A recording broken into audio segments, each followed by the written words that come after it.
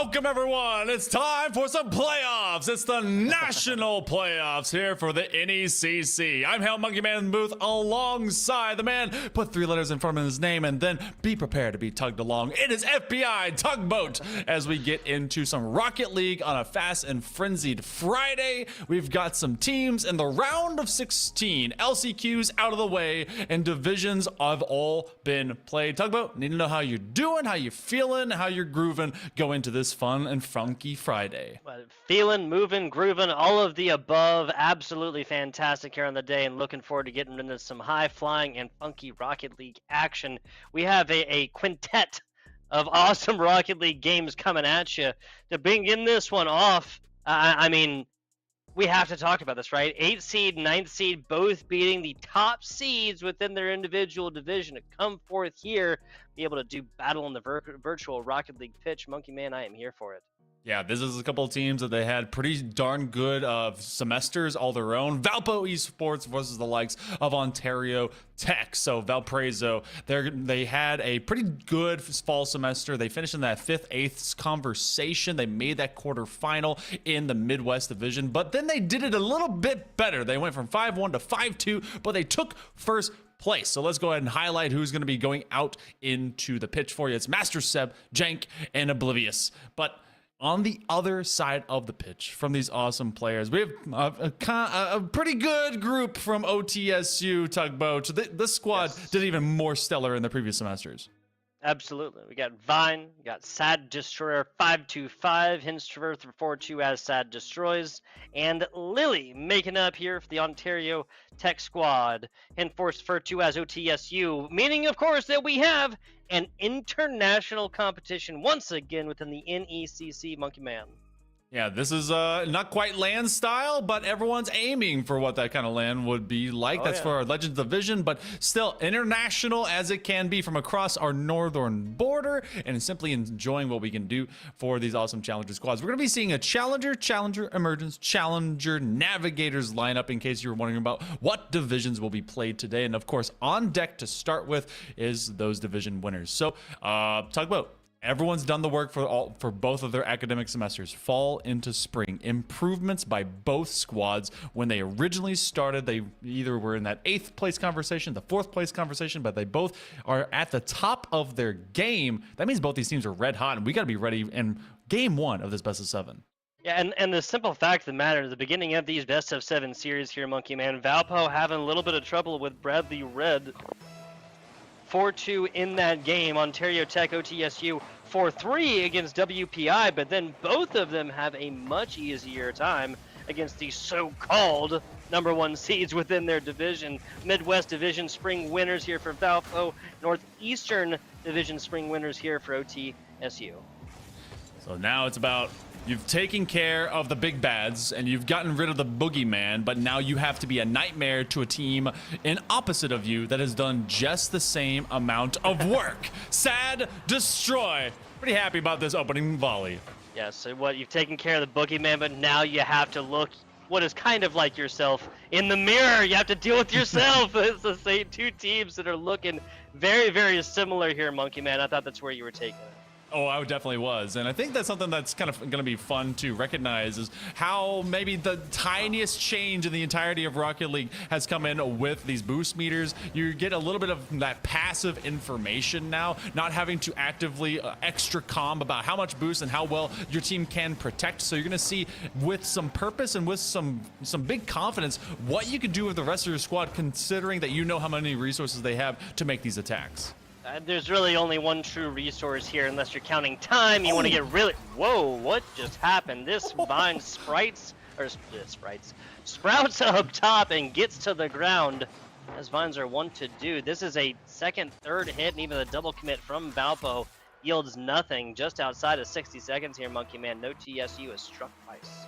They have, and that's an extra effort by Vine as they climb all the way up and then come right back down set route at the hexagon level. And Valpo has not had an attack that really has developed as of yet. OTSU has done a stellar job of working from their back third and then just keeping anything from being really ignited, extinguishing what Valpo's bringing in. But that's a big find by Jenks. Unfortunately, it's very easily picked up by Vine, and away we go for another clear. And back to the middle right here. This is Sod destroying. Sorry about that, folks, earlier. We got the correction on here. Sod destroys. Excuse me, and I corrected the name and still said it wrong with the suffix on the end. Sod destroys, not Sod destroying. Excuse me. Another shot. Speaking of Sod destroys, off into Vine. It is off to the races. Oh no! That's what you get there at the end. The clown from the Saw series. Oh boy. That's just intentionally like misleading. Oh no, my side. That was Vine that has that. Excuse me. that was such a great fake out. They stayed on the outside of the ball. Well, it was a read by Valpo that there would be some kind of movement inward, but no, simply staying the course. Really super steady. Lily off of a challenge, and you know I've seen Sod destroy before, and I'm so sad that I can't just simply remember that 2 A's equal an awe.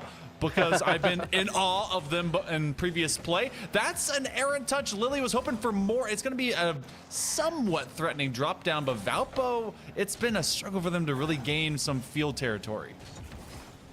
Lily, solid hit. Able to get out to it, though. Once again, folks, this is the Challengers Division. Monkey Mind here and I are covering, and it is very infrequent that a single shot is going to be made all the way in when you have a player in the box. A couple of misses right there. Everybody just kind of anticipating each other making contact. That does not happen whatsoever. A really dangerous bounce, a shot across the bow, really just lilts out to like one of those cartoon guns where they pull it and then a little flag that comes out that says bang. Like, So it's definitely relative to a joke, as the Joker would put the same thing right in Batman's face. And I think at this point, it's going to take a heroic effort for Valpo to really set themselves and establish here in this game. There's still a couple minutes to get it going, and Vine will be overran. Assad calls them off. But we've not had some very disciplined 1-2 connections. Flip reset by Mad as they do get it at least over to Vine, but nothing really threatening at this point. A drop back over to Lily. Now their own fake out. Jenkins will be taken out. That's a good demo to thin out the attack, but they're still over the top of this defensive quarter. And the pressure is not going to stop. Valpo finally finding some great positioning and whatnot. Jank getting kind of chased down right here, forced to get in the defensive half and quickly. That is going to be a nice hit, and even better kind of kick off of that inside corner. The Valpo Esports offense continues. That was one of the best looks, at least one of the better openings that Valpo has been able to see, and it was for all of a blip in time and space. 1 minute approaching and walking away with a goal, and at least to not have themselves with a giant goose egg would be a big W. That one rings off the near side post. The third man is caught up in the midfield. Is this is not even a Rule 1. This is just a T-bone situation. Jank and Sod having a conversation in the middle of the interstate. Wow, right there. Yeah, this is not an official Rule 1, folks. Sod. I think kind of gonna go backwards on that. Not 100% sure. Still getting to it though. This time doth tick down. 33 seconds to go or so right now. 1, 2, 3 of them necessary here for Valpo, and that's just to tie it up, Monkey Man. Excuse me for being doubtful, but I don't think it's gonna happen. 2v2, seems to be just as strong of a point as the 3v3 out of OTSU. Vine is going to get one from the ground, and that fourth one. Well, I think that will assure your assumptions here, Tugboat. Valpo, I think they were enjoying just kind of trying out something different, a different schema in 2v2, but it's going to definitely be a reset needed for game 2.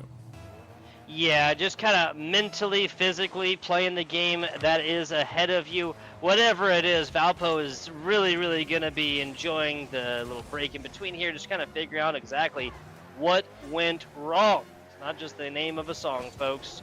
2-1, might be 4-1, might be 5-0. Result of this game number 1 of this best of 7 series is going to be the same.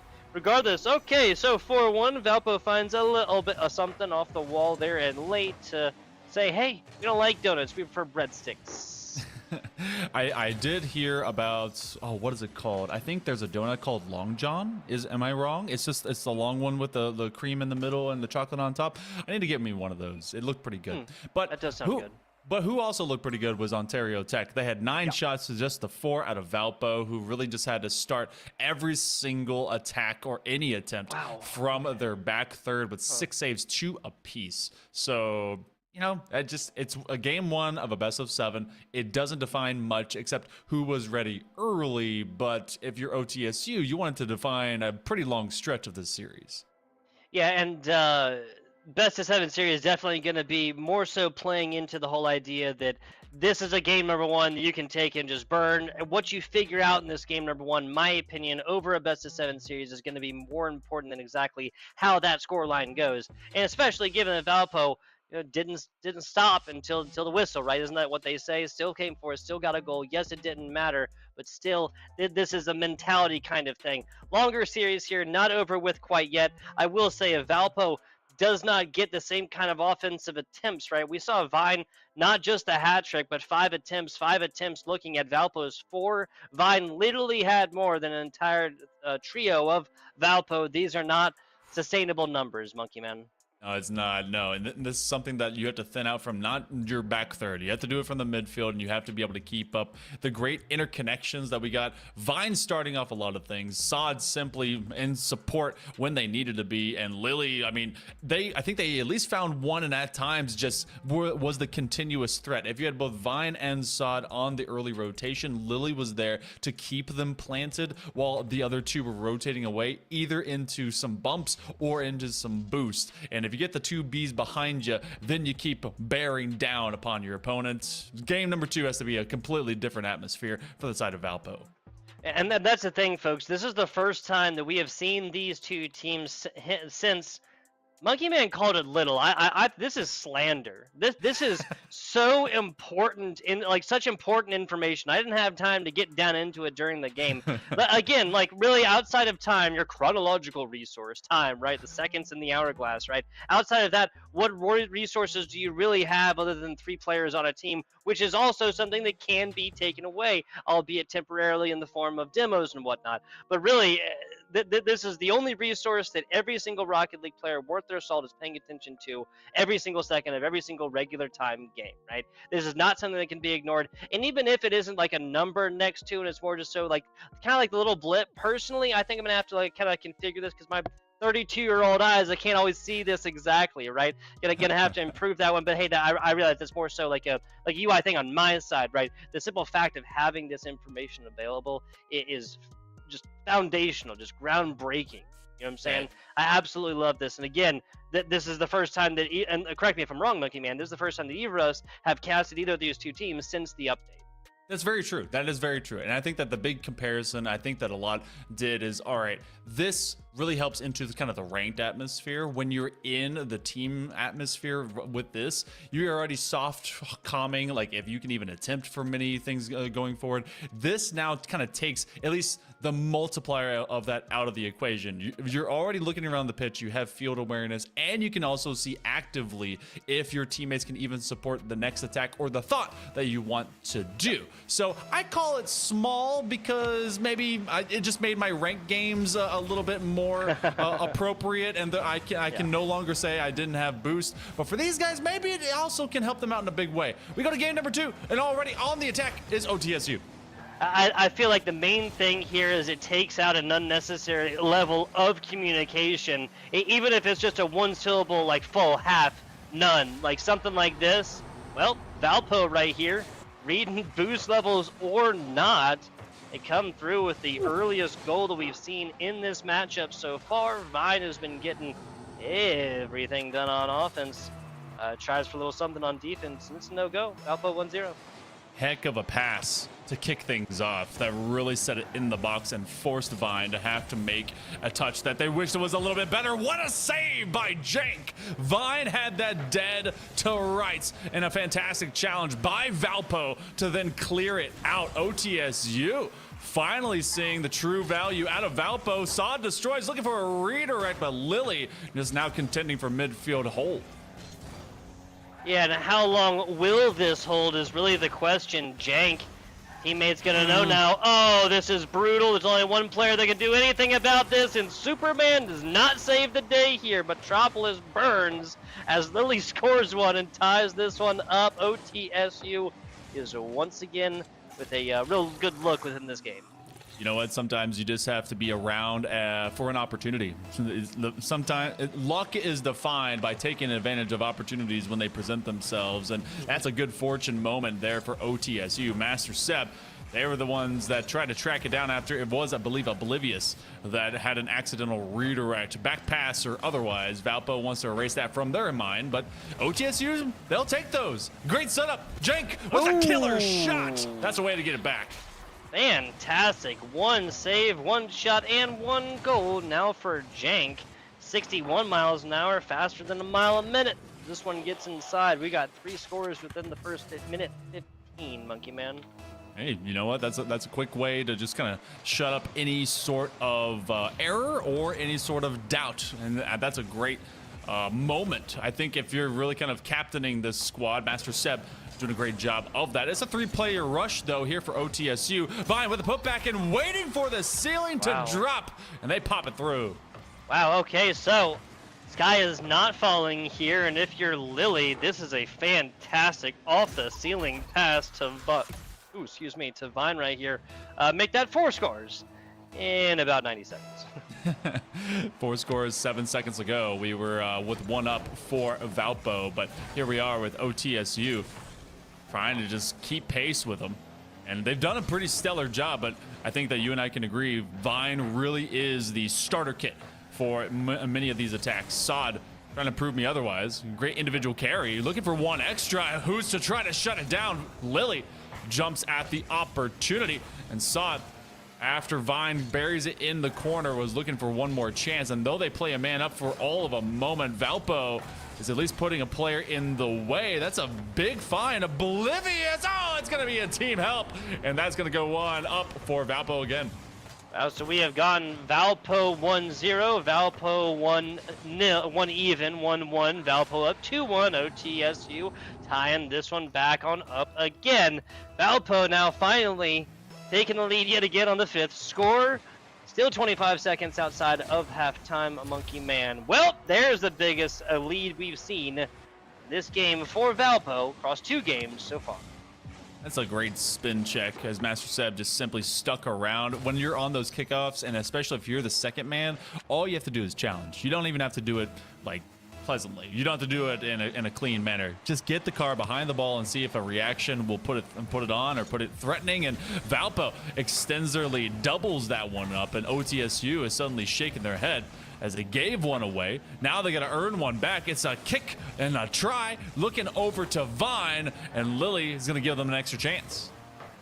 Yeah, so no, once again taken away. OTSU keeping the dream alive. Master, you're doing a great job there, Master Seb, with sending this one skyward and getting your team a little bit of time. Pick up boost and get into the offensive stance. Now Oblivious. Let's come over to this one. Pass attempted come out. Master Seb trying to get it to him. Lily easily taking this one away. This is just a back and forth volleyball game in the mid pitch. Oh, but no, it's not. Often when it becomes a dull volleyball game, then there's going to be a kill coming up pretty quick, and Lily taking some axles off of a Valpo player will put us back within a winnable stretch. It has been 7 goals. We're gonna get to ticking off that 3rd minute on this clock. There's plenty of time for things to go crazy here, Tugboat. Yeah, I mean, 7 scores, 3 minutes, crazy stuff. Lily forced to come off that one after teammate loses the 50. Find just a little bit of boost to speak of right there. Now really wonky play. It tries to slow roll it along the corner right there. Lily picks this one up immediately. Now to the inside, tries to fake. Gets their ticket punched by the defender. 1 extra chance, and they've already kind of shown their hand on really contending for some of these fakes, and that one goes over the top line. Oblivious coming up big after a single mistake that gave them a weird issue before. Valpo has been able to clean up their downfield play. That's going to be a back pass. Vine looking for the recollect off of that 45 degree, and Sod Destroys is just not going to see that ball before they try for another one. They're backed up by Vine, and they keep this for this moment from being a 2-goal diff. That's a weird angle from us. That looked like that little like tipper hit all the way in. Big demo here. Jank no longer inside, but Oblivious easily picks this one up. OTSU scrambling for possession, now finds it, sends it off to the corner. Tries to get this one up and over. Oblivious reads the number. It's out to the first, not quite the second though. Seb, the aerial hit, puts him right in the middle of 2 different OTSU members. If that was a little bit more on point, we'd be looking at a different story.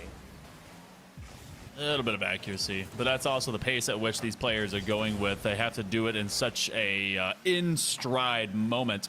And though Master Seb was in the wing waiting, Jank, they had some early MVP moments here in game number 2. And it has been OTSU going for these longer developing plays. It's been much more difficult to get around, especially because Valpo is now just collecting it, dribbling, and playing to burn extra clock. Master Zeb with a back pass that's going to go over to Oblivious, and that should put us on ice if this stays upfield. Maybe a last little glimpse of hope here. Lily turning around. Sod Destroys go for it as well. That's last bounce, and it's going to be a 4-3 game. A complete flipping of the script here for Valpo in game number 2. All right.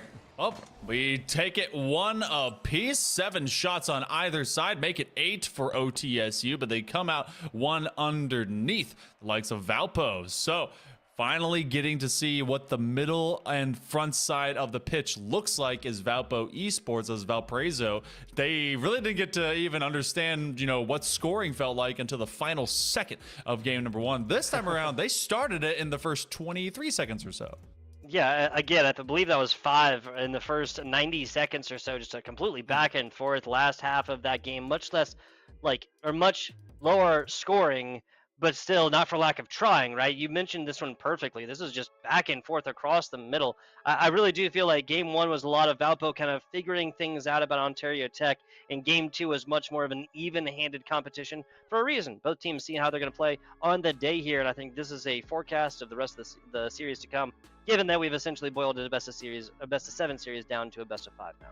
That's very true. It goes from tone to trend to definition, and I think that really game number 3 of best of 7s starts to put itself in a big position just like that, because this is not for match point yet, since both of these teams are all tied up going into it, but it also will simply see if they're going to keep that same kind of movement. I feel like there was just some big takeaways. There was some mistakes that the Valpo Esports actually put out there, and it was capitalized on by OTSU. It's going to be something, if they continue to tighten up and clean it up, it's going to be much rarer and much more difficult to find. We go to game number 3. Let's see who wants to take this lead in the series. A little bit of back and forth here and early. Valpo just fighting for possession. I really do feel like whoever makes the first statement here in game number 3 is the beginnings of a little bit of momentum. There really isn't a whole lot, speaking of here. Only a 1-score difference in game number 2 is just the fight back factor, right? This was Valpo fighting from behind to tie the series back up. Oh, it definitely was. And it was Valpo that was really leading them by the nose more often than not. Is that a find in the back zone? There was Sod Destroys. That was all the way in the opposite side corner. Now Vine takes that midfield boost. Lily already waiting, and Sod will follow up that first attempt. Brutal. Smash backboard, his glass scatters here. An absolute dunk right in the face of Master Seb. Sod Destroys comes in with a statement in game number 3. That's a dunk with the legs spread, and you're jumping over the guy in the paint. Just right there. All right, a put-back shot was gonna fly. What? Whoa. Okay. I think that you and I have seen a bit more pinball than Valpo is comfortable with being in this series. Some of that just seems to be good and bad luck all at the same time. Yeah, a little bit of pinball action. Valpo finds themselves a lack of quarters right now. This isn't even really like a full offensive stance, right? Oblivious is still just beating feet just to try to get possession on their own side. Valpo has come out here without a whole lot of answers when it comes to the question of how to maintain possession. Oh, and once again, how many times have we seen them just dribble the box? it's been just OTSU members that have just been daring Valpo defense to simply make a single touch, and they're ready for a reactionary one. This is a slowdown of play. Sod destroys, seeing everything develop as if it were like an old-time cinema, just flickering one frame at a time in front of them, and yet it doesn't become anything of a nightmare. Jank puts a bouncer, but Sod destroys, as patient as they can be, finds a clear alongside Vine.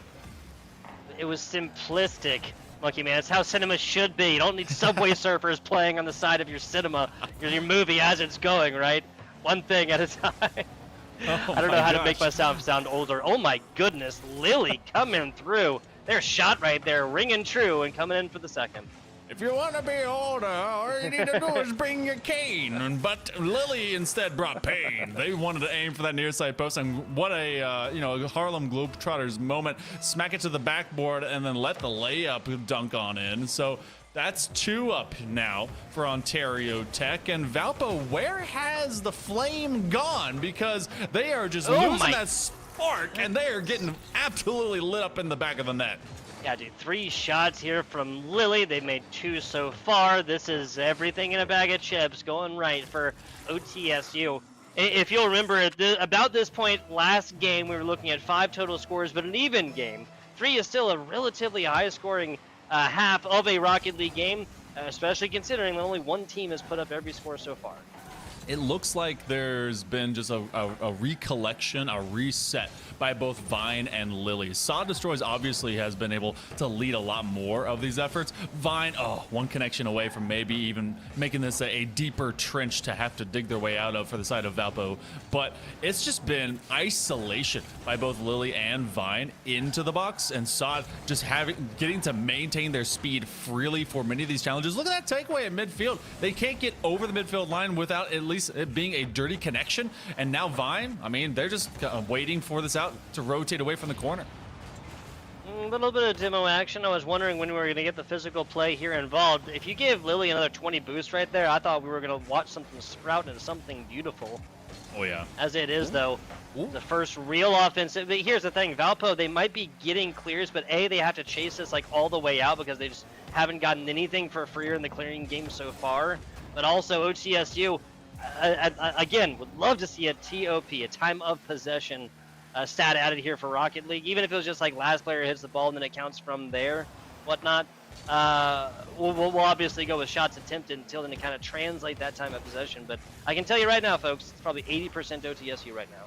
There was one that's a few developers kind of came up with. They call it a field domination, and it was about passes and ball touches, and it was really kind of cool. And I want that to come around as a full in-game stat. But I super agree, because when you can get these many of these takeaways, just like we're seeing right now, you just absolutely steal time of developing any kind of thorough as well as methodical play. Looking for the double, and Sod Destroys. That was just a very patient, well thought out clear up to their backboard. Yeah, and it wasn't like some huge clear. Oh my goodness, Jank, kind of answering right here. This just made an untenable situation. GG's goes next into something that you could possibly spin straw into gold here. A little alchemy action. 24 seconds per. Granted, these are higher level teams. These are challengers levels teams, challenge divisions, I should say. So triple zero goals probably proven themselves to be possible. Don Jacob Jingerheimer Schmidt. His name was my name too, but different birth certificate, and I didn't bring it along. Looking for a back angle shot. It goes in, it goes out, and Vine lets it try to roll away to a teammate with a half minute to go. Valpo, it's winnable, but you gotta score with time remaining. This is gonna go backboard, no touch. That's not quite gonna be the same thing. Yep, that's it right there. Valpo comes out with a little bit of hope for humanity. OTSU does what OTSU has done so far in this game number 3, and that is just put an absolutely oppressive offense on display, Monkey Man. 4-1 right here. It is technically possible, but it ain't gonna happen. OTSU gonna strike back here in game 3. And I always love saying this because I would like to think the players are listening and be like, oh, it's not possible. Well, crack the knuckles and let me cook, right? I'm never saying that the players don't have the skills to pay the bills when it comes to these certain situations. I know that it's possible, and that's why I try and play a little bit of heel there. You know what I'm saying? I'm down to make people prove us wrong. That's what I'm here for. I'm here for the thrill ride. I want to be proven wrong, but we're proven also right, at least in late term when the math was mathing.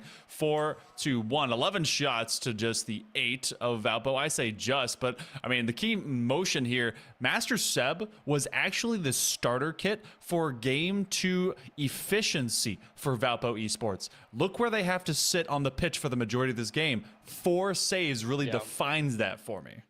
Yeah, and especially with 5 saves spread across the Ontario Tech, everybody at least getting 1. I believe that was Vine on, or no, that was Lily on top that had 3 right here. This tells me this is a very evenly spread offense and a very evenly spread defense. Obviously, Ontario Tech coming in with the majority of attempted shots right there. Even the ones that Valpo got towards the end, game might credit them, but they weren't like true, honest shots. Things that were set up and had like a really great chance of going inside. Panic mode and sets in probably about the last minute or so, and then Valpo shines a little bit of light at the end of the tunnel, gets that one, goes down 3-1, as this was shaping up to be the same kind of thing that they got in game number 1. Now the scoreline would end up there, but the simple fact that they got it like that one score when it was 1-3 and kept it for about 20 seconds or so, this is a little bit of light. This is a little bit of hope right here, Monkey Man, and that was something that Valpo, again, I'd love to see them continue to go for this when it's still possible. Yeah, it very much is, and I wonder if the pendulum is going to swing again, because game number 4 now is going to become quite the piece of cinema. We're at a very pivotal position of this series, because if OTSU gets this game, they will have match point in this best of 7. Remember, it's single elimination. Ooh. What a doink, what a save. Master Seb doesn't want to have to live on his goal line, but I'm sure that his teammates will thank him for that one.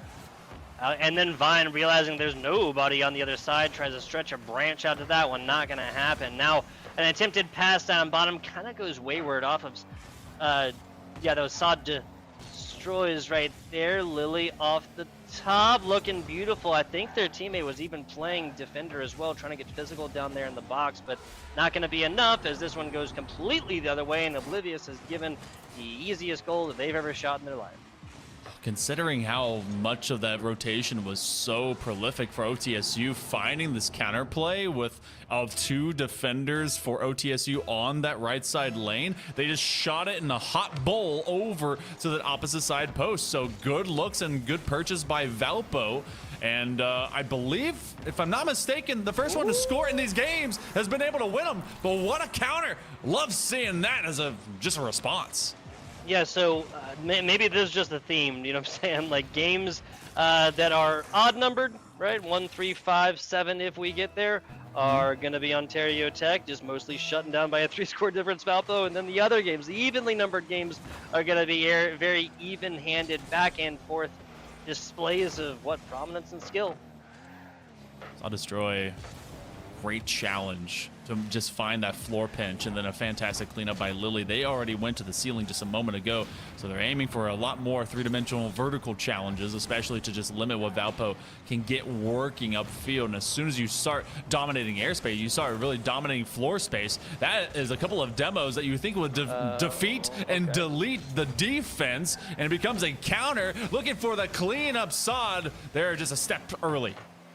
Vine's got all the boost in the world right there as Sod destroys, try to bring this one back a little bit more, but now having to stretch the field a little bit. Gets into the outside, but again, folks, this is going to purchase OTSU a little bit of time, and then possession's completely given up. This was Valpo's ball right here. Really should have pounced upon it.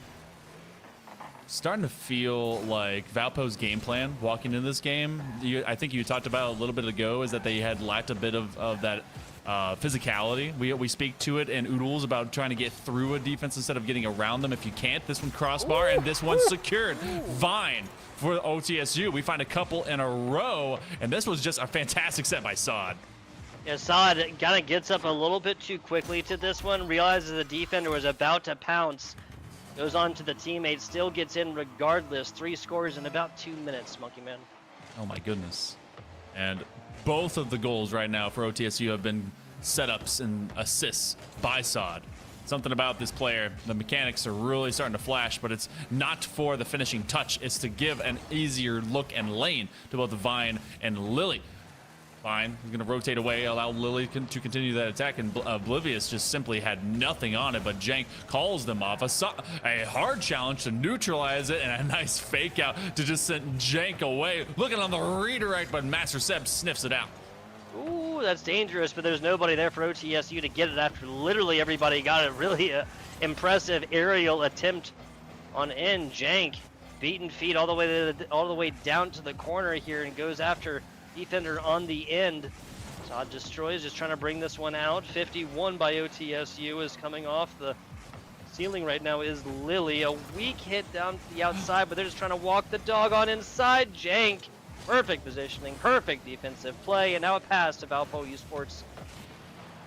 Considering how much floor space OTSU has maintained against this grouping on Valpo, it is actually a surprise that we have not seen an extension of this lead, which really could come back to haunt OTSU, because Valpo has found a few zones where there's only either been one defender or a recovery rotation to have to go and defend. A 90 seconds approaching. Sod Destroyers looking for a dunk. They're going to overrun it from the outside, but before they can get all the way there, Oblivious is able to get one more, make it two more. They have a read against the league. They're going to sweep the goal line, but Master Seb gets the lead. That means we have to restart with Jank.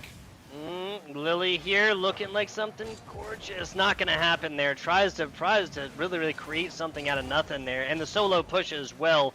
Lily continuing to prove that anybody on OTSU really get it done if they're given time, possession, and space with which to work. Vines in a really weird position. They're going to be happy that Sod Destroyer is down there. And their positioning was even better. Holy aerial dribbling, Batman.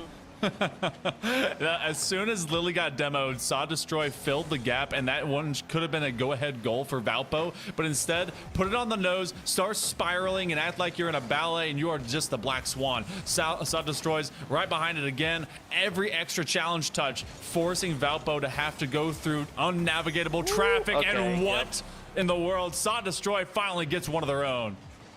So this is like a half spin after the jump. Yeah, like right under it. This is so perfect. Gets that nose right perfectly under it and uses the angle of the top bar there to get this angle down. 32 seconds to go. I guess the good news is Valpo Esports was in this situation earlier. Know that like they're not unfamiliar with it. And that just got a lot easier. they're not unfamiliar with it, but they hate that they have to play from behind. Master Seb getting one, and this is a kickoff rip. So Valpo has made it reachable. Can they, with their outstretched hand, actually grasp onto OTSU, slow them down, and tie it up? I mean, that's the answer here for OTSU. You gotta come back like that. Perfect pass from the left side here. Wall on inside. Sod Destroys, sets this one up perfectly, and Master Seb just never saw it coming. Lily with the nose down inside. They are with credit for at least a couple of these goals so far as OTSU continues to fire on all cylinders. Pretty sure Lily spent more time flying upside down than right side up in that motion. Just like, you know what, the world looks like this, but hold on, a crash, and Valpo is just not leaving them alone. Yeah, so they heard us, right? They wanted us to end with that game at 2 score line, 4-3, the bare minimum win for Ontario Tech. Now, of course, they have, the other one was for Valpo. Sorry about that. Flipping of the script right there. OTSU takes this. They will be putting Valpo on match point. Oh my goodness, Vine! Okay, he came in their hands. They are not going to let it slip through the fingers. If Jank came in at this a little bit slower, I would similarly be, so OTSU going to take this one. Couple of good looks in the last little bit. Last 30 seconds of that game was most exciting, hands down, Monkey Man. I mean, and look at what ended up happening for Valpo. They got 50% from the field. They only got 6 chances because the majority of the time they had to take 8 saves on their back end, 12 shots though, and 1 save apiece for OTSU. And look at the position they're in. A late-term flare-up by Valpo does not rock them out of contention because they are in a 3-1 position in this series. One more game, Tugboat, and then moving on to the grade 8. Yes, and Ontario Tech is so close that they can smell it. Now Valpo fully aware of the situation as well. Do not want to go so quietly into that good night. Fortunately, the fact of the matter is that they need to have not one, not two, but 3 games in a row to bring this one back to just a tie here and push it on in to that Game 7, Monkey Man.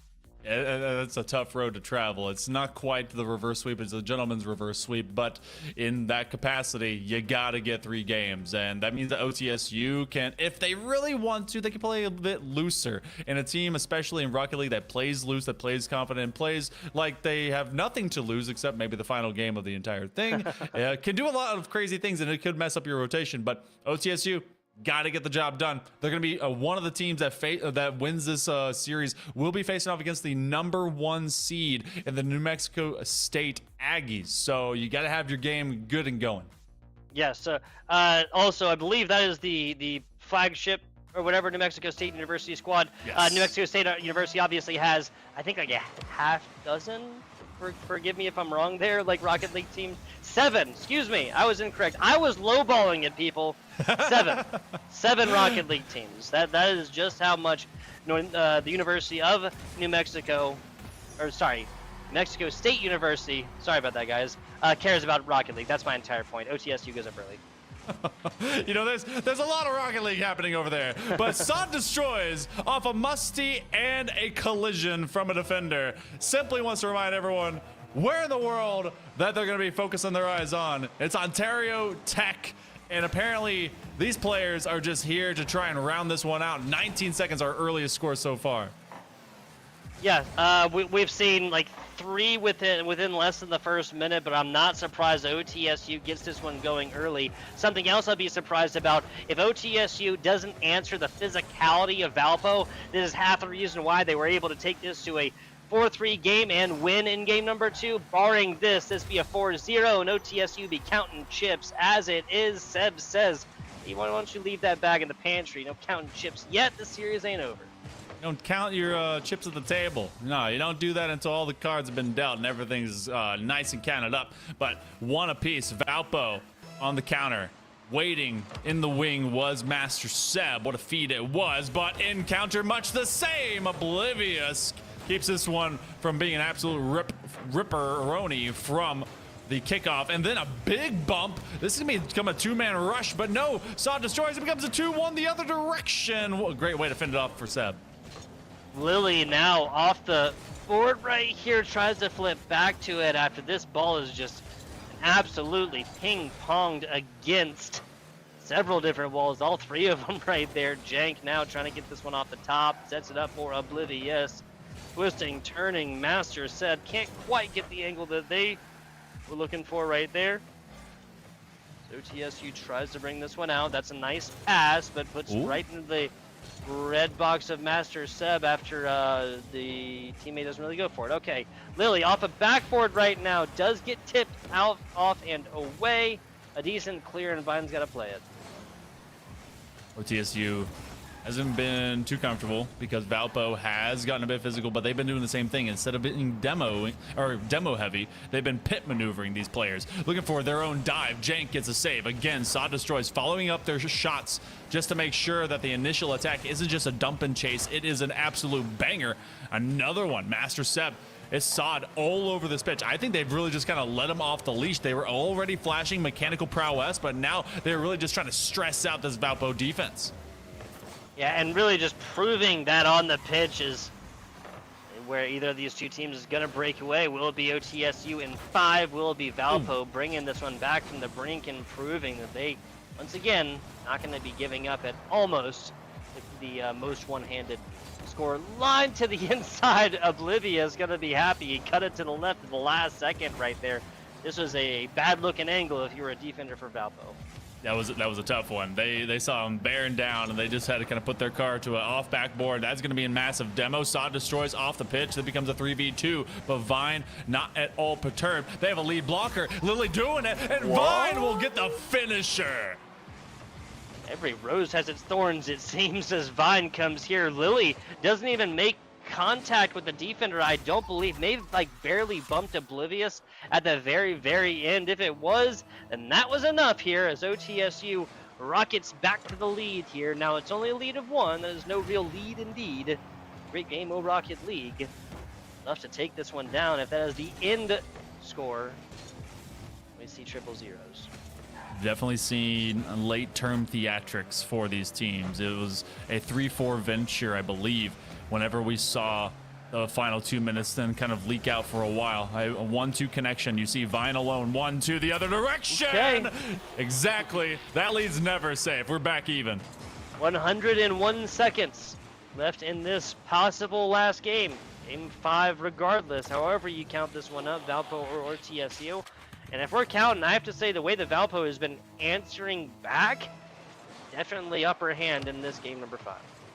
But you can't just be tit for tat. It's got to be that you lead them for this and that. Saw Destroy is already going to the ceiling to just plant down Seb. Wifty, but it is a soft connection between Vine and the gang. Lily looking for the kill shot and getting one over. It at least drops into the front side zone, but Jenk is now going to be all the way upfield with no boost. This will bounce. They're going to send Sod. They will challenge. Now, with Oblivious, trying to get it over to Master Seb. No boost again, and really this lack of resources is forcing Valpo to play just more for midfield. Sod to the backboard, and again, jousting, but the flip reset is denied. Yeah, so some aerial acrobats going on right now. Both of these teams, if they're going to take goals, it seems that they're completely content to do it from 3 stories up, upside down with 100 boosts burned in the past half second. And I'm not against it. Do we have a rule 1? Do we have a rule 1 in goal? Is that what I just saw? No, it isn't. I think we might. I believe based on seeing only 4 cards. No, okay, someone pushed someone else. They decided that this is too sweaty of a moment to respect it, so they're gonna go around. They were acting as if they were on that top skyscraper like Charlie Chaplin, but they didn't want to complete the old black and white play. Now with less than a half minute to go, rushing it down. Valpo, I mean, a bit of chaotic confusion and comedy, but they're trying to take advantage of the spacing. Yeah, an attempted bump onto the defender here now as we hit about 15 seconds. 15 seconds away from that overtime situation. OTSU tripling up on one side. This is not what the doctor ordered. This is what the doctor told you need to stop doing on the weekends here, as OTSU almost gives up a big one. Now running it down. We are not at triple zeros yet. Last bounce territory, tipper down, and we got OT in what is possibly our last game of the series. Elimination point right now against Valpo. OTSU wants to move on to the Elite 8. Looking for one big feed. Vine and Lily are both here. Oblivious at least keeps them supplanted to the outside, but it's been that key Carnal Destroyer. Inside Destroyers looking for the setup, but it's denied. Oblivious keeps with it. Yeah, so Oblivious actually kind of gets helped out by getting bumped right there and not being allowed to go skyward so early. I'm not sure if they would have had the angle there as they were coming in to have been able to get that as it is. Now getting grounded is a perfect ticket punch. Jank looks at almost a perfect ticket punch as this one is cornered out and away, back and forth. Oblivious has done it. We're going to a game number 6. Not done yet, not over with. Saw Destroys couldn't get it from the side, and Oblivious, after 2 fantastic defensive efforts to start off this OT, finds the game winner, finds a way and a will to keep Valpo cruising on. They may be a bit battered and bruised here and allowed 12 shots out of OTSU, but what mattered the most is that Valpo survived regulation to find that bonus time and find themselves a win. Yeah, so numbers still stifling the way of OTSU right now. That was 12 shots to 6 earlier. That was 12 to 7, I believe, on this most recent. So still far and away going the way of OTSU, but making those things count, making them sing right there is Valpo, turning what opportunities they do have into at least that tying factor within regular time, and then like you said, off of defensive efforts and whatnot, just completely transitioning defense to offense is exactly what a squad needs to do if they're gonna, pull out the top hats and the pocket watches and start that gentleman's reverse sweep. Yeah, and this is that was 9 saves, by the way, for that whole squad out of Valpo. So considering what Oblivious was able to do in that moment, that's a hero's moment, and that can be a huge fire starter to really get yourself burning in the right direction. But if you are OTSU, you do have the advantage. You have triple match point, forcing the gentleman's reverse. However, this is the game. It can be game 7 if you allow it to get there, but I truly believe that teams in these positions of advantage, you gotta finish it here. Otherwise, there's just way too emotional momentum in favor of Valpo. Yeah, I gotta agree. This is really the toughest, like, again, within the gentleman's reverse sweep of the best of 7, yada yada. This is the hardest game of this entire series.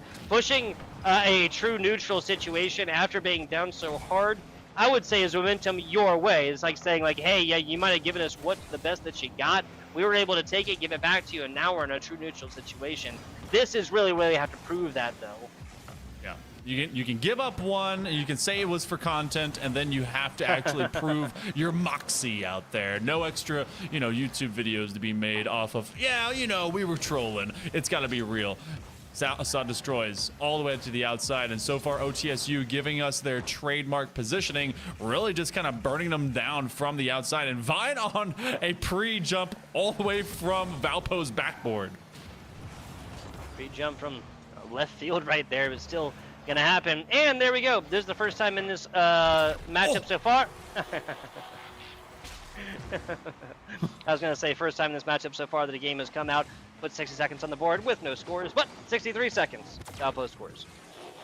It was just the clock teasing you. It wanted to be like, hey, so maybe not the first minute, but how about second minute, But great find, by the way, by Jank. I believe that there was a bit of a collision off of a respawn from Demo, which is something that Valpo has been trying to really get into their arsenal here recently. So considering that they really congested the rotation there from the corner, that is a free net. Oh, unfortunate. Maybe the follow, not the second, and Seb was on rotation out. Yeah, so two pretty much open net situations, and both of them hang them high right there, unfortunately. Would have loved to have these back, start the beginning of an actual lead here at 2-0. Pass comes from Sot. No, pass does not come. Vine tries to walk this one in all the way in themselves with like 15 boost or something. And yeah, OTSU would really be kicking themselves if that resulted in a score, or if this does, but it doesn't look like that's the case. OTSU is putting it against backboard, down bottom, Jank, perfect positioning. Wonderful save. They had to just simply kind of pre-jump and hope that they are aiming for that mid 50 percentile. Vine wants to call up Lily. They do connect. It ends up just kind of dropping to the back zone. They are finding these 1-2 connections, and that is the bread and butter of this OTSU offensive, and yet they are getting demoed more often. That is forcing just the reset of the rotation. Lily again, another long bomb. They're going to challenge upwards. No connection. Oblivious, the defensive savant and hero of the previous game, OT, now trying to just blend and just limit what this OTSU push can do, and Valpo is now starting to sumo wrestle in midfield.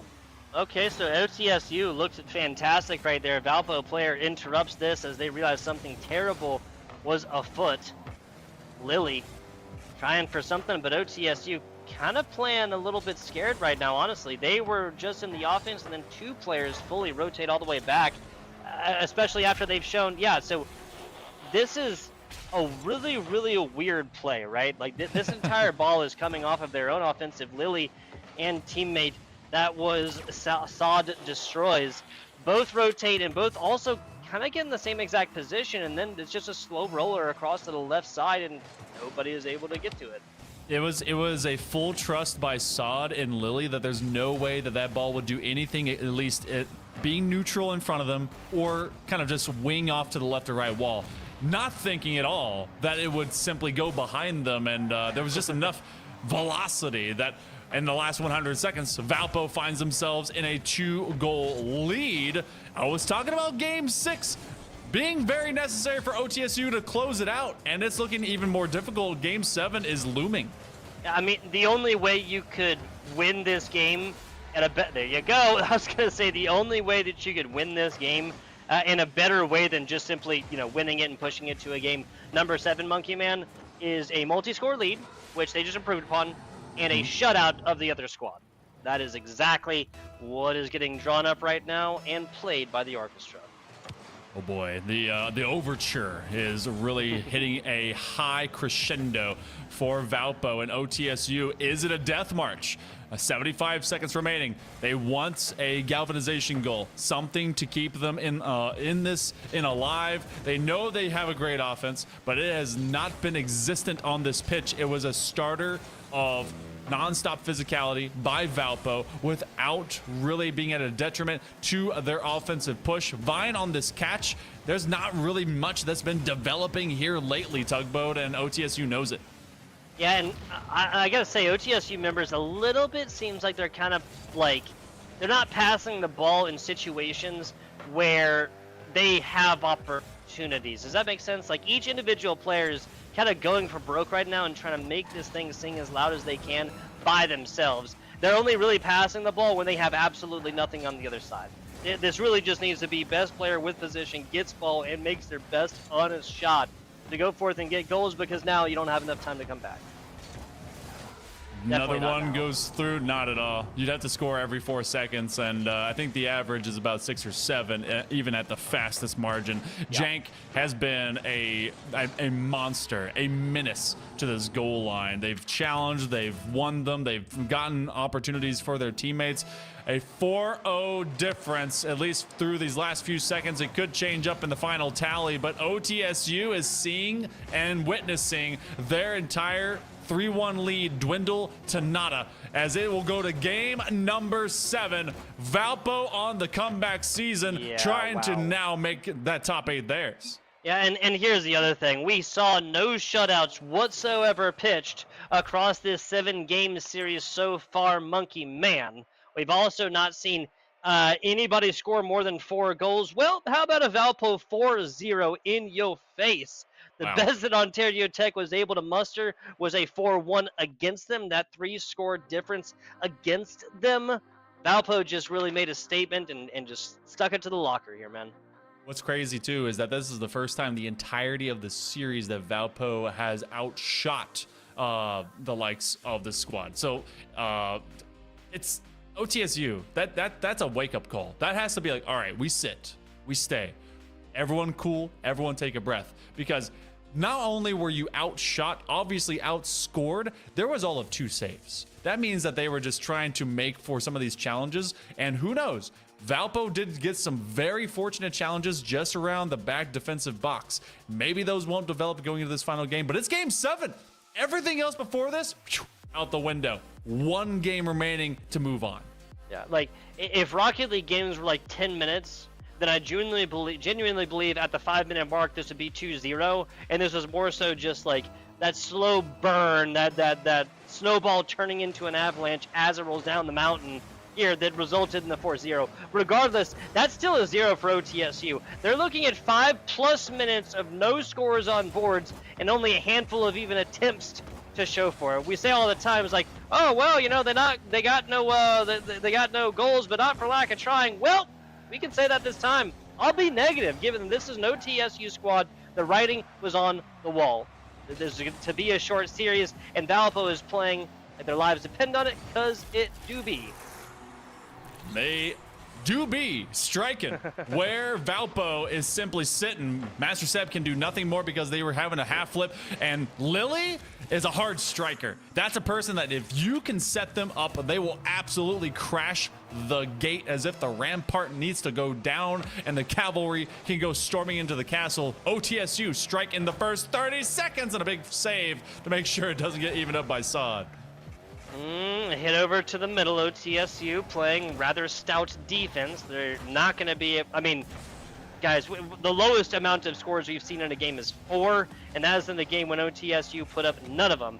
Everything else, 5-score games or 7-score games all the way through, right? When 5-7, 5-7, 5-4, the funniest thing possible right now would be 7-score game. Oh, that'd be a wild one. Big demo as well. OTSU doesn't want to give Valpo any extra ideas of heroics. And look how OTSU is actually elongating their defensive rotation. They're not over-congregating the box. A couple times they did get kind of caught up on it, but they're making sure that they kind of keep a deep third, but not to just keep it in a defined position. Jank, a great set. Getting it over to Master Seb. No connection, though, and yet no intercept by OTSU to try and punish.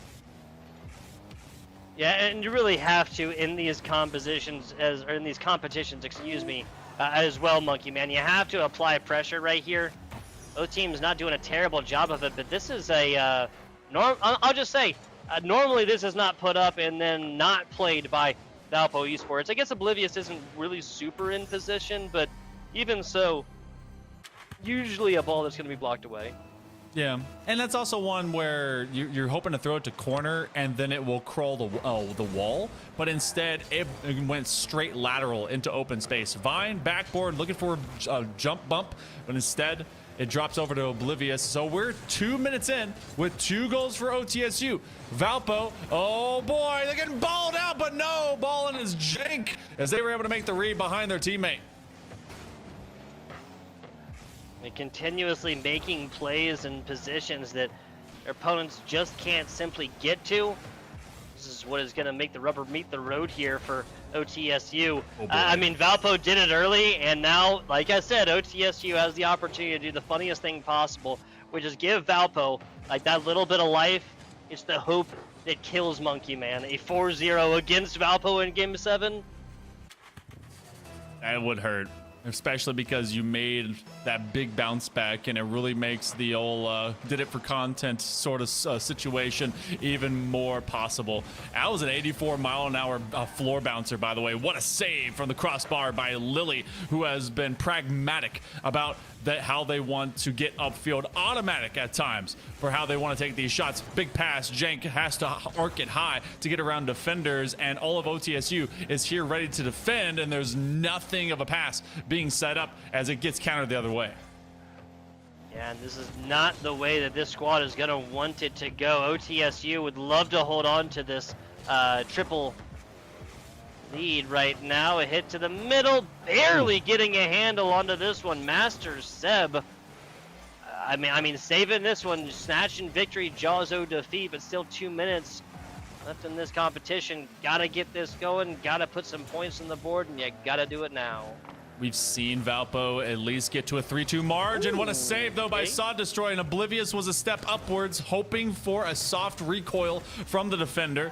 But I think OTSU has really dialed in. This is a squad that knows how to execute and simply knows how to make it difficult. And Valpo, though they were ramping up, they were making it cool. They got the singular shutout. Well, OTSU is trying to match them and better them. Master Seb has to win something from upfield. 75 seconds left. Elimination is looming for Valpo. Yes, it is. Yes, it is. 70 seconds or so. And Valpo has spent the lion's share of this Game 7 in their own side of the pitch. I don't ever want to count out a squad that has gotten to Game 7 not by mistake, but this is, again, OTSU is feeling the fire from getting put down 4-0 themselves in game number 6. Valpo's got to, I mean, this is where pressure creates diamonds. I'm not going to say it's not possible. I'm going to say it's very, very unlikely. It would take a monolithic effort, monumentous in occasion for Valpo to really crawl back into this game. And OTSU, Michael Jordan meme, they took that previous one personally, and they're going to try and dish it right back out after they had to take it in that game. 40 seconds approaching. OTSU, they put up a few memes and they had some fun with it, but I think that this one is a shutdown of Valpo's dreams. As we approach this last half-minute tugboat, it's becoming a less and less winnable venture, and OTSU simply wants to close it out. Yeah, and OTSU, for the past minute or so, they've mostly just been playing against those grains of sand in the hourglass, people. That's time. That's your chronological resource here. OTSU is in combat with. This game is done and dusted. 5 goals, 4 goals, something like that goals. OTSU has done it and will be punching that ticket on the next round of these playoffs. Round of 16 meets and greets and deletes all the same, as you have our first 2 contenders in this Challenger Division bracket, just throwing hands and throwing down all the way to game number 7. Valpo, they will fall. OTSU will be moving on to the Elite 8 here in the NECC Nationals. Wow, so Valpo only putting up 3 shots, 14 for OTSU. Once again, the conversation about playing with the food has got to come up into conversation, man.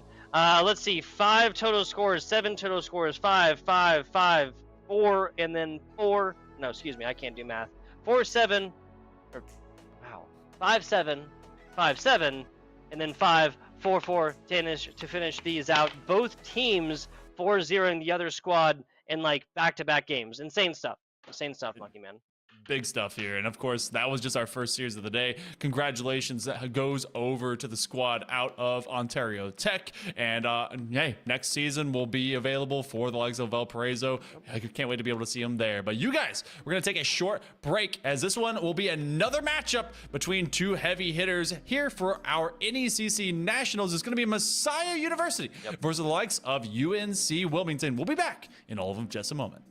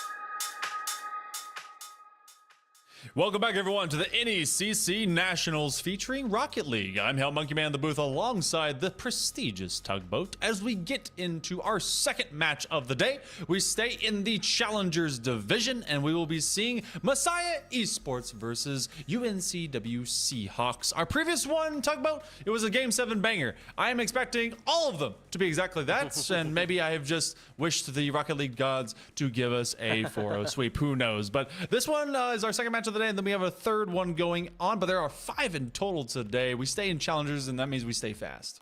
Absolutely. Champions Division will wait until our 8 p.m. Eastern Standard match. TMU, New Mexico State University Crimson there. But on here on the day, Messiah Esports taking on the University of North Carolina Wilmington. Let's check out Messiah first. We got Xander, we got Kingliest, and we got Just Drew. If it was a competition of names, I'm going Kingliest. That's the, I've never, you know what? That's the most est king I've ever seen. That's the kingliest of kings. That's fantastic for the Falcons. And Messiah Esports, they actually came into this as our fall Northeast Division champions. They beat Marywood in a 4-3 final during that previous semester. So a lot of work that they were able to do early on to get into this. But on the other side of things, we do have the University of North Carolina Wilmington Seahawks. That's Reticle, Driptane, and Rift are coming in after having to go to the LCQ, and they were able to win over Warriors Black and get that third place position. And in relevancy to the bracket that's running today for the Challengers Division Nationals, they actually, Warriors Black, already upset their match and the number 3 seed, and they'll be moving on to that bracket. So you want to see the Seahawks maybe, by relevancy, do the same thing. Yeah, 100%. We just don't have as much information for this North Carolina Wilmington squad. As you said, only played in the spring.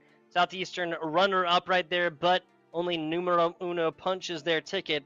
Came in via LCQ, as you mentioned, Reticle, Driptane, and Rift. Looking forward to this. We have gotten to cover the Seahawks a couple times together, I believe, here, Monkey Man. This will be the first time I am bearing witness to the Messiah Esports squad. They got the job done early, and then they did not participate in spring playoffs. So, gotta wonder what is to be found, especially because we are slowly dividing and conquering this top 16 situation here in the Challengers Division Nationals, and dwindling from 16 down to 8. We saw some big playmakers in our previous matchup. Want to see if it's gonna be just the same. Seahawks, they started upfield, but Messiah, they find themselves an escape rope. Yes, they do. Yes, they do. Messiah getting in the offensive position for the first time in this. That's going to be off the wall. That's going to be decently centered, but that's going to be Just Drew, who's able to come through, get that one blocked, and now starting a little bit of offense, a little bit of bounce plays. Xander with the second effort tries to go for the double tap. Speaking of second efforts, it's just a wayward ball across the middle. The Seahawks winning the 50, sending this over to the side of Messiah Esports. Little cut of the field right here, of the pitch, I should say, as we hit a single minute, no scores on boards. A lower scoring affair here between Messiah and Esports and the Seahawks. It's feeling like it. It also feels like we're testing the perimeter. There's not a lot of high mechanics that's being necessitated right now. It's simply, all right, how do I go forth, challenge, find ball, kind of just float it out. A couple of these attempts have really just kind of been a slow floater in front of either defensive net. Messiah has found themselves on brief one-touch offenses. Reticle looking for a bump, and that forces Just Drew to jump on out. So Seahawks, they're going to be able to rotate again. They actually have one cross-cut, and Driptane, as they put that one on target, again, we're just seeing everyone kind of taking their time. It feels like a weird game one. Yeah, and both of these teams really stretching the field with horizontal passes, right? Not vertical passes that you'd see, right? Not vertical stuff that's going right down the field, but more so stretching the short side, hot dog status, right? That is the longer passes. Now, on over here, Kingley gets the save and more. A little bit of a centered play is Rift. Should be able to pick this one up and back down to a centered play. This a little bit slower than Driptane to have nothing but Messiah punching the ticket. Just Drew 200 even points. Single shot, single goal made. I was getting a bit concerned for Driptane because they watched both of their teammates go by, and then they started closing the gap between that second man to third man rotation. And as soon as the second one came through and took away what would have been their challenge, they were left dead man on an island alone. Xander gonna try and just make use of this space. Whoa. Kickoff is gonna win them another goal. Single assist, single goal, single save, and single shot here for Xander. Call him Mr. Uno right here. I don't know. Xander. Just good for one? Only one? No more. We'll see. We'll see. No further. We'll see if they're Mr. Multiples here around the corner. But at the halfway mark of game number 1, remember, game 1s can either be an absolute just 7-1 shebang, or it can be kind of quiet. But as we broke ice, now the Seahawks are seeing themselves really necessitate forcing this from being a hamburger rotation into hot dog and see if they can turn it into a full concessional lunch.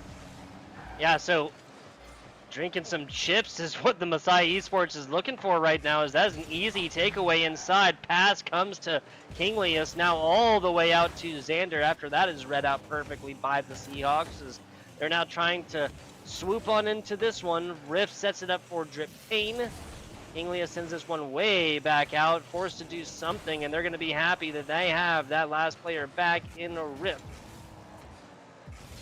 When I set up the 1-2 combination, and it's gonna be just Drew that ends up landing on the shot taker, the striker denied. And Seahawks, they've not been allowed to really strike, at least in a clean opportunity.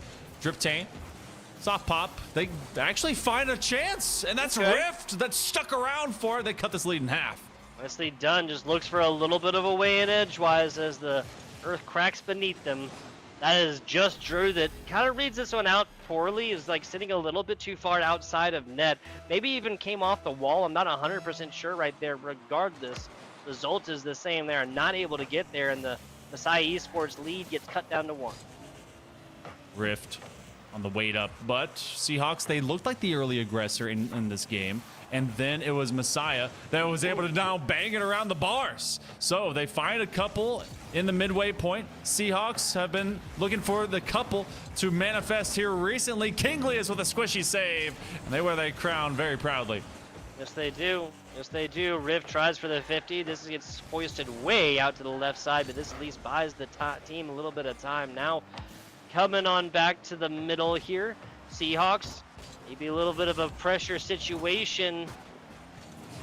This is coming down to the last little bit of honest scoring opportunities. Messiah takes this along to the other side here and gets their own offensive going. Scores or not, this will be a game 1 in the books. Oh, but okay. don't let the party favors make you leave the party early, as they pop a few extra confetti and bit of balloons that get inflated late. Driptane finding it just over the side of the car of Xander. That's perfect stuff right there. I believe that was Kinglius kind of jumped up, and now with our new boost indicators, we're able to tell that Kinglius popped up here. There's mostly a feint, faking, putting in the text chat, guys. Oh no, Rift! This is a really weird defensive miss. You see Kinglius go up. They didn't make the read, a massive demo, and then they just tried a bit too early. Maybe they thought Rift was going to be making a connection a bit sooner, playing for the reactionary bump, but instead, Seahawks, they started off fast. They were fended off. They found 3 after Messiah had those first 2 from the backboard. Third man commits, and it's a banger. Holy moly. So everybody on Messiah gets an honest shot attempt at this one. Just Drew cuts out to try and get to boost after setting this one up perfectly. And it's Xander and Kinglius just clean this one up. Tie game. 10 seconds to go. With the way these two have been shooting at each other here recently, we can see a regulation goal to end it, just to be a tone setter here for game number 1. Oh, a bit too much pepper on that steak. And now, as it just goes all the way back, Drew will drop it into the hexagons. Believe it or not, after the flip-flop of everything, we're tied. We're in OT. Yeah, dude, Messiah was up for a lot of this earlier game. Huge shout out to Seahawks, even if they do lose this in OT. Big shout out and everything that they've been able to do. Demo comes in from Driptane after the shot onto Xander, immediately punished for their defensive efforts on this one. This is not quite on point. Oh my goodness, just true. Cutting a dangerous angle back at this one. Bouncers have not exactly been easily defensible. As you see, both these clubs, both these colleges being tested to the backboard. Oh no, a bad collection, and yet it at least is sent off, and yet the top shelf is met with a strike by the Kingliest themselves. What a crowd on top of it, an epic shot indeed as Xander gets it out to them. Defender right there getting bumped. That was the other player, so not Kingliest, not Xander, but just Drew, who gets just a tiny little bit, just a tiny little bump against the defender right there. Cannot get inside. Holy moly, this is Driptane's world, and we're just living in it. They have as many shots, 8 by the way, as the entirety and more than Messiah put together, which is in fact 7. So good looks by UNCW, but they do not find OT to be their blessing. Messiah, they're able to throw up some prayers, and they actually find themselves throwing up some big scores. 4-3, a very quiet game that got super loud from the midway onward. Dude, this could have ended like 2-1 at the same scoreline, but without the last, what, four scores or something like that. They were involved in this one. Like, result would have been the same, would still would have been a very, very close game. Nah, they take it into overtime just to give the people what they want. Messiah taking it down in game number 1, putting a mild foot forward in this best of 7 series.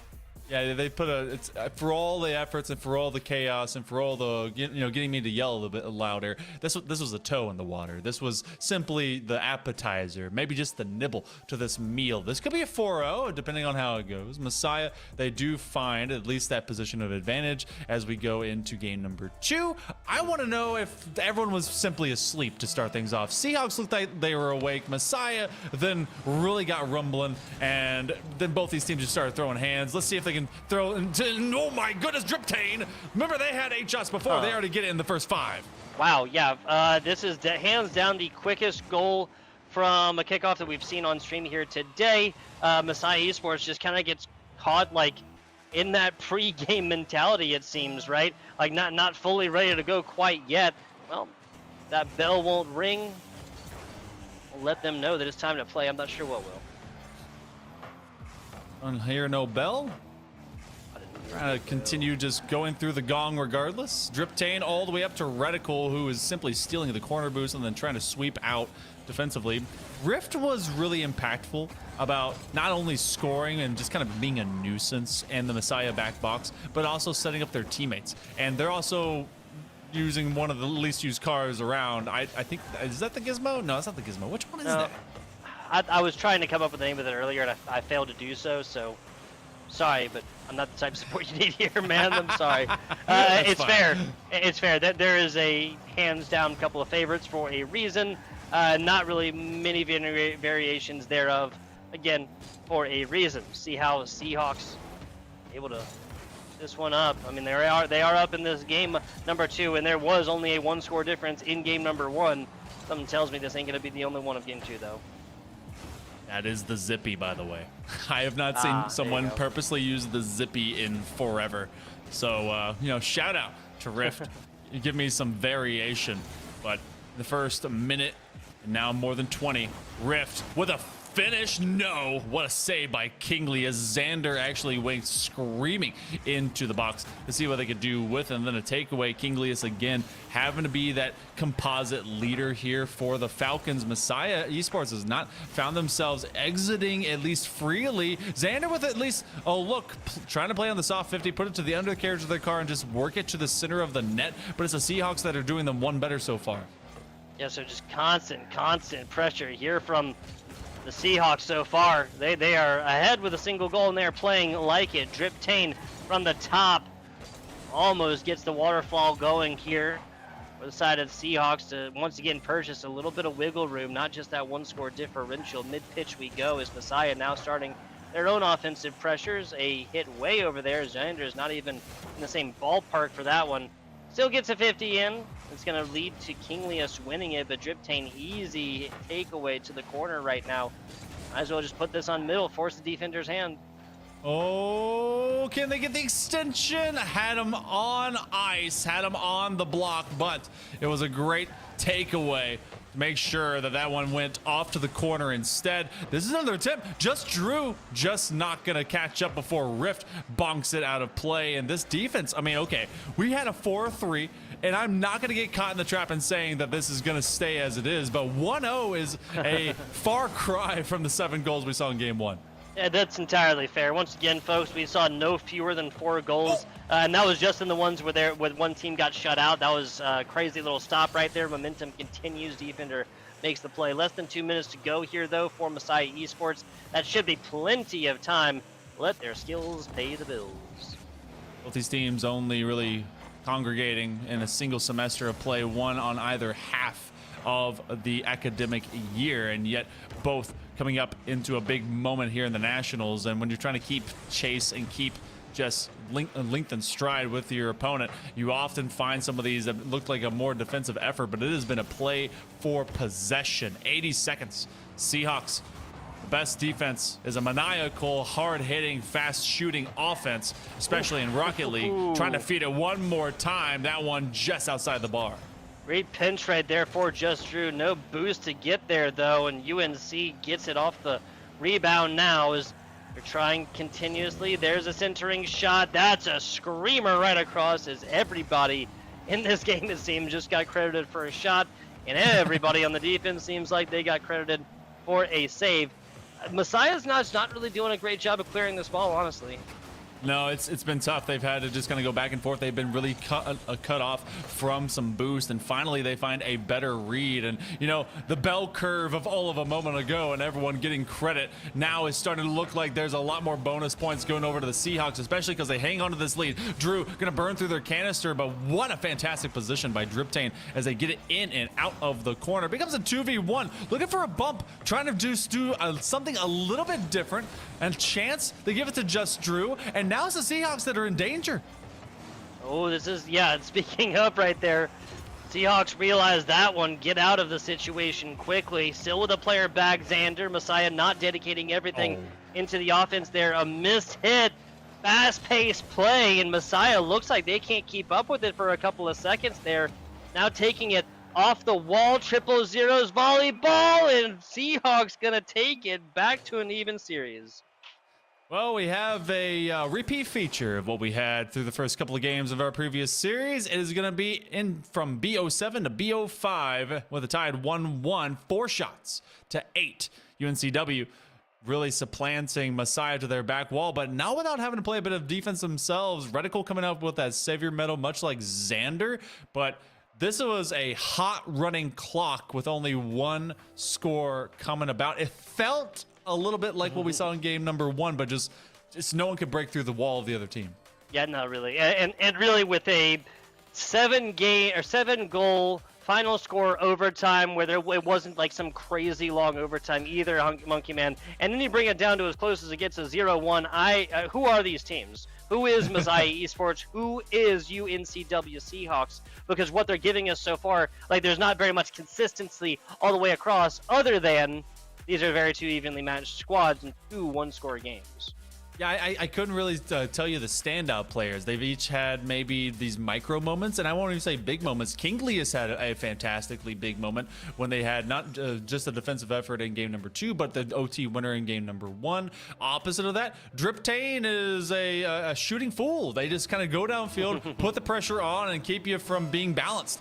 Now the Seahawks, well, as they balance us out, we work into game number 3. I want to start seeing some better definitions, the personalities, all of the characteristics for both these squads. Xander, they're gonna show. Apparently, they can't finish a good thing. Wow, that feels or feels bad depending on who you are, right? that was the best offensive opportunity the Messiah Esports have had in 5+ minutes. They just got shut out in game number 2. And yeah, want to talk about Driptane, like 8 shots, getting everything going in game number 1, kept to a single shot in game 2, right? Or no, sorry, there was 4 total. One of them had, or 2 of the players had 1 shot, one of them had 2. I'm not 100% sure if he was the one with 2, but still, at best, that's a quarter of as many shots, that he had in game number they hadn't gained room. They're going to try and continue running it down, really just to kind of give this squad of the Seahawks that superiority, even if it's not with quality numbers, it's quantable numbers. And quantifiably, they've really kept Messiah Falcons from advancing upfield. I think you made a note before about how difficult it's been for them to find a good purchase and clear. And they've at least gotten it to the middle of the pitch, which is where they've done a lot of their work, even if it's just directly center. But whenever they have to rely on the perimeter, they are not finding good looks because the Seahawks just get in their way. Yeah, and that's really been the best laid plans of the Seahawks so far. Just interrupt what Messiah is doing and then take possession away and try and figure something out for your own on the other side. It paid off in game number 2. Even when there are plenty of offensive opportunities on both sides, defense is just standing strong, really. Nothing too stressful, and I'm seeing familiar situations. It always feels like at least the first minute and a half, maybe even 2 minutes of all of our games have either been scoreless or at least low scoring. Xander with a pickup as the first couple now finally go. We work on minute number 3. And the 50-50 turns into a doink situation, an extension of the pitch, but nothing too stressful here as Driptane finds the first cut, tries to win it around Drew, looking for the putback. Oh, what a read by Xander. They did not bat an eye. A single offensive shot near from Driptane, about 10 seconds outside of halftime as well. Rift only with a single shot of their own, perfectly slotted. Now Reticle, that's the one that sings true. 4 seconds outside of halftime. Seahawks looking like a similar situation from game number 1 with only 1 score, Monkey Man, in the first half. What a setup by Rift, because they found that as a nice, just quick flip out from the wall, and they knew Reticle was out in kind of free-floating sweeper space. And Reticle has been a little quiet, but it's really some of the best players that do some of the most workhorse positions that are unsung heroes. Rift got to make them at least shine for a moment as they cut around it. Rift again to the wall. All they can really do is at least get one bonk from the ceiling before now they are flying brick with no boost. And Reticle keeps his challenge upfield and hits a bit of bumper cars. Rift trying to do their best impression of Mario Kart. Yeah, just like a lot of back and forth right now, but who's gonna find the red shell? Kingley is! Oh my god!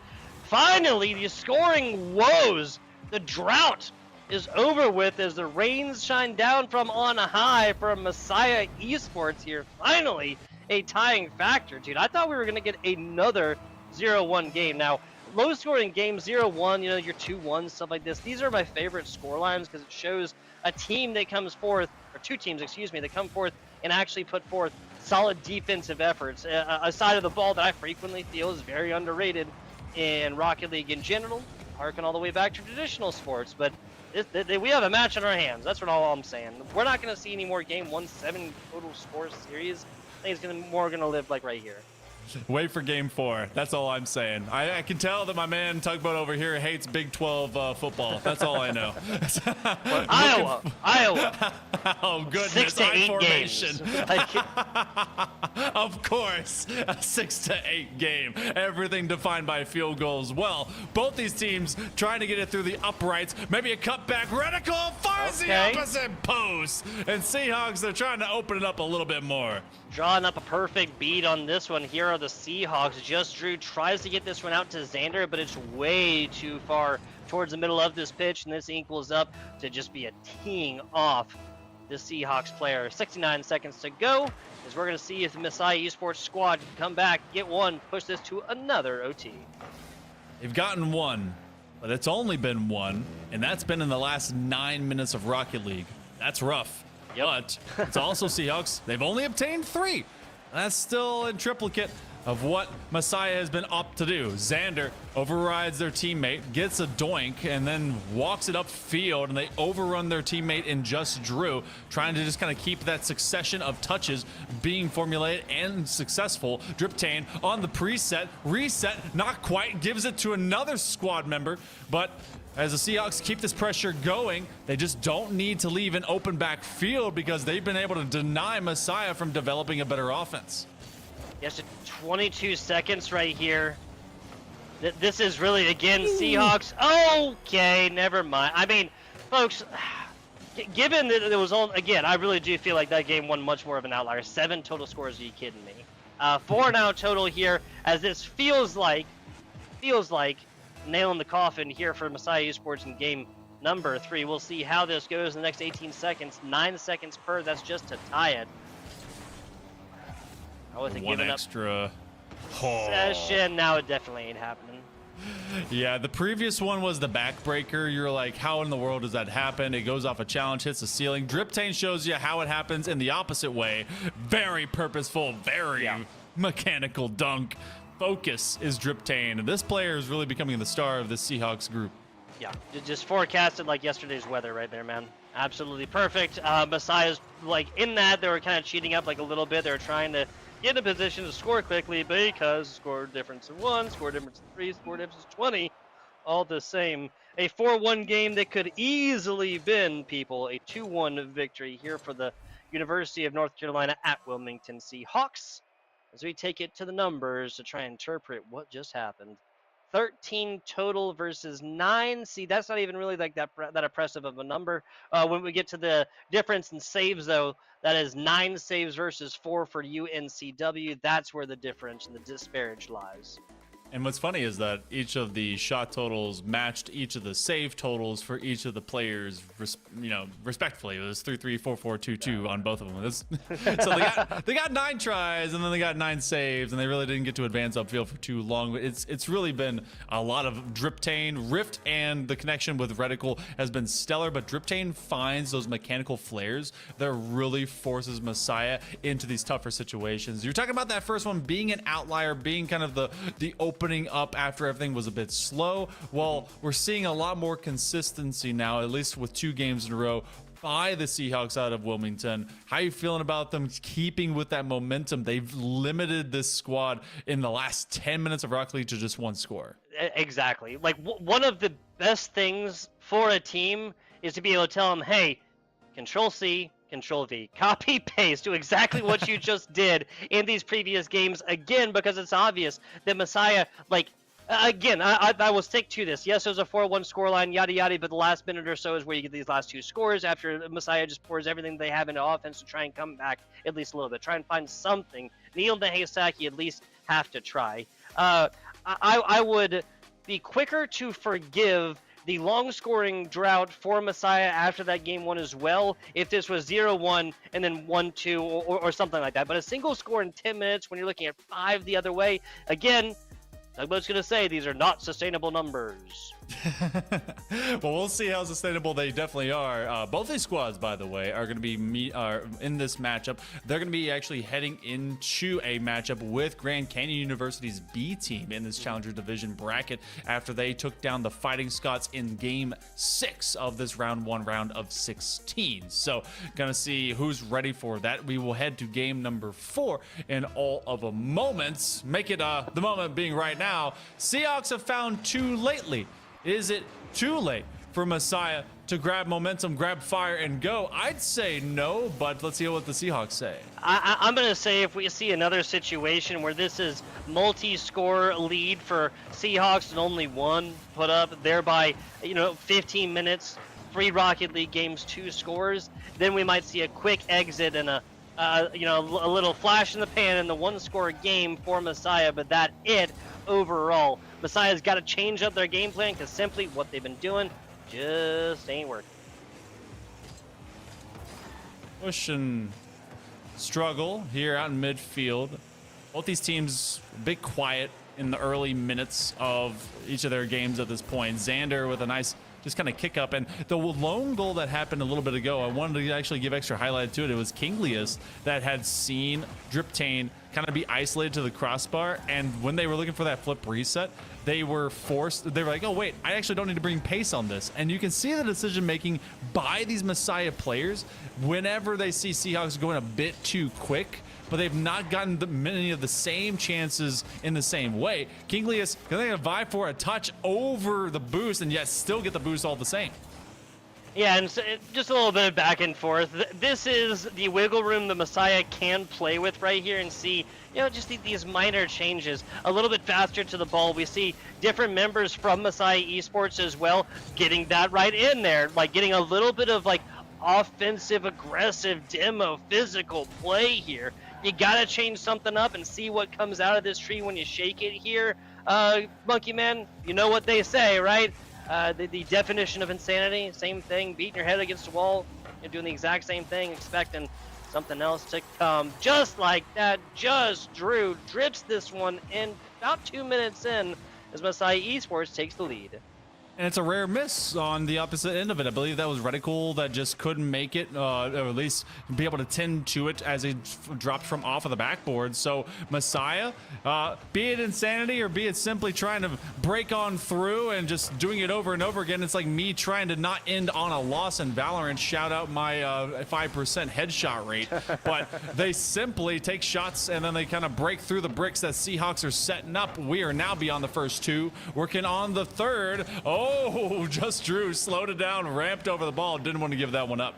No, they definitely did not. I want to talk about scoring droughts.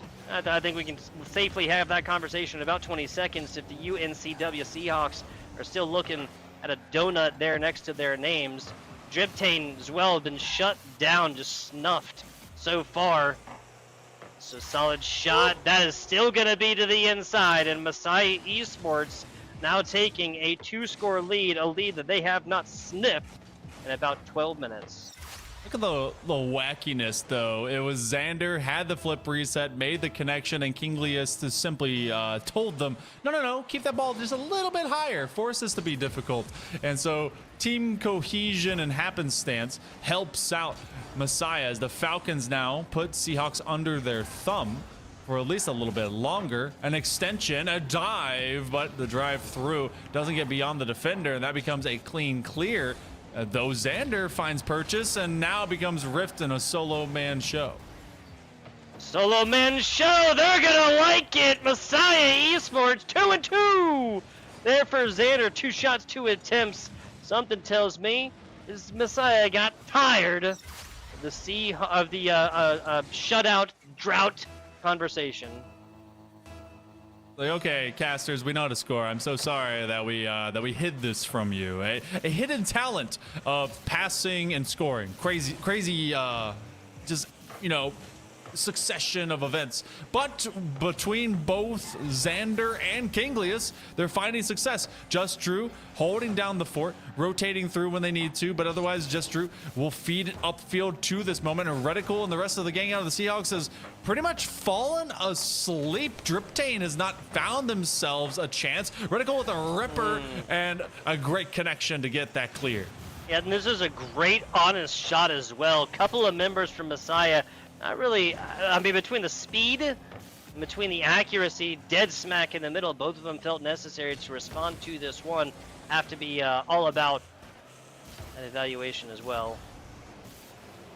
All the way upfield, Rift for 50-50. Xander takes a smack to the face, but I'm starting to feel like, late term, we look at these final minutes for all these games, Tugboat. Oh, what a back pass, I guess, but I'm believing that Seahawks are now seeing the real Messiah that has stood up, and this is going to be a difficult one for them to overcome. If they try to take in this game, seems like we're going to be going into a game 5 all tied with no one at match point. Yeah, best of 7, best of 5 boiled from, best of 3 perhaps, and then a one and done if these two teams remain tied. We asked for some competitive Rocket League. Well, is it my birthday? Because even with one right here, I mean, the Seahawks still have 2 and 30 to score. And again, Monkey Man, that's just a tie. It would be, yeah. And it seems potential is there. And I like that they're running it down. And at minimum, if this doesn't become something winnable for Seahawks, which is very much in reach thereof, 29 seconds, you can score. But they're saying, okay, all right, we can key up a few of these bump plays, get some of these lineman moments ready to go. But good return to confidence for the Falcons between Kinglius and Xander. This is going to be Reticle burning it out, but it's going to be too far outstretched for Rift to catch up to. Okay, a little bit of bouncing play. This one goes in. I'm going to say there's a little bit of hope for the weary here. A little rest for the wicked. That ain't going to happen. Driptane, even if they show off that they can still get it done in games not named game number 1, a fantastic pass down to the bottom. And this one remains a 1-score difference, but still at a deficit for the University of North Carolina at Wilmington Seahawks. Messiah Esports tie up this series. As we go into game number 5, Seahawks making the outcome of game 4 a much more respectable quarry. And I mean, when you look at the shots and the defense necessary, it was 11-7. Or yes, okay, fast math did pay off. Yay! Whew, thank you, grade school. But Messiah, they were able to get 5 save out of Kingliest with 2 setups on those assists, really spreading the field and defending the fortress and the throne, and got Xander and themselves involved. So when we look at what Messiah can bring to the field, was this just a off the pedal motion by this group out of Wilmington? Did the Seahawks let this game kind of get too much out of hand too early? I mean, the simple fact that you go forth and you put down a 4-1 scoreline after the shutout, writing is on the wall. The Seahawks wins in these series are just going to be a lot more like one-handed. They're not going to come anywhere near as easily for the Messiah Eagles here, trying to swoop in and find just what they can. I mean, let's quote it for you, right? A 1-score difference in the most recent game and a 1-score difference within the overtime situation within game 1, and that's just to get them to a tied situation. If you're constantly playing from behind in a series, in which obviously the same mentality boils down to a game, always playing from behind within a game, this will rear its ugly head frequently, and that usually comes in those decisive game 7s. Well, for all the worth and for all the value to it, we've boiled this down, this Nationals single elimination matchup here in the round of 16, from a best of 7 into a best of 3. Whoever bites first, whoever blinks first, whoever simply gives up the worst will then get punished. Seahawks, they gave it up recently. Messiah took advantage. They're trying to just press the advantage with it, but look at this connection right here. Reticle, oh, they want to get much more involved, but some of these reads have been a little bit tough for them. Yeah, no, it really has, right? Really has. Now, 30 seconds in, it does not surprise me that we have seen a lot of back and forth, but no real shot attempts thus far. But there's also, it doesn't really have to be kind of a solid attempt whenever you're encroaching on both of these halves. Both of these teams have bent and broken under even not just pressure, but just precedence of having someone nearby. What a banger. Drip Tang gonna try and catch up to it, and that one's gonna be flung aside. Just Drew. I didn't sing, bardic homages to their name before because there was a lot of Kinglius and Xander, but Just Drew is taking care of the homestead when no one's around. What a shot, Rip, just a degree away from scoring. Reticle now off the side here. Again, 90 seconds to scores and boards, lower scoring games. I mean, the 5-score game is not a lower scoring game, right? A 5-score game is like towards the middle of it. Yeah. I'd call a lower scoring game like 1, 2, or 3, right? Yeah, I'd say that checks out. Like a 1-0, a 2-1, something like that in flair. But 5 is kind of more of a stock standard impression. That's kind of like your 2017 football game, like win by a field goal, but it was, a couple of, like at least 3 or 4 touchdowns in it. But Seahawks at this point, that's that opening 2 minutes, really kind of peeking beyond the veil and getting through this defense of Messiah, and Messiah waits for the counterplay. Speaking of counterplay, Rip just kind of waiting in the wings. Cue the Jaws music. Gets it past the second right here. Tries to get it past that third. Just true 50 down bottom. Just Drew just completely screwed their teammate. That was almost the worst possible thing. You know what we were talking about earlier? Messiah Esports has the opportunity, the funniest thing possible. Yeah. Okay. Well, UNCW has the opportunity. It's like, who can score on their own goal first? Who can make their teammates most uncomfortable with their backward passes?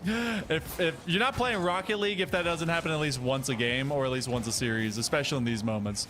But Seahawks found it difficult to have to just move their way in, as this is now approaching the 3rd minute ticked off the clock, and Kinglius is going to be upfield away from the house. Xander will take care of it. Seahawks have found better connections. They're working off of 50 challenges instead of the 1-2 passing that has been more of a prolific success for them. That's a great drop down from the ceiling, but Xander makes sure that there is no extra look by Driptane, who you saw just wanting to pounce. They were definitely chomping at the bit. Yes, they were. Yes, they were. These two teams, anybody inform them they're playing a best of 7? Because they're playing this like the last game of a best of 5 series. right now. 3.5 minutes, no scores on boards.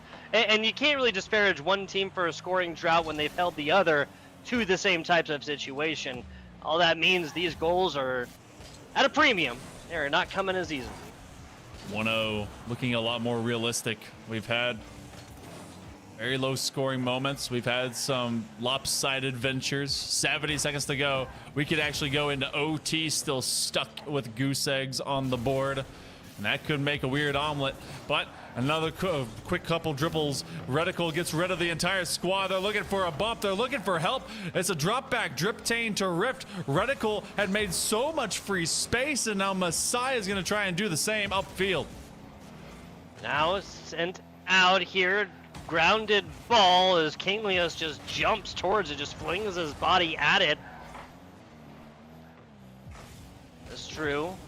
Comes up and down. Nicely done getting the nose onto this one, making it a non-factor. Oh, you can't give away any free looks. They'll start biting on it, but maybe that's also all of a bait. Winner of this one will have match point in their back pocket and at least be in a position of advantage. Seahawks, will they have a shot? Yes, they do. Driptane, finally, from up in airspace. 16 seconds remaining. Rift kept it aloft and gave them a chance. The 16 seconds right here, I mean, now we can talk about Messiah Esports having a scoring drought because they have no longer forced situation on the other side. 14 seconds to go right here. Writing is on the wall for Messiah Esports squad. They got to take it away right here. A hit back and forth, but this is sent. A nice area. Driptane sends it down. Last bounce coming in about a second. That's not on point, but that one is! Just Drew and Messiah Esports have done it, tied up the last second. There's not a chance. Reticle was used as a gimme, and they just forced it on through, waiting for the moment. OT for match point. Messiah not giving up. The Falcons in a bird fight against these Seahawks, looking to kill it early. Reticle bumps the goalie. It's a triple commit into the corner, but Driptane can't find purchase between them. No, they cannot. 15 seconds into this one. 2-1 is where we're going to end out right now. Who is going to take the lead in this series? Round and around we go. Where we stop, got to say, folks, do not know. A little bit of possession interrupted of the Seahawks by the Missouri Messiah Esports squad. Reticle back to Driptane. Driptane sends this one way middle. They're going to be really happy, the Seahawks. They are, that is not a little bit more centered up. That would have been no. Oh, but the doink, Driptane. Any other angle, maybe that would have been set up. And just like you were talking about Messiah, that's not a sigh of relief, that's a sigh of frustration. They had a chance to really put the Seahawks in a tough situation. This is all comeback for them. One extra is the defense of Messiah is starting to close in together. Not a lot of space to work with. Reticle looking for the bump. What a save. That one found by Just Drew. Xander over the head of Rift, and the Seahawks are sent packing. Wait, Xander for the kill shot, but he ran out of boost. Rift up to it, tries for it. Seahawks set up on defense now as the members here. Kinglius tries to put that up for Xander. Xander beaten feet to the middle of the field to try and get this one across the middle. Reticle off the side, now down bottom, but once again, yeah, Messiah is just doing a fantastic job of reading these offensive pushes and deploying exactly the defense they need to, man. Kinglius, Xander, it's an offensive duo that is going to make defensive nightmares. Just Drew pulls on out from the goal side, allows his teammates a little bit of time, rotate, pick up, boost. No need to communicate about that one anymore, right? Oh, not at all. No, what a big bump, though, as a shot on target. But look how also both teams are so retracted in their upfield efforts. We've seen both these teams really kind of send the kitchen sink, but they're trying to play very protected because Seahawks have recognized the thin gap that Messiah has finally got an eye on, and they want to make sure that that is at least shut tight. but now challenging out to the midfield. The Falcons pushing down. That's a giveaway. Kinglius saw a moment, and that had to be Rift. Now Rift backs up. They're in a bad position. Off the backboard, Driptane in flight just drew to the corner. 2:42 working into our 3rd minute of OT. Kinglius flip reset. He uses it, extends the play, but that will stay off to the side. Wow, yeah, so it's just an offensive onslaught of pressure here. Kingley is playing way off the ball right now. Wasn't able to bring this one up. Tries to put it on and over. Driptane sends it back on over to the corner. 3 minutes of overtime, folks. Long OT. Kinglius has to make a read, and they do. Pre-jump outside of their backboard. Just drew. Everyone individual from Messiah Esports as Falcons are now just kind of sending 1 and yard and seeing if how many Seahawks will bite. Flip reset. Reticle. Oh, the kill shot. No! What a save by Xander. We press on with a minute and a half before a full game of Rocket League has been played in OT. Wow, okay, so Reticle putting on an absolute clinic as far as how to maintain your car and possession when you are flipping, twisting, turning through the air, folks. Flip resets and everything, but it's just a more methodical and kind of like calmly laden defense. Comes out on top on the other side. Xander getting bumped right there. Not full demo, just a bump. That's going to bring them out right now. Xander, even if that was a demo, they've been a different story. As demo comes in, Xander is still respawning on the side with 30 boost.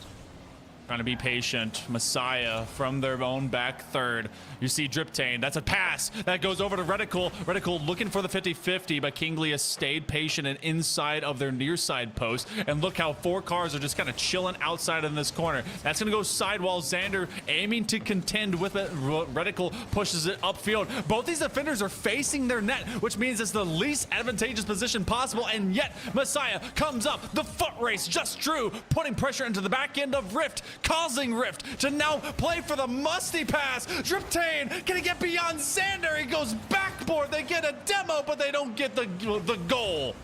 And back and forth we go. Continue another full game of Rocket League. Just drew, trying to pick up the pass right here. That's a really bad hit. This is centered, have to beat feet to it. Almost shuts this one down right before the 5-minute marker. Oh, man. All right. 5 minutes in, folks. Oh, Ripperoni! Oh, Kinglius! From downtown, that's the one that finds the mark. It crisscrosses straight through the middle of both defenders. Dead center. Why not? Driptane a step too far. Timeout called by Seahawks as they are down 1 in the series, and Messiah is on match point. Wow, Kinglius, my goodness, 82 miles an hour, I believe. That's what I saw right there. Timeout, yeah, that makes sense after almost 11 minutes of esports, of Rocket League here, folks. Everybody, yeah, I mean, this makes sense. Everybody above 500 points as well. Insane stuff. Insane stuff, Monkey Man.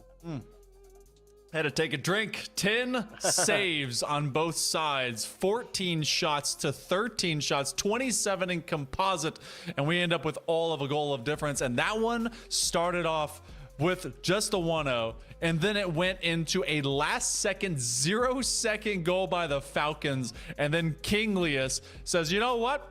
It just passed 5 minutes. I think it's finally time to score. Sets it on the ground, bops it through, and just sees if it can get in. And oh, it surely did. 82 miles an hour. We're gonna have to write a speeding ticket on Kinglius next time. Every single road. What? There's some roads in like Montana or something. There's like not technically a speed limit. Outside of that, you're getting a ticket from a FBI tugboat on that one, Kinglius. Outside of that, all jokes aside, a huge tip of the cap right there to finally get the tiebreaker right here. Messiah now looking at a 3-2 series score. Now, hey, Seahawks, you know exactly what needs to be done. Lock in this next game. Bring it back to the Game 7 barn burner. That's what we want here for this NECC Challengers division. Once again, as a reminder, folks, winner of this goes on to play GCU, which is in Arizona.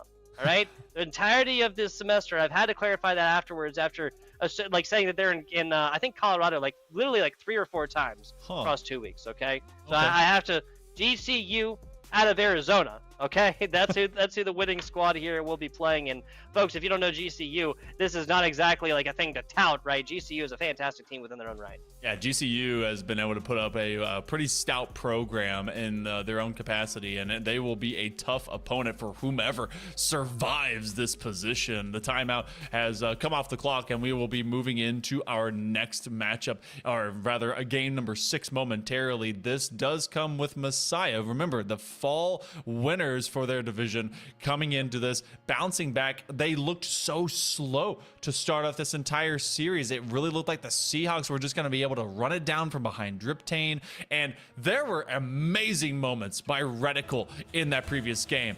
Yes. Gotta have everyone for UNC Wilmington ready to go if they want to make this go the distance. Yeah, and the just tenacity, right? Yeah. That Reticle was playing with right there, like the not being willing to give this up at all. That's what we love to see here from Reticle, and that's what we're going to have to see here in Game 6. Tie this series back up if you're the Seahawks, and push this to Game 7. He already had 2 full games inside of Game 5, which means it feels like a Game 7 right now, purely by relativity and time, but we're not all in deep space. We're looking for the Wombo combo, trying to Kamehameha wave with 2 cars, one on top, one on bottom of that ball. Not going to find it through. Seahawks, a little bit fortunate that they didn't bank in from beyond the post. A feed. Oh, but whoa, what a crazy ride upfield. Wow, yeah, so just possession changing just like that. Didn't see that as frequently in the previous. Does seem like Messiah Esports figure out exactly what they want. Shot across the bow, rift early. Says no go, but the offensive onslaught continues.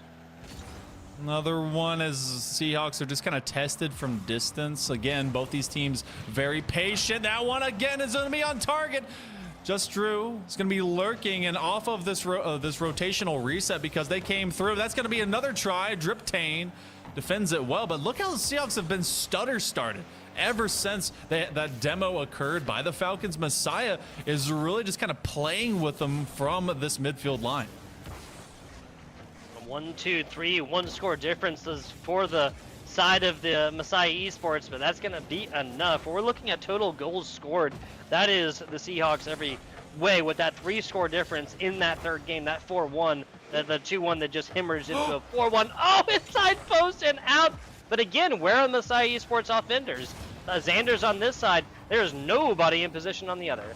Ooh, and yeah, that's one of the biggest things that I'm seeing right now. They're just simply ripping a shot from about at least the back or the mid third onward. There's like, all right, test them. All right, test them. Make them jump. Make them jump. And then they're prioritizing much of that mid to backfield rotational space. Reticle looking for a dunk. This is going to come out and it's going to go through. Oh, Xander behind the ball. They backed it up and used the thin line of the dominance to keep this even.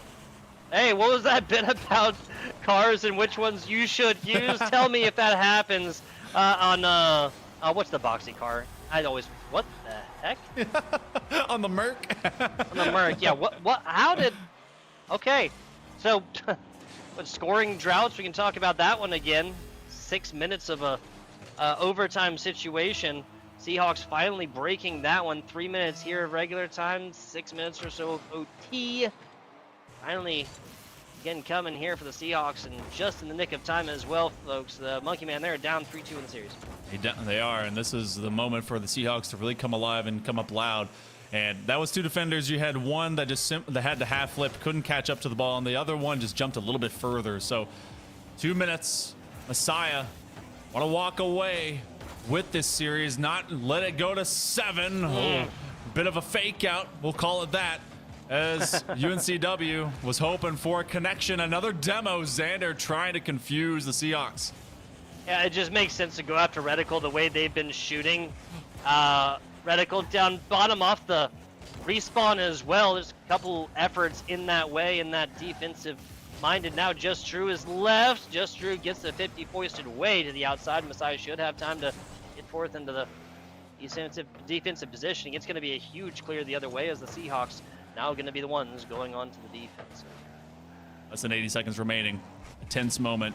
Seahawks have given up a 0-second goal before, and that was what put them in this bad situation. but trying to finish where they started. It feels like they left something behind. And Messiah, will they have to rely on magic, some miracles, a singular moment to get them into another long-standing OT? Less than a minute remains, and Messiah Falcons, they are down but not out, looking for a drive-through, but Kinglius can't get beyond Driptane. Just True kind of laying this one down, but again, this is the Messiah Esports squad that have kind of been putting the ball in primo positioning, but then not having a player there to go forth and set this one up. I mean, you can put it in front of net all day long, but there's no one else to get that last little bit. There it is! That's exactly what I'm looking for, people. That right there, right? So Xander comes in here, gets like the last like little hit, but it's going to be Kinglius that opens up this all day long with kind of shooting in. This is the kind of like committal onto offense that I'm looking for from Messiah. Yes, it's hard to do when you're playing down a single score, especially in a situation like this, but hey, speaking of demos, double demo coming in for the Seahawks right now. Everybody back, true neutral situation again, 3v3, missed possession. Just True sends this way out. Now back, forward, and down. Bouncing ball. Reticle, though. Not one to... Oh, my God. Xander. So the simple fact that this bouncing ball comes in, and then Reticle does not get a huge clear. Like, so he hits it with, like, kind of like the side, maybe even the left front tire of his car right there. And so this is a really, like, easy shot just right down bottom, picked up immediately from Xander. And something tells me this might be it. Last offensive possession, Rift from on high. Okay, that's not going to be enough. Messiah goes forth, takes this one down. A fantastic last game here, just outside of halftime. Seahawks, they've got to feel so rough with both of those games, both coming down to a 1-goal differential, both coming down to last-second scores by the Falcons. Congratulations to Messiah University. They will be moving on to the Great Eight as they take down UNC Wilmington, and a 0-second goal in a game 5 to go to a 5+ minute OT that then gets them a ripper from Kinglius, and then Kinglius that was able to get that demo, clear the net, and then a final farewell. Xander with a putback shot. Final thoughts before we go to break here? Fantastic efforts from both of these squads. It just kind of seems that Messiah was willing to change their game plan a little bit more, and those are the kinds of things that are going to take you down serious, Monkey Man. Definitely will. Well, we're going to be going to our next matchup here in just a moment. We're switching gears. We're going to go over to the Emergence division. It will be TMU, that's Toronto Metropolitan University, as they will be facing off against New Mexico State Crimson. You don't want to miss it. We'll be back in just a moment.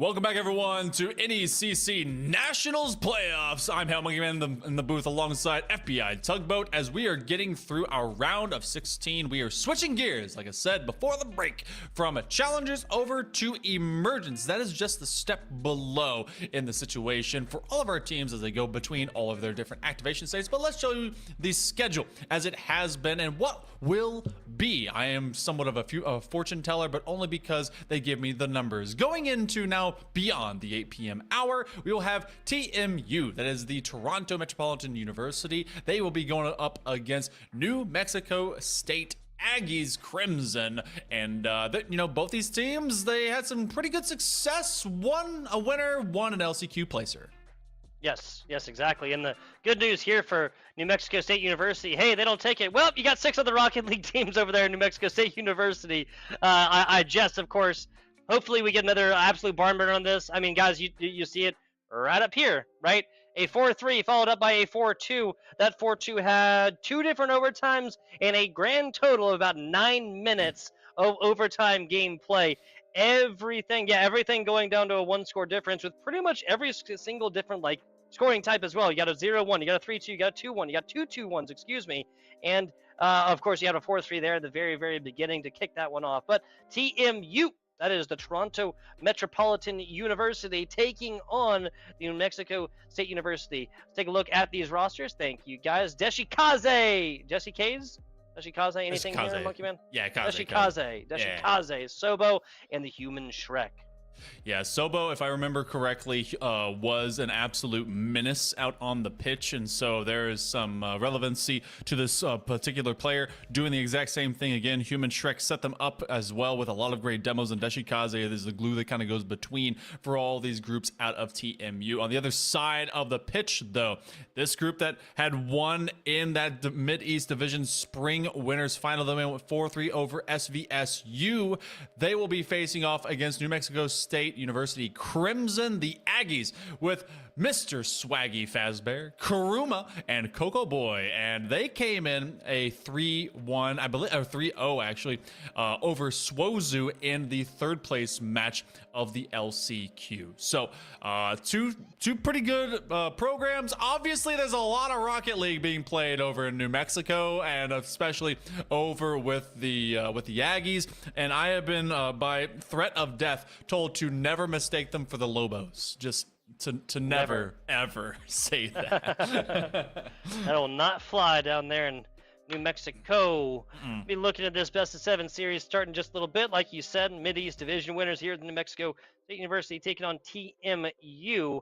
I could have sworn I heard a little voice in my head that was telling me we're changing series in just a second, or perhaps changing these changing servers. Excuse me. The great game of Rocket League has introduced a new server, right? In the central part of this. Now, personally, West Coast, it's got to be nice if you're hard East or hard West Coast, because now, if it's a little bit later where you're at, right? You don't have to switch and go all the way over to East if you're on the West Coast. Don't have to go all the way to the West if you're East Coast. Central server is given a little bit of a beautiful middle ground for both sides of this beautiful country. I do wonder. And Canada too. Excuse me. Yeah, I do wonder what the ping kind of looks like on those. I personally haven't used them because I've been East Coast now for several years. I think it's coming up on 11 years now. That's I know 10 years. But I wonder what maybe that ping differential actually kind of suffices to, because it used to be like you'd be like 20 over here and then you get like 70 or 80 from West Coast. Yeah. So I do want to kind of see. Okay, so apparently it's in the 30s. So not bad. Okay, all right. So, yeah, something Central doesn't suck. That's good to know. All right, so that is really, really good. We go to game number 1. We've had some banger series so far. Let's see if they keep on banging. Yeah, no, like honestly, folks, I really do not like being. Oh, nicely done, easy first one here for New Mexico State University. But every being on a ping of 30, I think this kind of tells the tale, right? Toronto, guys, this is a city in Canada. Canada is located far north of the United States of America. New Mexico, on the other hand, is a state on the very far south side of the United States. In fact, it is bordering Mexico. Very, very large part of its border. So this is a not great, like, what is it, latitudinal is horizontal. There's a great longitudinal difference, but still only yielding about a 30 ping across all of these members. That's really good. Yeah, that's showcasing that they've got some decent network, considering how West Coast seems to have the worst of most connections, seeing that it drags on down into center, and it's good. I mean, prove me wrong. Is it decent over there? It depends on what kind of internet you get, of course, and located in Las Vegas, located with, the gigabyte fiber and whatnot, I ain't got that much to complain about, let's be honest here. And I do love complaining, folks. Now, I'd be complaining what really crying tears right now if I'm New Mexico State University Crimson. This is 2 goals in 2 wide open nets. Is that okay, I was about to say. Yeah, we were going tit for tat very, very quickly. And I do like seeing that even with us dropping down into Emergence Division, that we're not off to run away from at least aggression to the net. You may see the slightest of mechanical differences, and I think the mechs may still be here, but it's also more so about execution as a squad. Some of these teams actually they could be just as good as challengers depending on how it goes, but you see one kind of flip-flop away. And NMSU out of New Mexico for these Aggies, they seem to have, at least right now, the lion's share of pressure and presence. Yeah, and like, if we're talking about minor mistakes, yes, both teams have committed them, but also Crimson, the New Mexico State squad has been spending a lot more time in this offense, and it's football where defense wins championships. This is a single elimination as well. Winner will go on to play, Monkey Man. Let's see. They will go on to play, but they will be facing off against, oh my goodness, it's post-University Eagles Orange. So, gotcha. Thank you. We'll have a co-caster here in a little bit that maybe we'll get some insider intel, because I think they were showcasing to them. But after we had those opening scores in the first minute, it's been a lot of kind of boomer banger ball and just NMSU just knocking at the door but not getting in. Looking at 2:45 or so. This Kiruma kind of flips the script right here, tries to bring this one out. I can always respect slowing down play a whole lot when it's high flying and in your face. Coco Boy now just trying to bring this one out as his teammates just getting bullied in the goal box right now. One kind of hops all the way down. And as we kind of have some of this midfield roll up and run down, TMU doing a pretty stellar job of, well, I mean, at least not letting things kind of compile too loosely. You're seeing these one-touch shots here, Tugboat, and then TMU just kind of simply shoots them off. So One touch here, though, could render another one, and they didn't expect the extra flux to just rush it down. So good find, and Swaggy is now getting even more swagged out. Love that. Love that. That is just walking the dog all the way in. Leisurely Sunday stroll there for Swaggy Fozbear. Swaggy Fazbear? Swaggy Fozbear? Fozbear, I think. All right. Fozbear? Faz? Oh, I thought it was Foz, like Fozzie, but Faz. Fozzie but Foz. Bear. Yeah, but it's Fazbear, but it's Fozbear. I don't know. Look, I haven't played the game more than the one time when I got really afraid of it, so you know. It was scary. Look, man, I can't. I was made for Rocket League and shooters, and then you put me in horror games, like, ooh. Yeah. And let's be honest, spending 5 days anywhere that isn't your home at our advanced age, you know what I'm saying? I think that's the stuff that truly nightmares are made out of. The scariest part about it is that idea. Yeah, I mean, look, if you catch me without my life alert, it's over. Like, yeah. I can't be trusted, in a place. No way. Too much pizza and then not enough arthritis pills. All the way up field, we have found that leading goal here for the Aggies, but with a minute taken down, TMU continues to just have their starting foot locked with a heel to the wall. Yeah, they've just that's such a great way to put this, because they've just had that there and just continuously swinging back and forth. This is the first, I was about to say, this is the first real best offensive look they've been pressured against here, and this just happens off the bat. Yeah, okay, so there's the mistake. We see Dashi, yes, actually going for boost right there instead of trying to badger the offender, right? 100 boost doesn't mean anything if this is a pass immediately afterwards and you get nothing more than 100 boost and a front row seat to your own team getting scored on. Well, both teams now on equal footing, but it has been the Aggies that have at least forced TMU to start deep in their own territory. Sobo finds a great position, but Swaggy now has a linebacker, or at least a blocker of some kind, to get in their way. And this is just, instead of turning left, we're turning right. We're just trying to take that long rotation all the way around the outside of the pitch, and so far no one has found an infield pass, and this could be a bonk that opens us a little bit up as we go late term regulation. Yep. We finished the last series on a timeout, an overtime. We started the last series on an overtime. Why not? Why not? I pose this to you, Hail Monkey Man. Why not start this series off with another timeout? Maybe a quick one, Mr. Swaggy Fozbear. Nope, the follow-up inside, and Crimson, that's New Mexico State University. They said, hey, 9-minute overtime game. I'm not about it. I'm not feeling it. I ain't got time for that. How about 6 seconds for y'all? Yeah, the overtime is already pretty cool, but make sure to make it a short one. We're trying to fill out my bingo card. It has long OT. Now we've got short OT, because there was one that was 40 seconds. That was just 6. 3 shots allowed by TMU, and otherwise they were building up the stat meter when it came to saves. 0 saves necessary for the Aggies to get it done. They trusted it in their offense. Yeah, and again, the same situation where game one is just dominated on the offensive team, or on the team that wins, excuse me. The offensive is dominated by one single player. That was Swaggy Fozbear right there.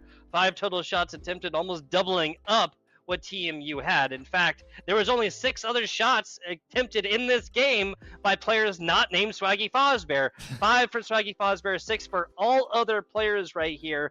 This is good for the New Mexico State University squad, but on the other side, this is very easy to read, and that is that, hey, if we shut down this player, this massive differential in shots attempted equaling out to time of possession is going to go more so our way. Yeah, but the good news about that as well is that when you do get those positions where you can kind of hone in all resources to stopping one player that seems to be the major threat that Swaggy definitely most personally is, then you have an overtime winning facility, just like what we got with Coco Boy. Put the shot, see if it ricochets back, double stack that side, and boom, you can put it right back on target. So maybe the Aggies are thinking a step ahead. Maybe really trying to condition TMU. But we go to game number 2. Let's see if TMU can find new conditions, maybe a winning one.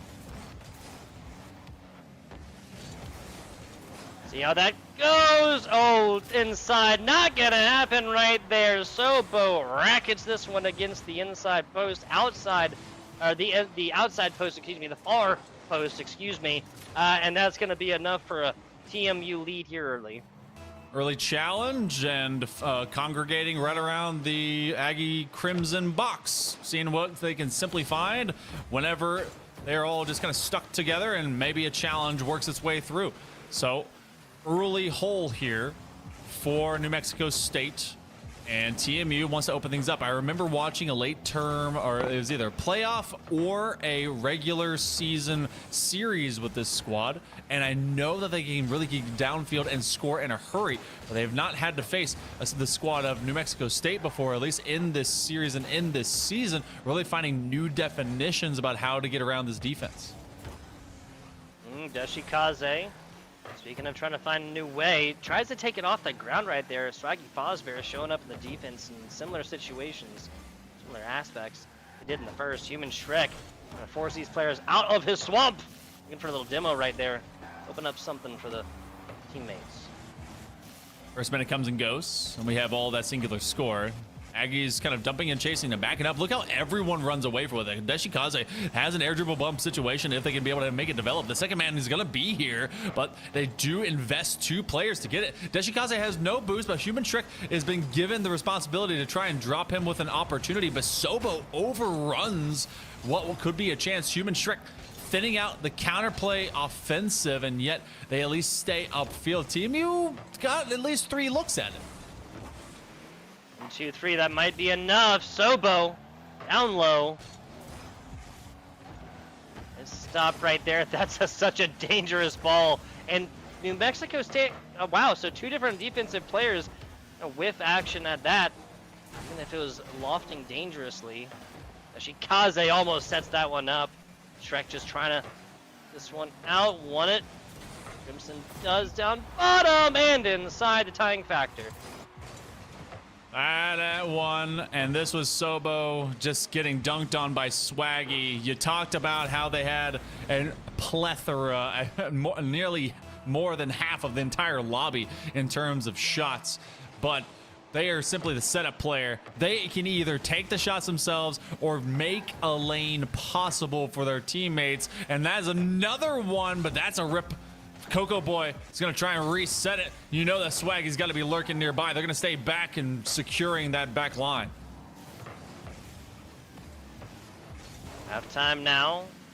Kuruma sends this over. Teammate tries. That's the last second. Not exactly sure how that offensive shot did go. Deshikaze, that's going to be another one and earned all day long. Fantastic flick to get another one inside for TMU. What a catch. Deshikaze didn't let this hit the ground after it was put out to center field. They just walked with it, and they knew that they could get the power flick off from that outside lane. So a great bounce back by TMU. You and I, through the first 2 series, have seen Game 1 and Game 2 be even Stevens in series, but TMU, they're trying to keep pace with recent history. Got to keep this one up, but they got more than 2 minutes to just keep that pressure pouring. Pressure pouring, and see how this adds up. 2 minutes to go here for NMSU Crimson. Just a single score away from a tying factor. They already showed us what they can do in overtime situation. That was 6 whole seconds. And this one out. Swaggy Fosbear just tries to send a loftward. This is okay, this is dangerous, and nobody gets on top of it until a duo of New Mexico State University players do. There was a lot of trust. I think that there was going to be a drop down onto the ball, and so everyone kind of waited. And then, considering that no one did, they're oh, okay, and then a double commit. So they've seen what Swaggy can really develop, and everyone is respecting it now, which has slowed moments. That's really what kind of develops, not just as an active but a passive component of success for New Mexico State, but they have to get even more out of it. TMU, look how they triple stack, literally tripling up against Swaggy to make sure they don't get that corner for free. Yeah, I hate it. Makes sense. I was speaking it in the kind of mid-game show. Nice bouncer, tries to get that one up over Human Shrek, and even with a weird angle, still gets this one upended and out. 1 score differential. 60-second drill here for the New Mexico State University Crimson squad. Coco Boy about to get fed. Oh, the bouncing play. It's still got momentum. Nope, Sobo. Great job. Hexagons are getting a bit louder as that ball's bouncing around in that TMU back half. Do they tie up this series? 35 seconds to go. It's Deshikaze. They're going to try and bump through one. And already a ceiling challenge out of Sobo. That was aggressive. Had some thoughts and dreams to it. And they're actually going to divide to take that corner boost. It is awkward ball. No one challenging. Even if just to crash the gate by New Mexico State. Coco Boy with another set. A back pass. Trying to bowl it through. The third man will commit. It goes backboard. 10 seconds approach. And the Aggies can't walk away with one yet because the defense is just finding these good touches. Oh. Another bounce is maybe last bounce here inside. Yes, another triple second time maker for the New Mexico State University Crimson squad. My goodness, once again here, Monkey Man. Is it my birthday? And the billion alternate universes, the angle coming into that last shot is actually angled down, so it hits ground again and doesn't stay aloft to actually get this one inside. That's not the one we're looking at. Yeah, no. We were adding a candle per miracle being performed right now. You're getting an extra gift, and there's going to be some extra handouts. Party favors allotted to everyone out in the chat. At 20 seconds. Oh, no touch by Kuruma. They're going to have to reset. And look at Sobo in a weird position all the way upfield. Deshikaze could get dunked, and they're just taking a lineup right now for the Aggies to make these shots possible. Kuruma on target. They'll be short on the post. Yeah, so kind of on target. Follow-up is there as well, but defender gets it hoisted out to the side just a little bit more. 51 here from TMU. Kuruma tries to keep this up, gets demoed for their efforts. Deshikaze had a whole lot of boost to work with and tries to chase this one down against a player with a big tank of it. Kuruma backflipping and more to get back in their defensive stance. Back out, so Bo tries to set it up. That one's too high. Kuruma realizes the danger here and neutralizes it as best they can. 1-2, what a save! Oh my god!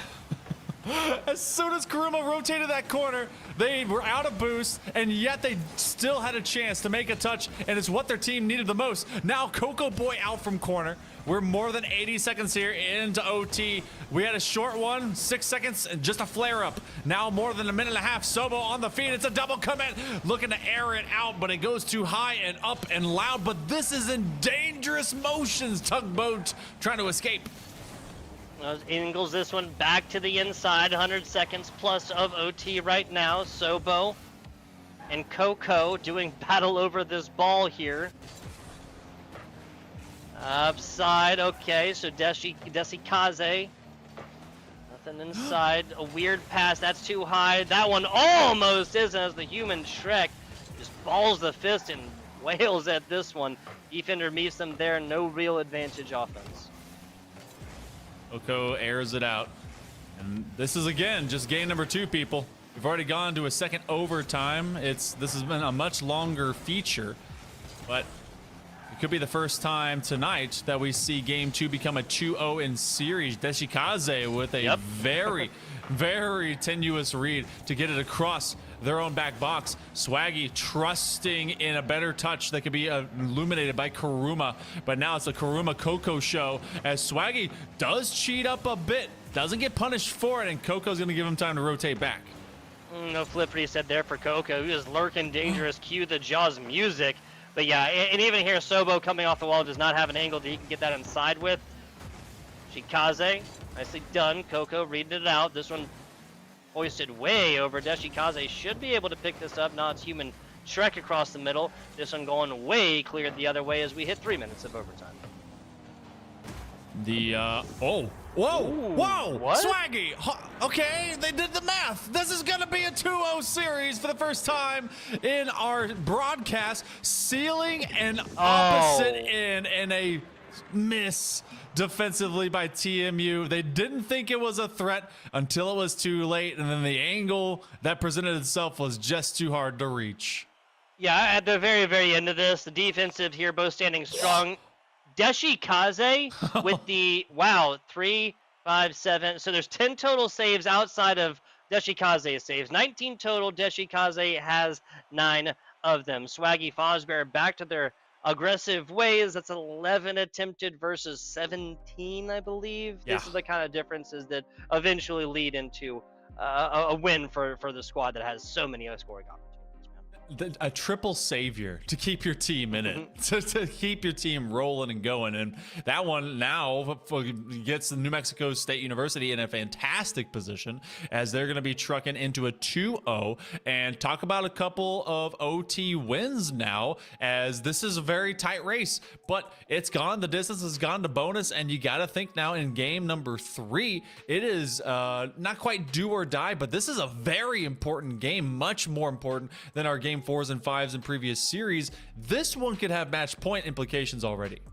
Yeah, and this is because, as Monkey Man was saying, all of our series so far have been incredibly close, and we've always seen one of these two teams take a W with across game 1 and 2. To start out with Valpo and Ontario Tech shellacked 4-1. It looked like there was no hope for humanity. Valpo comes back with a 4-3 victory. Similar situation with the highest scoring game. Masai takes the overtime 4-3 situation. The Seahawks, UNCW Seahawks, swing back with not just a 1-0, or not just a one-score lead, but a shutting down. It's a shutout pitched against the Messiah squad. Now we have 2 overtime 3-2 games for one side. Can that kind of momentum continue? Because that's going to be frustrating if you are TMU. You've been successful late term. You've been able to bring it back, but you've not been able to close out a game. Swaggy, for all intents and purposes, has been a closer for several different moments. Deshikaze, though, is really I talked about them being the glue, but is definitely an advocate for success for their team to simply keep in these games, especially with those 9 prior saves, but they don't want to get stuck always having to defend. They're trying to find their identity on the offensive half. Yeah, and the first 60 seconds of this has yielded nothing more than TMU kind of like pitching in to go for an offensive setup, and then just kind of being a little bit pensive about getting this possession away. As it is, Swaggy Fosbear coming out with the first NMSU offense so far. That's a really bad angle. Okay, so good enough to bounce off the outside crossbar there. Not good enough to maintain or wrestle back possession for TMU. A bouncing ball. We'll just call it a dribble. Cross too high, though. This will be bounced off to the other side. No score is 90 seconds in. As they rotate through, TMU has also prioritized getting bumps, getting demos onto offensively counterplaying NMSU players.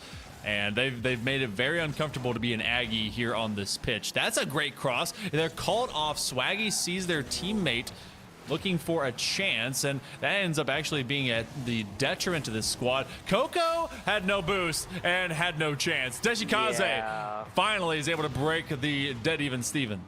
Yeah, so this is actually a situation where Coco Boy, had they started their pursuit towards this boost a little while sooner, if they even have picked up a 12 bomb, right, or 12, like one of the little 12 pills, right, I think this would have been enough for them to maneuver their car aerially and get that one going. Now, there would have been no huge clears. Now, I'm not saying like that inside, and the answer comes from Karuma, 13-14, 1-3-1-4. That's confusing. What a bang.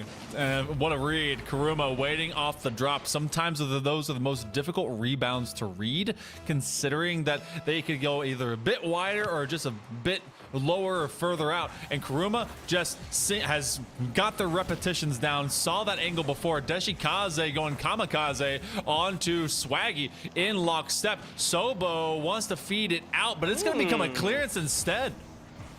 This is actually a really dangerous situation. They're dedicating all their boost into demos, and nobody, like, if this was entered up, that'd have been a tiebreaker goal here for side of NMSU. That's decently on point, forced to be played, but back down to the middle, and another New Mexico State University miss. What is going on here? Is this possibly just a little bit of the difference between the Challengers division and this division? It could be the tiniest bit, because we've seen that happen a few different times. Is where you try to execute at a very fast pace, and we've seen quickness for both of these teams. You look at it as it goes in real time in that moment, but that is also where you have that slightest flare up of this is what makes the difference. Yeah. Sobo on the give up, tries to just slam it into the box, and you see a lot more perimeter play instead of kind of the 1-2 infield play for some of these passing connections, reliance on the perimeter to make these plays happen.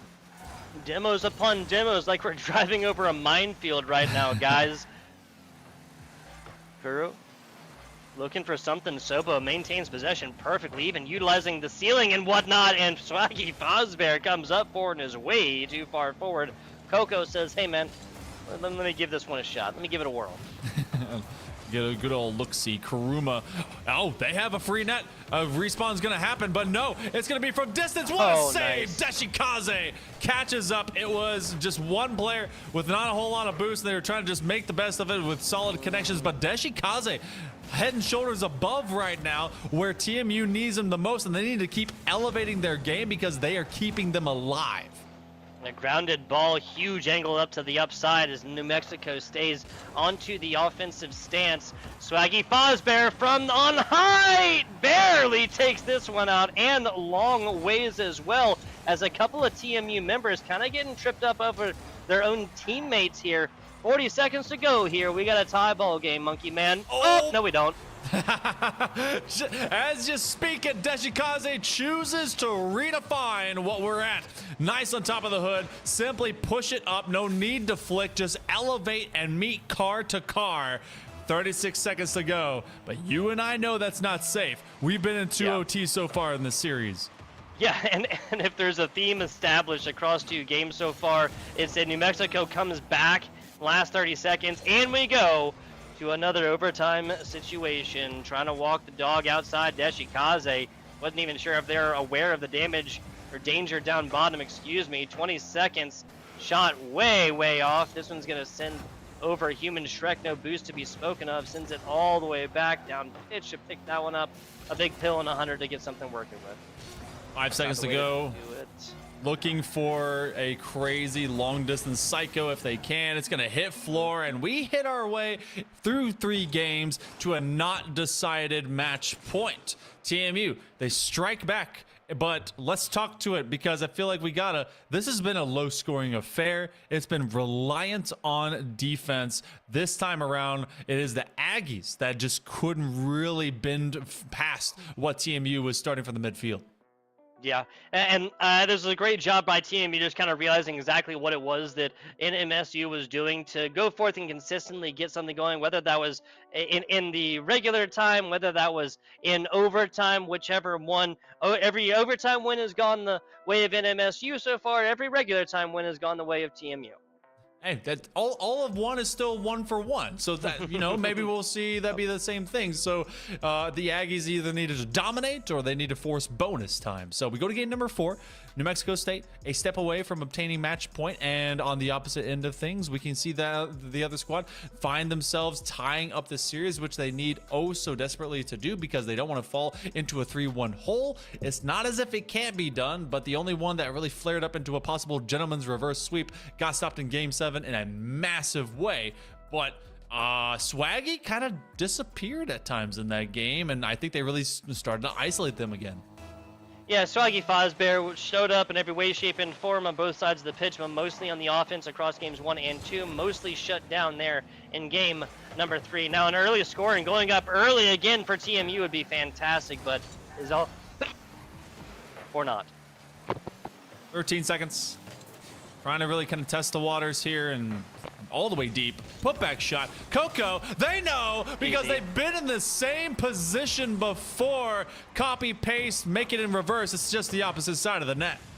Yeah, so this was a total shutdown of the TMU defense all the way down to Coco, putting this all the way to the right side where no defense was going to be able to stretch to get to.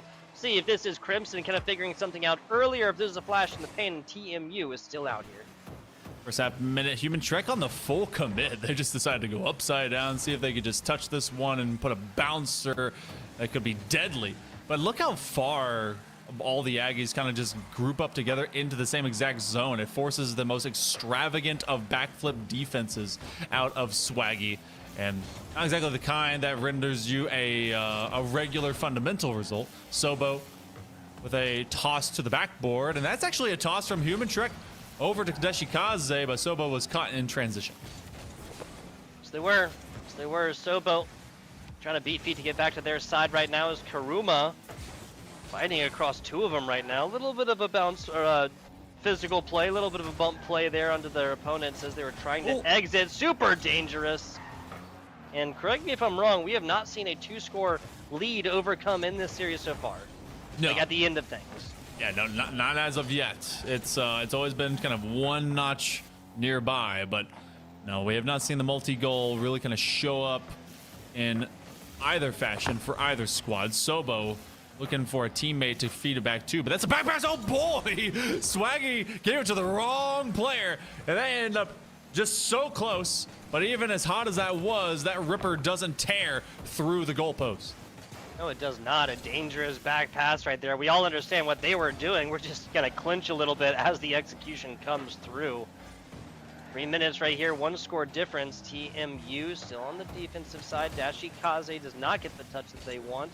He's going to come off the ceiling, and Human Shrek, it's a really weird one off to the corner, but again, that's just cornered up. That's a roller inside. Oh, brutal stuff. Every member of TMU had an honest shot at that. Swaggy's final touch was right here, and then poor Deshikaze, they could do nothing more but drive. They're like, well, if this is gonna go in, I'm putting it in, whatever. So 2 acquired. Now we are in fresh new waters, new places to be as we approach the midway mark of game number 4. Aggies up by 2. TMU got to prove that they can not only play from behind, but from a double goal deficit.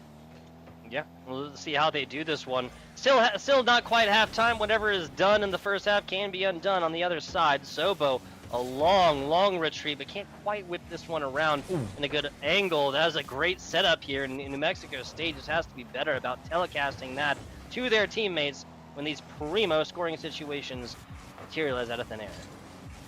Over the top of one, they're trying to force players out of the Aggies to chase, but it's also forcing a lot of the TMU players to not find it early. Karuma gave a lot of respect to Deshikaze. Why wouldn't you? They had 9 saves in one game at one point, but off of that strange half to read in half flip situation, they didn't come away with that touch.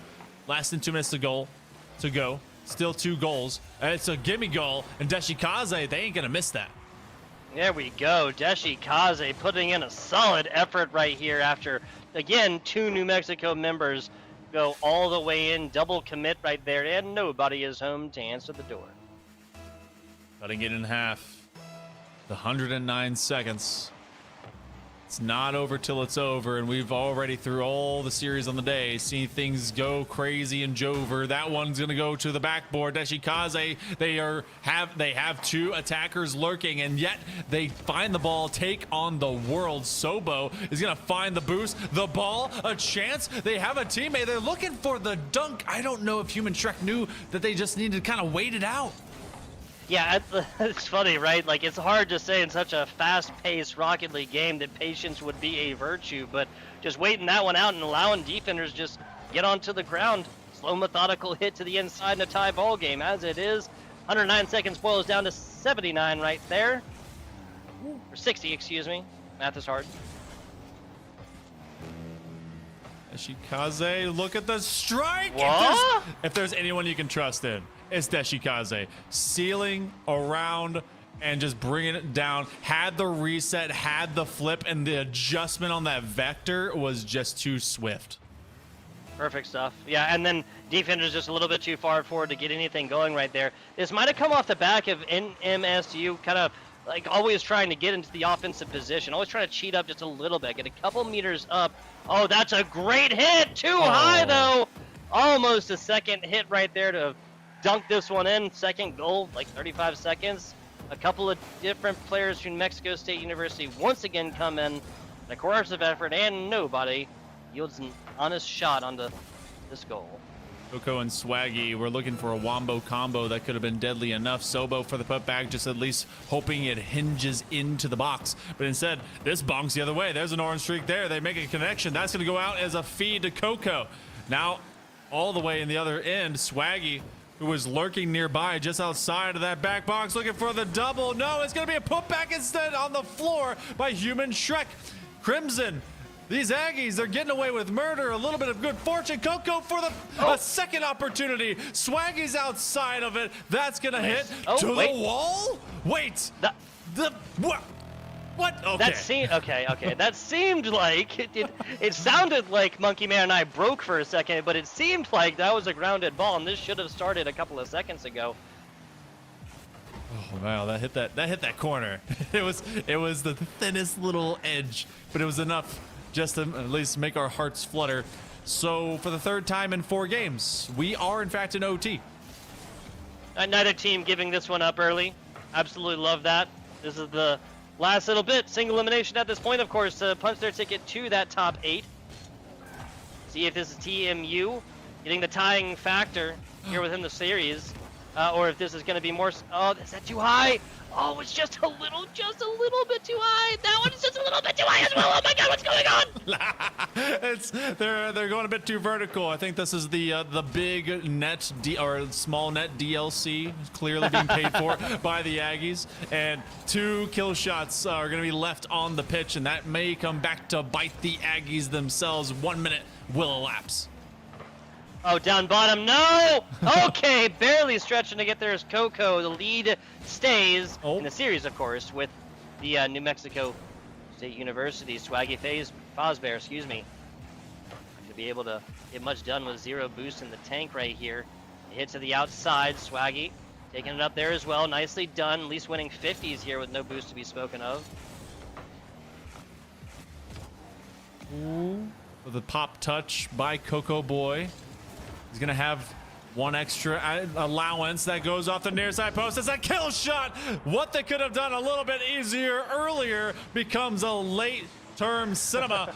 96 seconds into our 3rd OT of this series, and it's now a 3-1 lead for the Aggies. Okay, so New Mexico State University beat TMU in regular time outside of a 3-2 scoreline. Challenge level impossible, folks. If they're going to get it done, they got to get it done in overtime. They got to give the people what they want. It's got to be the bonus. You stick around for the after credits scenes, and you, of course, stick around to see what sort of scenes are going to be switched up. And, all right, so it's become a reality. The one thing missing is to actually beat TMU in regulation. They need bonus time, and they really allowed TMU to come back into this game. So we go to game number 5. Aggies, good news for them. They're in match point 3-1. They could finish it out in 5, but it's TMU, and they've proven that they're not going away too easily. Exactly, and that would break the theme for the stream. Make the stream theme. Jeez, it's been a long day, guys. It's been a long day already here, folks. But honestly, I think this is just what it does to a caster's brain when you get this many overtimes, right? You got 2 in the first game, you got 2 in the second game, and to start that one off, and we have 3 so far here in this 3rd matchup, folks. We are, I guess, with this last game, the 4th game, technically we are halfway through the NECC streams on the day. This will be the last series for me once we actually do, get a culmination of this. Once we do finally get 4 games, one on the other side, and then we'll have Bear Light come on in here to take it all the way down with Monkey Man towards the end. Oh, but Deshikaze is going to prove to you that this is not going to be anything of a sprint. You may be here through your dinner plans. I don't know. 7 seconds in, and already they're finding a strike inside the post. As you saw, Deshikaze said, lend me switch cards. And that was not me messing up these words, right? LENMME switch cars. Looks like it's paying off so far. Sometimes you just fat finger the keyboard and you're like, they'll get it. It's fine. Yeah, and then you decide not to backspace literally anything. Like, oh my God, what? Bro, what? What a feed. This one upfield. Coco Boy waiting for a hot bounce, and they get it just in front and above Human Shrek. Well, okay. We get 2 scores inside 22 seconds. I think that's the fastest succession of scores, be it for 1 team or 2 teams, in the shortest amount of time. I can agree with that. We have 6-second goals so far, but the follow-up was far and away, like way later than that. I believe like halftime or something like that, and that was, of course, in game number 2. The early score is already here. Both teams maybe pushing a little bit more towards the offensive stance, knowing that, again, offenses win championships here. They really do. Defenses are cool, and they're the things that you can like flex on, but it's offense where you get to see the highlights. There's no replay for defense, just for these highlights. Swaggy trying for a control touch. Look how Human Shrek wants to get away, and that's a wonderful 50 in favor of Team U to run it upfield. Over to Sobo. Oh, it will go hit the wall instead. Yeah, nicely done right there. So a little breakup action to kind of slow this game back down. Sobo, nicely done. Hit off the wall. Decent angle. A little bit of a fake from the first player. That's what we'll call it. Sobo teeing off too high and back down the other way. This just, oh, Karuma actually. Oh.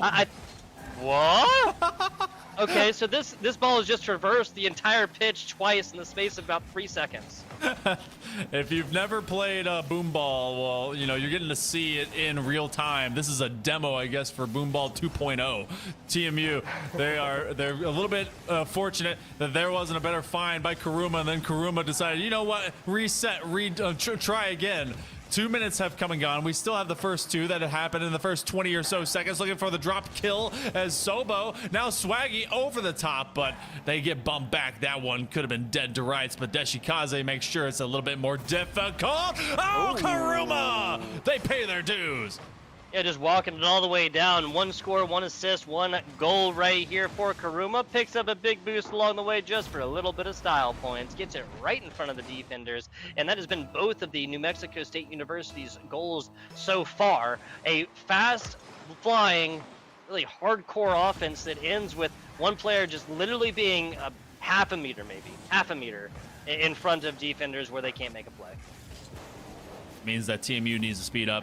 They have been caught on counter plays, and they've been caught from the corners, left and right. And the only thing that's remaining is center. It's a 3-1 rush. Look how Swaggy had to dodge the demo. Without that happening, that was a tying goal right there. But Swaggy had presence of mind, knowing that they're trying to full field rush, put some body on body action. Karuma actually gets a bump into Sobo. Swaggy has no boost, and they're not going to be allowed to find anything except for small pads, and they still turn away.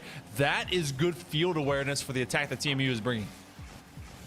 Mason mainly beats that one down and burns up with boost that they have. Crimson operating, yeah, this is just a slow burn right here. Once they've been deprived of boost for so long, and TMU literally spends like all of the time in the air. I mean, look, Sobo, Deshikaze, everything. Coco Boy hitting the ground with maybe like 15 boosts or something like this. This equals out, a boost differential equals out, of course, to a goal right here at a time factor, TMU. 9-2 with 2 to go. Sobo, I see him over there already pre-jumping the ceiling, trying to play for a possession position off of the kickoff, but that's going to allow the Aggies, because of that all-in high-risk, high-reward play, to go upfield, and yet Deshikaze, they get one, and this is just going to go non-stop up and down the field again. Wow, just outside of their box as well. Oh man, so Karuma and Coco Boy actually hitting each other. It looked like Karuma probably had the better angle given that they were coming from the outside. Coco Boy maybe anticipating just kind of getting into a more support role right there, but those are the kind of, like, you know, literally like millisecond comms that is not physically capable to call out sometimes. It really is. It's so hard because you're just reacting. You're not trying to really be a hero. You're just trying to go for what is just general, just what's normal. Coco with a takeaway. That makes 2 defenders bite, and that leaves it on an island, and yet Human Shrek is just fine with going after it. A great handoff. 1-2. That's Deshikaze, and they drop it behind the same attacking lane. That's so smart to take the Aggies out of what could have been a sure thing. On the fake out, a big 50-50. Swaggy comes up. And now we're approaching last minutes. TMU hasn't faded out of this contest. Well, a nice demo attempt there from Sobo, kind of like spreading the field and paying attention to where offenders were as well. But a 1-score difference, that's what we've looked at within regular time for TMU, within overtime here for NMSU so far. Would not be surprised me if that's where we end Game 5 here once again. 35 seconds to go. Mexico State put on a couple good looks, but they have really not touched this back third in a little while. Swaggy is going to be contested by Sobo, and Human Shrek is just going to be present in this corner, make it very difficult. And look how they just forced the early touch. Kind of a strange shadow play, but that gives it up. Ooh, that one by Swaggy. You see both Coco as well as their teammate hanging upfield. 10 seconds to go here, but it seems that we could be going to a game 6. Oh, you definitely are there with another score right now. Human Shrek is in MSU is just trying to spread the field right here and get it, not really spread the field, excuse me, like cheat up and get a lot of offensive pressure and a lot of offensive space purchased like up closer towards TMU's. This makes sense because a loss of 1, loss of 2, loss of 20, all is the same. It is technically long enough to get a score right here off kickoff. Not going to happen. TMU strikes back here in game number 5. What a way to come back to it. TMU not dead yet, but they've got to be even more alive. And Crimson for these Aggies just looked like they were kind of lost. And so TMU picks up a map, finds Dora, and they just go on an adventure. So we get 10 shots to only 5. That's really a big definition, especially because Swaggy only had the 1. They were stuck on that goal line. Yeah, especially 4 saves right here. There was Swaggy with 4 saves. There was everybody else in this entire game with 4 saves. And Swaggy was the offensive juggernaut across the first 3 games or so. Got to get Swaggy back involved in the offensive measure. This is not going to be like another game 2, game 3 situation where we see Swaggy getting doubled up frequently on. And if you do, hey, pass the ball right to the middle of this pitch right here and trust your teammates. Yeah, big setups. And so TMU, we've seen already a 3-1 go into a game number 7. This one felt too chaotic to say that there is a standard outcome on the rise on the opposite end. But just like what I was talking about a little bit before, you gotta find your gumption and you gotta find yourself a stop here in game number 6, because game 7 is gonna be very sweaty. New Mexico State, wonderful position to make use of this triple, now only double match point to get themselves into the top 8, where again they'll be facing off against the Post University Eagles to make that round number 2 even more worthwhile in the quarterfinals. But I mean, if anything's possible, this squad from TMU can really bring it. They've done it so far. International competition will go down to the squad out of Toronto or New Mexico State University. Just in this game number 6 with accolades, claps, and cheers. We shall see. The demo comes out here and early. Swaggy Fozbear gets this one out. A goal line stop there for Deshi Kaze. A couple of members there in case he was not able to have made the play. This was just a little bit too high. And that really, that entire sentence, right, just a little bit too high for New Mexico State, has been the bane of their existence the past game and a half. Well, it's now going to be at least off the first shot for Human Shrek as well. But yeah, for some reason, the Aggies love the vertical more than they love the horizontal. I'm a horizontal lover, but some people are vertical, advocators. I understand. So this is also the first time in a little bit that we haven't had a score inside the first minute. So we're playing for a lot of possession, but this is much like the former game, a bit of volleyball, but the volleys are coming out of the Aggies right now. Yes, they are. Pick up big boost. Swaggy Fozbear. Nope. Was going to come in there. New Mexico is looking great. Coco Boy, this is all you! And comes up there just a little bit too late.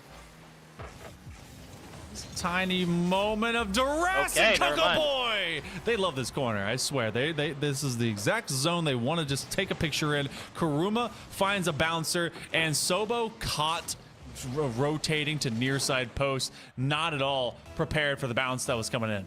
Yeah, no, they were. And this was perfectly slotted between the defenders as well. There was no defending that one. GG go next. 3 minutes 45 is plenty of time to overcome a 1-score differential.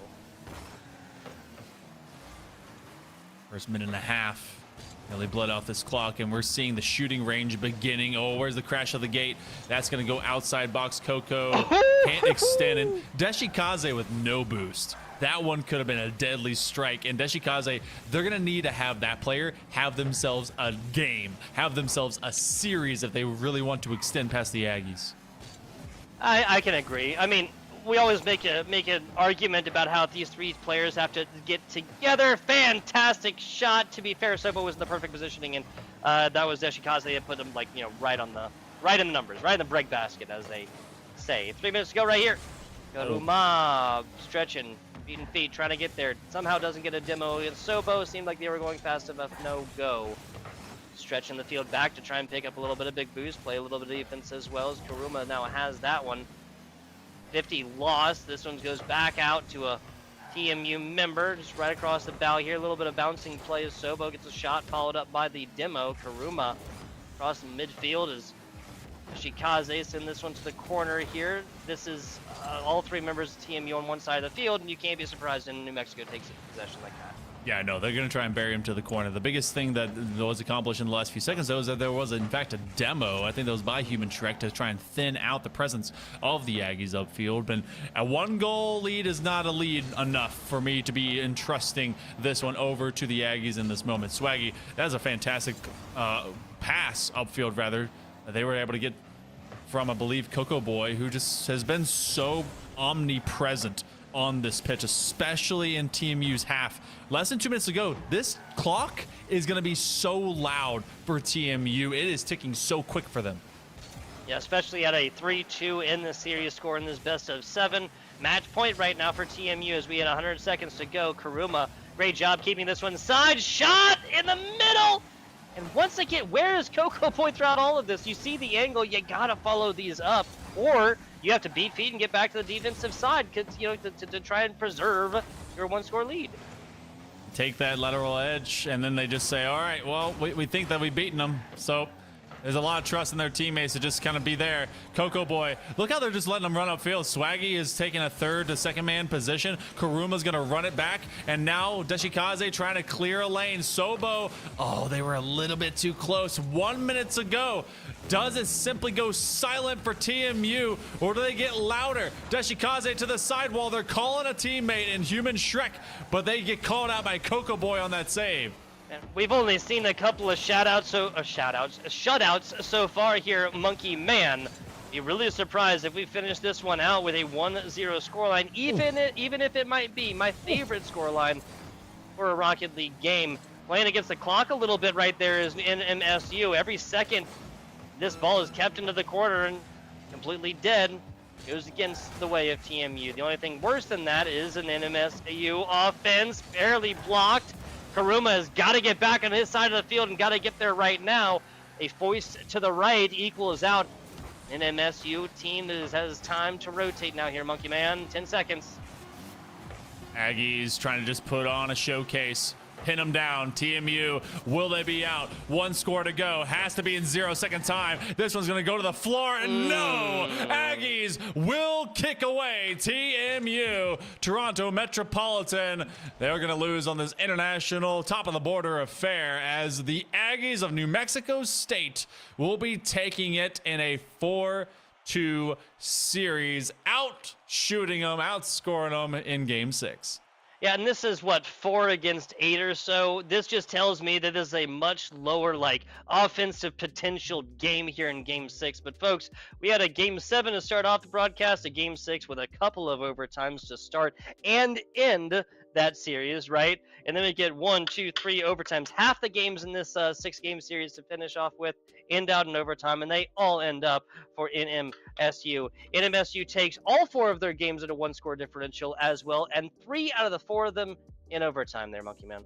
Wow, crazy times. You know what? That's exactly what we can see out of these squads, especially for this Nationals competition. They'll be moving on to play against Post University Eagles, but we'll be moving on into a short break as we'll go back and jump into the Challengers Division. Thank you so much, Tugboat, for hanging out with us. We've got Bear Light on the other side of it as we go to OKC University versus Stevenson University. You don't want to miss it. We'll be back in just a moment.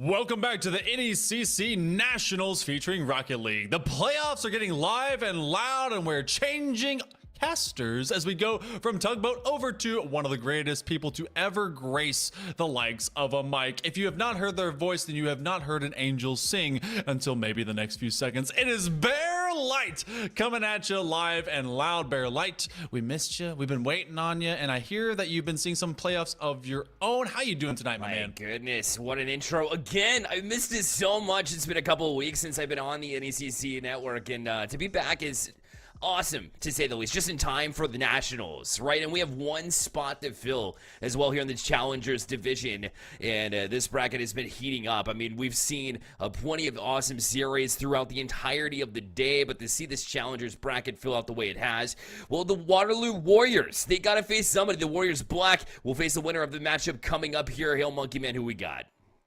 Yeah, this is going to be a battle of a couple of teams that have made some divisional changes from the fall to the spring. It is going to be Oklahoma City University, the Stars, going up against Stevenson University B team. They have two big teams and both did very well in the spring semester. The Mustangs are riding right into this matchup. One of these teams will be going into Warriors Black as a highlight to what they did during the season. The Mustangs, they've actually lost out in the first round. I believe this is the same one that lost to Mount Aloysius in that, I actually forgot which division they were in. But regardless, they went to number 16 in the LCQ. And I'll talk more about them, but they actually took that LCQ by storm. But Bear, it's OKC University with Nickel, Miracle, and Tater. This is a team that dropped divisions and has been perfect ever since. Yeah, I mean, once you drop a division, it's a bit of a wake-up call to some degree. I still think, you know, they have that same hungry nature that they were able to play with in the last semesters. But, you know, coming in, you're basically big fish, small pond. You're able to at least get things going and get a bit of confidence back as well when you're winning match after match. And this team, they bond well, they play well, and it really shows in their gameplay too. But, I mean, you could say the same exact thing for their opponents today. Stevenson University B has been excellent. You've got Bank Major, Zathan, and Woody Doo to round out this roster here. If you don't see his name that way, you're absolutely doing it wrong, to be honest. What did he do? I almost want to say, what didn't he do? Because we're going to see if they will be really effective going into this matchup. Stevenson has a really good program and a couple of great squads up in the Pennsylvania area, and they were very effective throughout their LCQ run. They took it in a 3-2 over Grand Canyon in the finals of that LCQ. So a lot of these teams, like you said a moment ago, 7 of the 8 positions have been filled out. The last one remaining goes into this matchup here for the Great 8, the Elite 8 for this Challenger Division matchup. Bear, do you put your money with the team that has been perfect since moving divisions in OKC, or how do you feel with Stevenson? I like teams that are on the rise. I do. And Stevenson is one of those teams, but that being said, I might be against some of the people in chat here that have shown themselves to support Stevenson. I gotta say that OKCU is who I'm betting on here, and we'll see if it comes true here as game number 1 is kicked off. And right after the kickoff here, Bank Major might be making me eat my words here. It's a 1-0 lead. I have no idea if they are a major in accounting or simply if everyone can majorly bank on them to find some scores. 2 seconds in, finding the off-wide right angle, and they already bury one early. What a statement. Yeah, kickoff goal is, not exactly the ideal solution to find goals, but when they're there and available, you want to take advantage of them, of course. Look at this passing play as well. And what'd he do? Able to get on the board for Stevenson, as now only get a 2-0 lead very early. I'm starting to see your choice be going the other direction in a very fast way. What do you do? Able to find one off the rip. 2 goals in 11 seconds. You talked about wake-up calls, especially when you drop divisions and you go into other play. This is another way to have a wake-up call, but Nickel puts it on a dime. Oh, man, you love to see these passes. Look at that little power slide from Tater to set himself up and put him in position in order to win that 50 on the wall. That play does not work out the way it did unless you're able to dig it out from that corner. Perfect setup. And OKCU able to jump back, cut the lead in half, and you like to see the answer. You wish it happened sooner, maybe to equalize, but hey, there you go. Right on cue, they're able to get it done. 4 goals in 22 seconds. That's a bit absurd, y'all. I don't know. Miracle with a nice high pop and tit for tat, this for that. The Mustangs got a couple running early, but OCU for the Stars, I mean, they answer almost immediately. Are we going to stabilize? Is this just a shooting spree? Flip reset, backboard, crash to the gate. Nope, no stability. We find 5 and 30. Just pure chaos. And what a mechanical play here. Nickel last second turning the car for the flip reset and then off the crossbar. Obviously, you would have finished that as a goal scorer and as a mechanical player, but you'll leave it for a teammate. That'll work just the same for Oklahoma City University. And they gain the lead. Stevenson out to that 2-0 and was answered with 3 back-to-back goals. And that's a very quick answer to what was otherwise a strong start for Stevenson. Shout out, by the way, bank major is in fact an accounting major, so that's kind of cool. Nice. I know that was built into their name, but here we are. But finally, we don't have a score in 6 seconds. It's up to bank major to find it across the back end zone, and that one could be a tying goal to end out this minute, to maybe have 6 goals inside of the first 60 seconds, but instead it becomes a counterplay the other direction, and already a nice not top 90 by Nickel. We're at 4-2. That's 6 goals very swiftly. The Webster's Dictionary defines defense as actually getting back in rotation. Unfortunately, it doesn't seem like bank majors are teaching these things or whatever they study on both sides of the ball. But I mean, either way, the offense popping off, it's what the fans like to see. It's what I like to see as well. And Zathan, I like to see this off the post, but had a great chance at a big goal. Just couldn't quite get it done. Oh my goodness. Okay. All right. We're still on 90 miles a minute.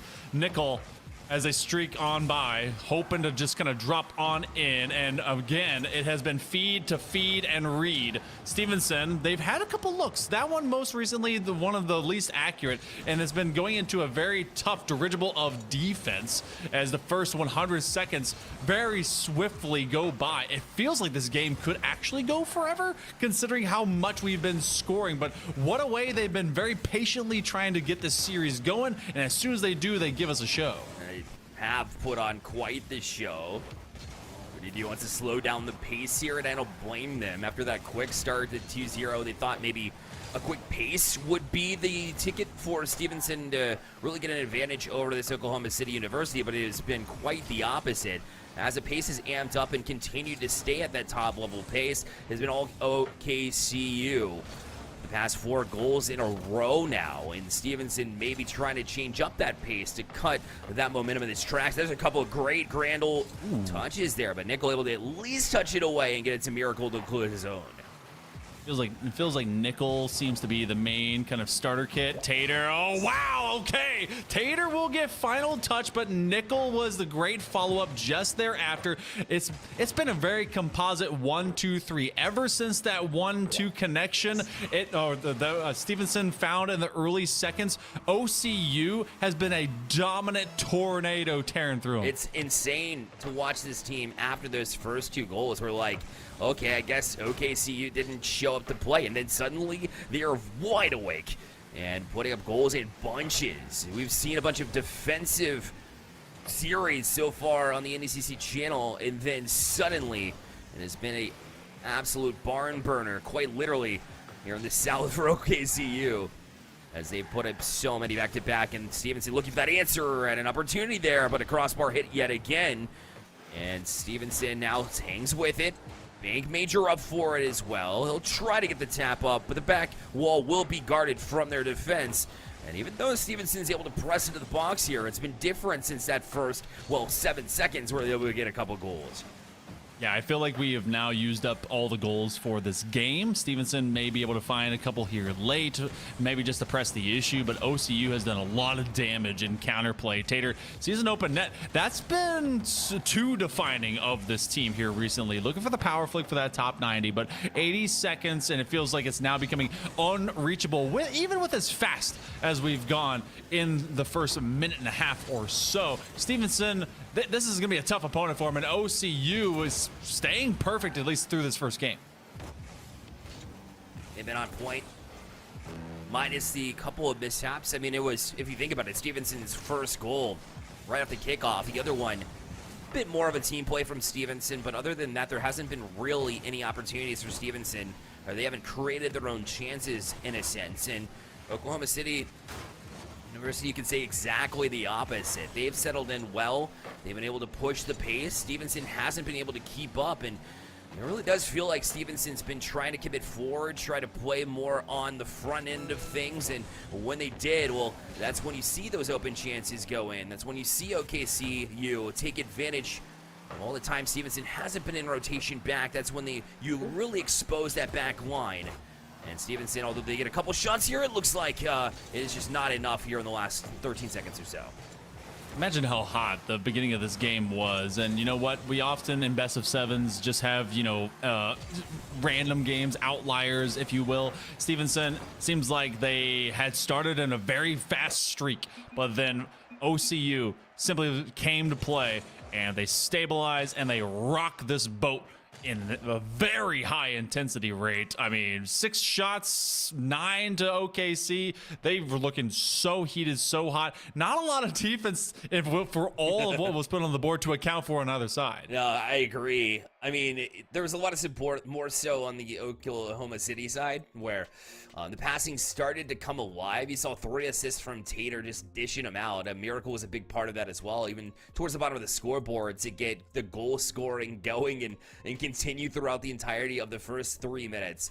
It did dive down, though. The pace started to back off a little bit, so the heat of Oklahoma City, at least to some degree, seems to be cooling off. So we'll see if that continues. But I mean, what else can you do to try to approach it besides the first couple of goals they got in the first 15 seconds, and you haven't scored since? And not to mention your defense is a bit falling apart here, to be honest.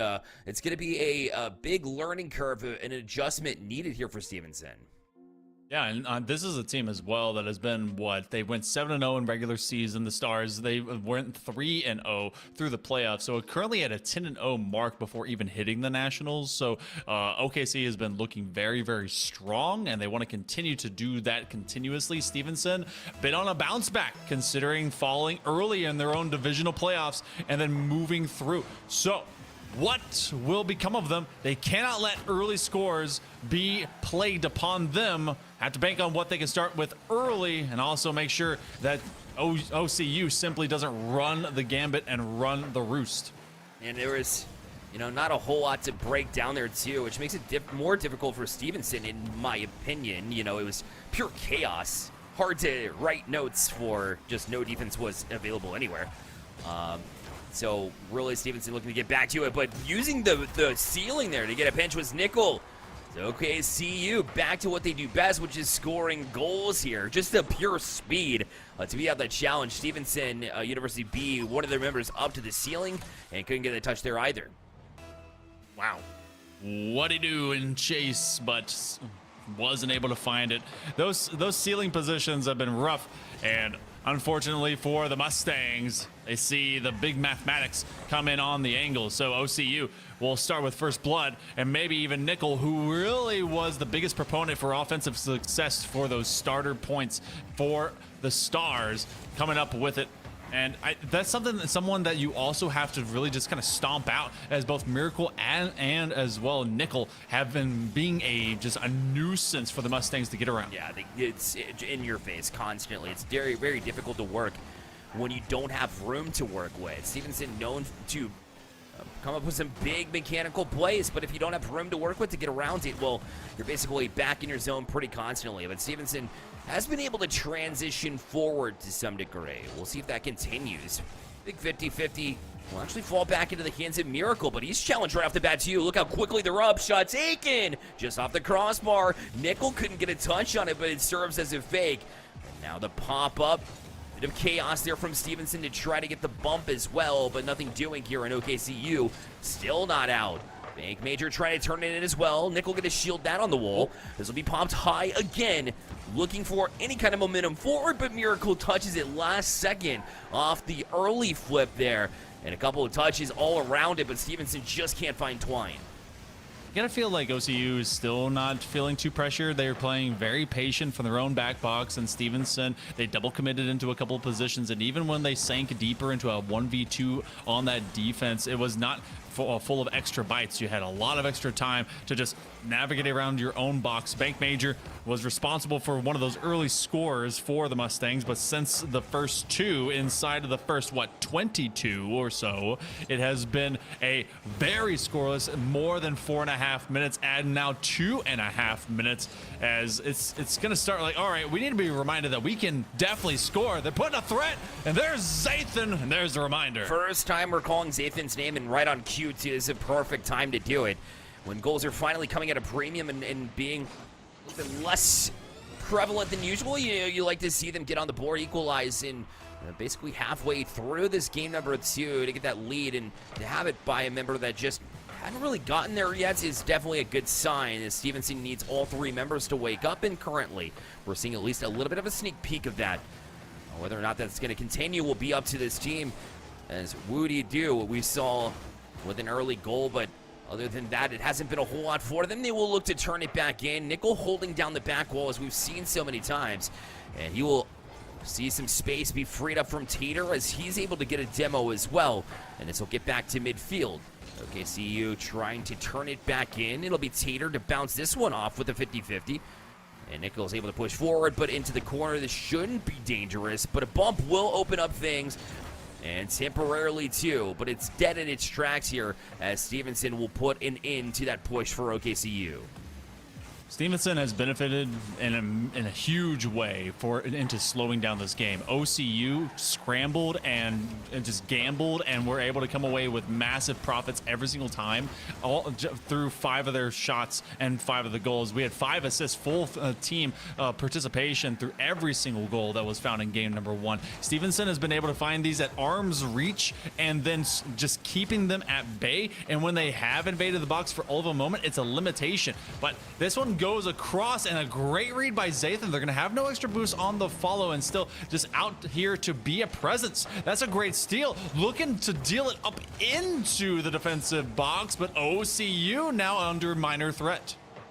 They haven't been in that situation very frequently, and really it could be a whole different style of play, a whole different mentality. That one into the box. What'd he do? We'll find Nickel, as Nickel's able to fight that one off for now. It'll be tapped out to center. Demo for a 3-on-1 situation here. Tater will wait for this one to come down. Plenty of boost in the tank, but didn't want to commit as that third back. It might bite him here, as Stevenson tried to turn it in themselves. Bank Major left it up. Woody Do had enough boost in the tank. He'll try to get a shot on net. Miracle's there, and Tater to follow up as well. And OCU finds a couple of connections here. Now a couple of touches to try and get it out, but that's a loose play. Woody Do try to find the corner read. Although he gets a touch, Nickel back out themselves. Tater shot, but it's off the mark. Oh, that was a prime chance for OCU, but they couldn't convert. And we have ourselves overtime in game 2. You need this game if you're Stevenson. The fact that you slowed down OCU is huge, but it's going to be an easy feed. What a takeaway by Wadadu! Oh, they come through just around the corner, and look how OCU is already sending the house threats just drifting into the box. Looking for the redirect. What a cut by Miracle, but what to do does it again. Oh, man, that's twice bailing them out on huge opportunities. What did he do? How in the world? In 2 occasions, more like howdy do. But Nickel, either way, trying to get it out. This is a dangerous chance there, but OCU held down the box, had a couple of members there. That touch is a little bit loose to Tater. Oh, he had an opportunity to take a shot, but just flat out missed. And Stevenson gets away with one here. Now backwards as well. Awkward moments for OCU, but eventually they'll get it out in transition. Nickel will get the overtime winner. And Stevenson not able to take game 2. OCU up 2 in the series.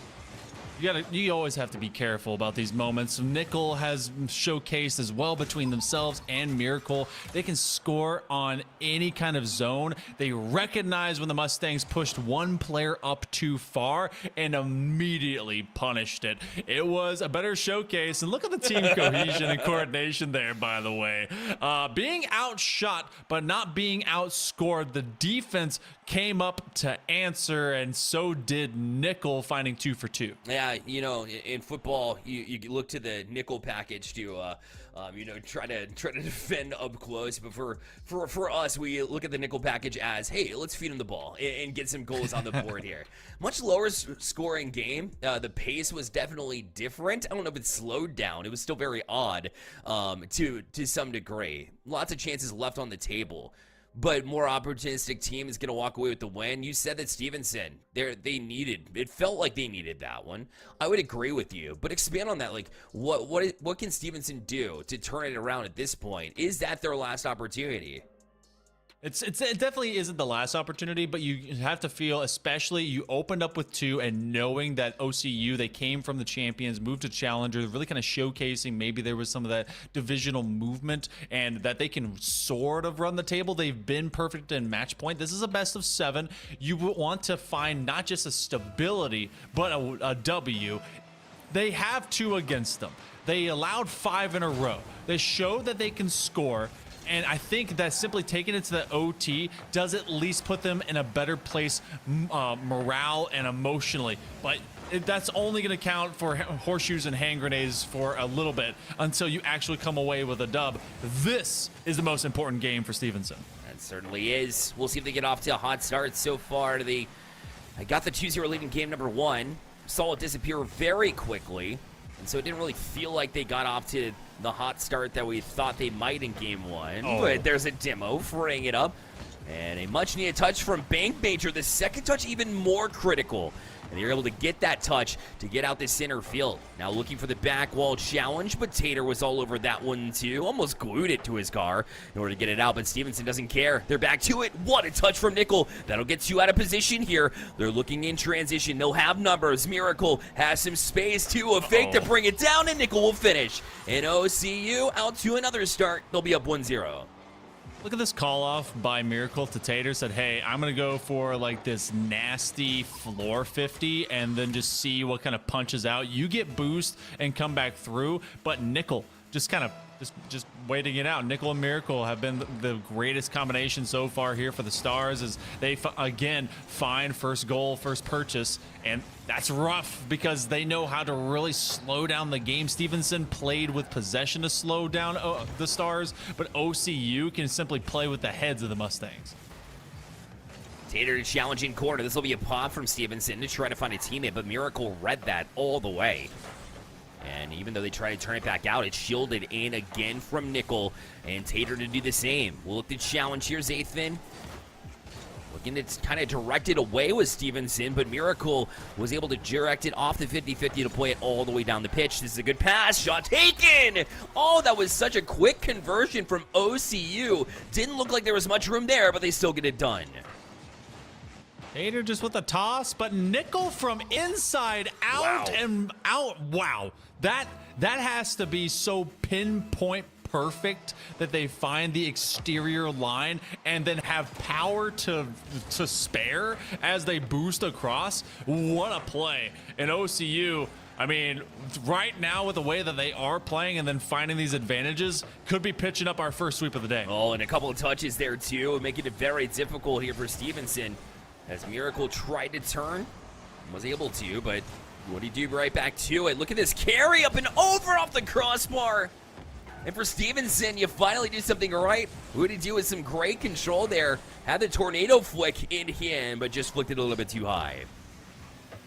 I have those too, but then you know, I just choose not to score them because it'd be so rude to do with my teammates. Yeah, they're here to play a nice game. That crawls the wall. It was a find of lapse in judgment and rotation there by the Stars. But midway mark of game number 3, 1-2 connection. Whoa. And bang, boom from the crossbar. We saw something that impressive in the other direction, right? This time it's Nickel setting up Miracle, who is upside down. The angle not as impressive, but the way they were able to maneuver their car in order to get it off the front of the car to get that velocity was equally impressive. And I love the setup from Nickel there as well. He's proven to be this leader as far as assists and shots go. And to have that combination in deadly striker potential is something that I'm always after, what I'm always looking for when I locate a strong team like OCU is. 2 minutes approaching. Stevenson, you know, I was saying in game number 2 was hecka important because it will keep you from getting to moments like this. Well, game 3, it's now gotten out of hand, and that means there's only going to be one extra chance in case this one doesn't recoil in a better way.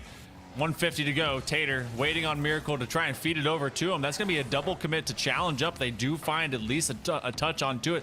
Sidewall and out. Tater in an awkward position, but no one's on top of either of the OCU players to at least try and make a play for it. And the last one that finally finds Blue Hexagon is just banking off the wall. The retreat is on. Stevenson trying to run forward again. 1-2 connection, and they finally break the bank. Check this out. Look at Zathan and what he's able to accomplish. One, gets it past Tater in the quick reaction time, and then the bump on Miracle as well. The absolute 3-piece of this series. Stevenson coming up with big plays, and Zathan a huge reason why they're able to at least pull it back within 2 and give themselves a decent shot here.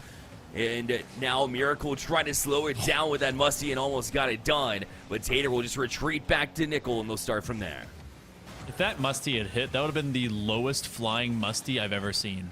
That was literally like an inch off the ground, or whatever unreal units we deal with. 1 minute to go.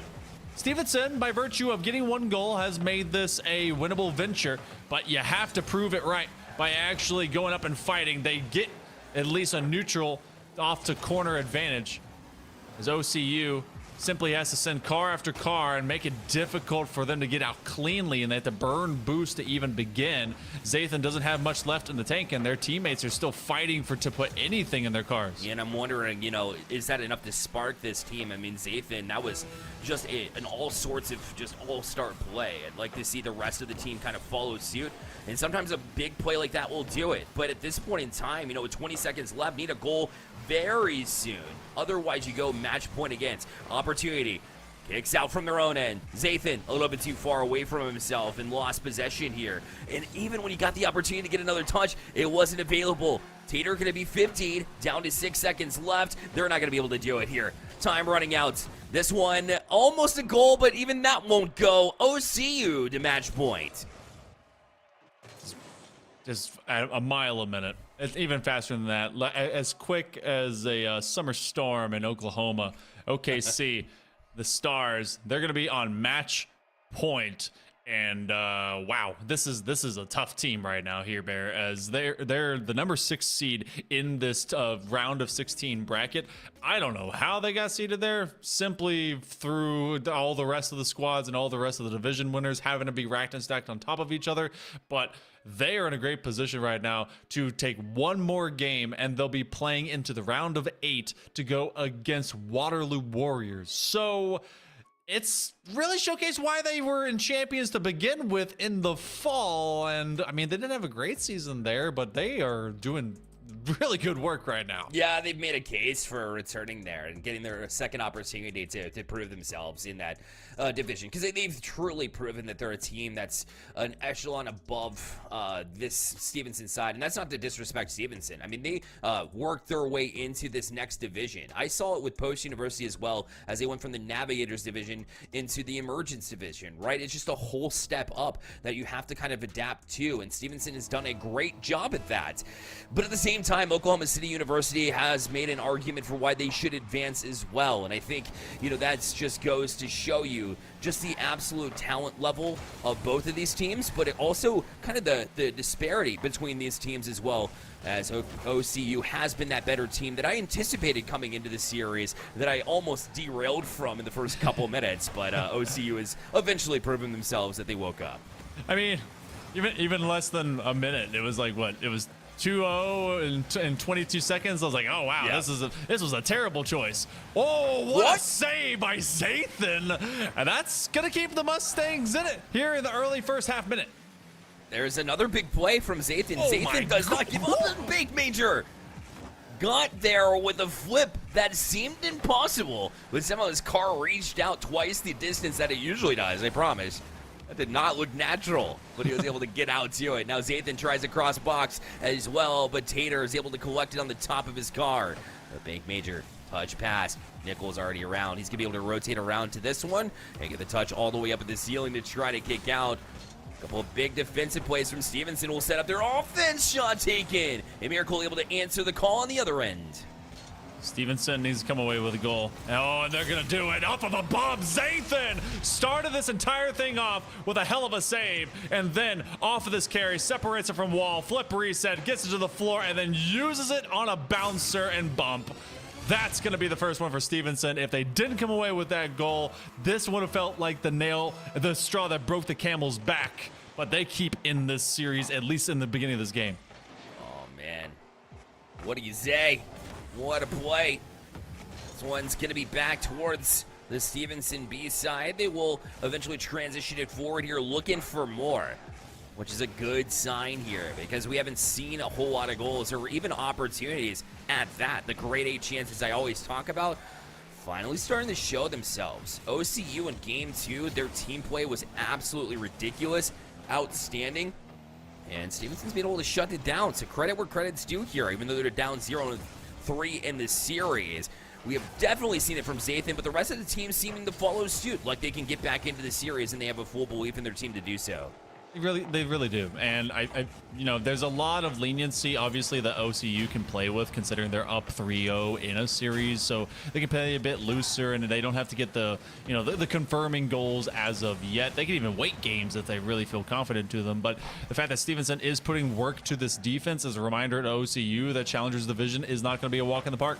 Nickel, off a good 50, wins 2 of them. Miracle gonna backflip, and they even maintain possession as Tater will go to the wall and will have at least a moment of dropping it into the box. But we're over the midway mark of game number 4, and we're still not tied.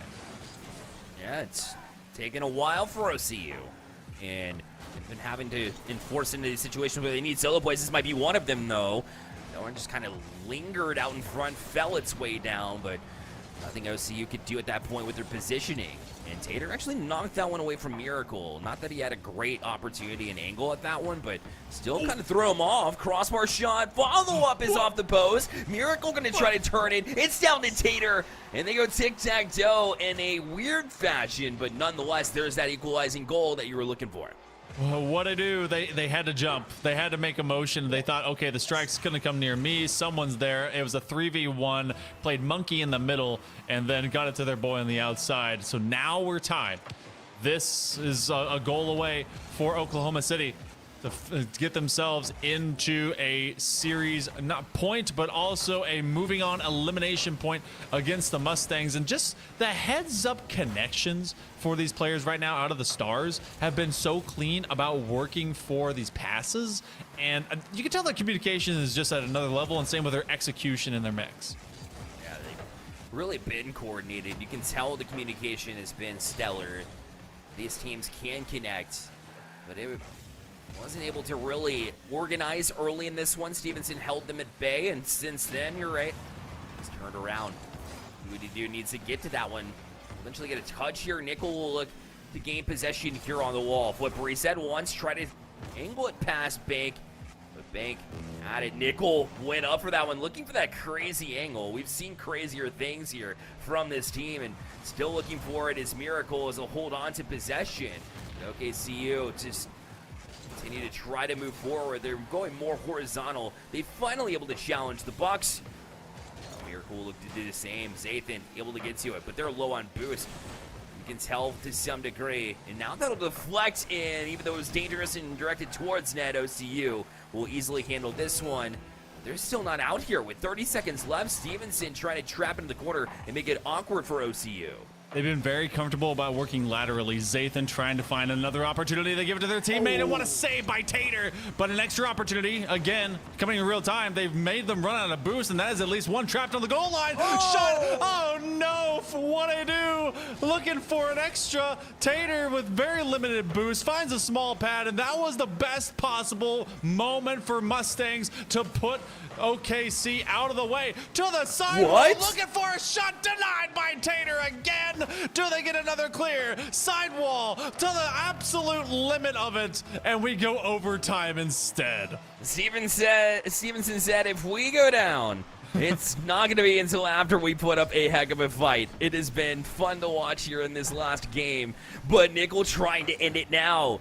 Finally fought away from Stevenson, but not out. Turned directly back in. What'd he do? Tries to settle it off the wall. Plenty of room to work with from Bank Major, but unfortunately just kind of gave it away as Miracle was able to step on the play pretty quickly. But look out. What'd he do? With the tornado flick, but Nickel will dig it out from the goal line. That was a great extension. And now all of a sudden you see both Nickel and Miracle. They had a free shot. They actually had the wave dash, which was going to be massive. Tater on the takeaway. And all three of these Mustangs stuck in the same stable. What to do? Right around the corner, trying to pressure against Nickel, but look at all that boost. They get a flip reset, they get an extension, they get a connection in the midfield. Tater in the cross, and they don't even need the boost on what they do. But then look at where Miracle is. This is a full thunderous rotation out of OCU. They're looking for their time to put away the Mustangs. Tater couldn't get a possession on that, and Nickel looked like he bailed out of it because he had trusted. But this time it'll fall all the way back to Oklahoma City University's end. Here will Tater. Looks to tap it past one. Mission accomplished. Now it's Miracle. Back to Tater. Couldn't get a touch, but Nickel's on it already. Now trying to get a couple of touches themselves, but this will play off the wall, and Zathan able to clear at the length of the pitch. And we'll look towards mid. Banks it off the ceiling. Follow up there. Shot, but gets a demo instead of the ball. And now Nickel able to just jump it out to midfield, and they might have numbers the other way. A pass, Miracle. They go tic-tac. But the toe is not available as Tater had to kind of fall off this one, and Stevenson gains possession out to midfield, and finally OCU to just clear it out. Gotta be careful. Zathan has no boost. Nickel is really just kind of lurking in that moment right underneath, and OCU, it's been anything but sure, but they have surely made Stevenson Mustangs sweat. Zathan across the middle of the pitch, Nickel right behind where it was arcing down. We're at 2 minutes. All for the content, right? All for the win. Tater, top shelf, and they absolutely mash up Stevenson. It's a 4-0 sweep. And a good fight late term, but Tater just rocked and rolled. Oh man, it's written in the stars. Oklahoma City University will be moving on to the second round of face-off with Waterloo Warriors Black. After that impressive 4-0, and of course they got to do the handstand dance on their way out too to celebrate such a big victory over Stevenson, who, give them credit, they stuck around even though it's a 4-0. That last game did not disappoint. They at least put on a show on the way out the door there. They really did, and this obviously is a team that knows how to put up some great rotations, as well as just, I mean, they're fast executing. It showcases why they were at champions, didn't have a good season, fell to challengers, probably on the bounce back whenever they go into that later spring, but it also depends on who's going to be there in the first place. Right now, they're 11-0 in this spring semester. They're doing fantastic. Did 7-0 regular, 3-0 in playoffs, and now in the Natty, they got that 1-0 to start things off, and it's a 4-0 sweep. They'll be moving on, and Bear, I mean, they're going to be going against Waterloo. How do you feel about the top 8, at least from our challenger division position? Anything that super surprises you? There's some cool matchups coming up. There is, and I think Waterloo was one of those very happy surprises there with how much we've watched UAH over the course of a couple of semesters now. They have always had a stellar team, and to see them drop to Waterloo was surprising. But, you know, at that number 14 seed, I would say don't take them lightly. They might actually put up a bigger challenge. No disrespect to Stevenson. It's just the way that Waterloo was playing. You got to talk about momentum rolling into a tournament like this. If you're hot, you're hot. We see it in NCAA basketball. We see it in traditional sports as well as esports. And very much so a possibility that it'll be a very striking series. I love the Aggies as well. Got to see them just a series ago kind of pop off a little bit.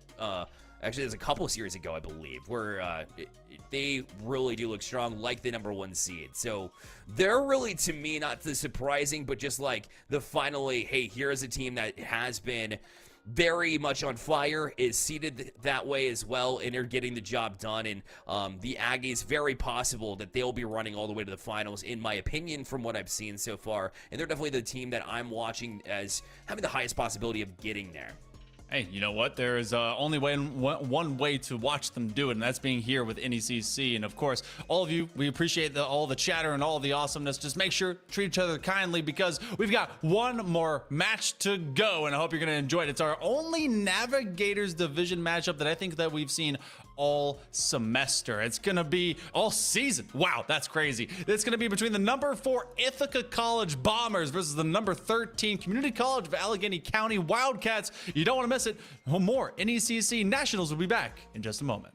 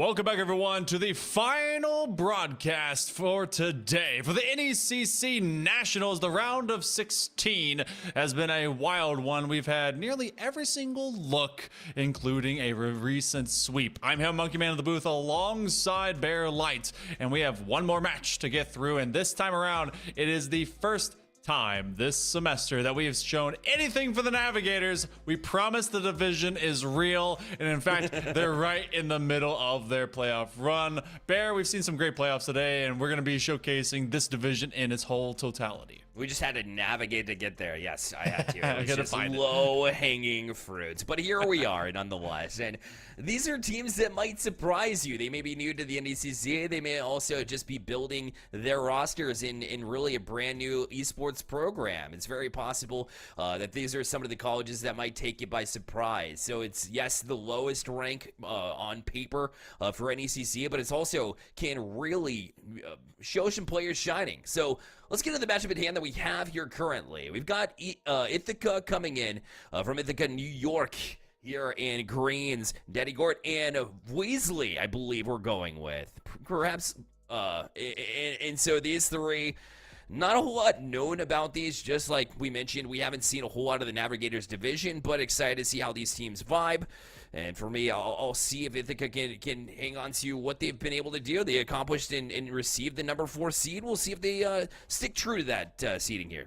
They are also, from the previous fall semester, they came from Emergence Northeast. They went 2-4 and missed the playoffs, and they dropped a division, moved to Navigators, and went 6-1 in the regular season, and they won 4-0 in the finals over Misericordia. So I feel like, we're seeing the same divisional kind of movement. For the other side of things, though, we will see CCAC Red, the Wildcats, out of the Community College of Allegheny County. That's Trax, Sonder, and Dietrich. So for this squad in particular, it's one of the few that actually came up as a runner-up in their own Mid-East division. They went to game number 7, went 3-4 against HCC in the finals, whereas before that they'd actually beaten the University of Michigan in Flint in the semis 4-2. So pretty good squad, but obviously there's a little bit of, all right, we dropped division, we do better. We saw that in recency, Bear. So can we expect that Ithaca will continue that same kind of run? And you think so until you've seen the results that have come in, not only from the Navigators division, but across the entirety of all of these brackets here. We saw it just then in the Challengers division. There's a lot of lower seeds coming in. It'll catch you by surprise. There is no free match. I know that we saw a 4-0 in the last years that we were able to tune into, but that does not spell out any kind of results that we might see here. Ithaca's got the best chance, yes, but it's not as convincing as the last time that we were able to get together on a match just about an hour ago. I think CCAC Red has got some life in them. They definitely got their sharp teeth. Look at the dig into Ithaca here today. But can they get it done? It's a question of willpower here. It's going to be another best of 7, which means you have to go the length of the series. I imagine they'll get close to 7 here. I still think Ithaca can pull it off. I'm still leaning that way. Interested to hear if you feel and believe the same. I do lean into them kind of a little bit by default, considering they did win their division. They do have that one loss blemish on what could have been a perfect record. So I'd say I'm less inclined to be like, oh yeah, sure, no problem. It definitely is going to be that way, but I'd lean that way. Also, someone has to tell me, because like I said it as Dietrich, like it's, like a regular last name, which it is for that player, but then they said pronounce it like Diet Rick. I don't know what to do. Like, is it Diet Rick or Dietrich? Which one do we do? I don't know, man. Dietrich, I think it's got to be it, right? It's right. It's got to be. We're going to go with it. We kicked off game number 1. And 30 seconds in, a very different vibe than what we saw in the last match, where by this point in time, there was already 4 goals. I'm not even joking. Right now, a lot more defensive-minded here as both teams kind of go back and look to settle here. Ithaca Blue just trying to tap it over the corner. Shot taken, though. Trax catching the defense of Ithaca Blue by surprise. CCAC Red, the first to strike. Man, and just finding a nice position and just kind of whamming one on target. No one ever really expects that one to go free, and then you had two separate opponents that are kind of just rolling out from the corner that was left as a free ball and a free moment, and that just forces the defender to have to respawn. But when you put that much heat, especially with a one touch off the floor, it's nigh impossible to get it. Double commit by CCAC, and that nearly went yard. And Sauter looking to tap it back down. Weasley, a good pass to Greens that'll find Twine. Equalized pretty quickly here as the transitional play of Ithaca here and very present. That's exactly why you also, unless it is all drawn up, don't drop the ball or try to sling the ball up on top of the box. It just gives way too much open grass for your opponent to find a clear, and then that immediately becomes a threat. Weasley looking to try and be that exact same thing in the Luminosity card that I think was the dumbest color scheme ever. I'm going to digress away from that. First 80 seconds, though, has rented us at least a goal each. Oh, crafty touch there from Weasley. Trying to tap it back down with an angled touch there from the corner, bottom side of his car. Weasley right back up to try to get another touch. But CCAC able to get up in time to challenge it. Here's Daddy Gort. Touch. Weasley going to be challenged here 50-50. That one's dangerously close to goal, and Trax was there to force the issue as well, but Ithaca Blue somehow able to fight that opportunity off and clear the zone. CCAC is prioritizing rotation, which is fine, but they're also not really making anything uncomfortable for Ithaca whenever they start their offense. We're seeing them kind of track back and really be like, all right, I must get to boost and zone before being concerned about where they're going to be on to their opponent, which really, if you can cause that kind of discomfort, that's a next level position that finds aggression finding points. But CCAC is rotating back, and I mean, it's kept us at a mostly even venture, so I can't harp on them too hard, but it may be something that develops and multiplies. That momentum is really where it stands. Trax finds it. What a fight off there. Looks like they boxed him out like we were watching the NBA there in order to hold that one away from what would have been a big opportunity there from CCAC to try to finish one. Instead, you get a dunk here from Greens. Ithaca Blue fights off with a defensive chance and then goes coast to coast to take the lead. What a find, too, because that was on top of their opponent's hood. They just bonked it in 67 miles an hour. What do you think Greens' favorite greens are? Do you think they like green beans, maybe broccoli? What do you think? Question. Spinach might be a good choice as well. It's the first thing that I think of, you know. A little bit of Popeye action, especially the way they were able to strong arm that one in. Clearly they're eating their spinach. You know what I'm talking about. Okay, yeah, okay. I dig it. I don't get my spinach out of a can. One time I'm gonna try it. I don't know how it deals with all the MSG that's probably in that. Yeah, it's true, but that's probably why you don't have those big That's muscles, true. I'm not you know yoked. what I'm saying? Yeah. I am definitely not yoked. No anchor arms here.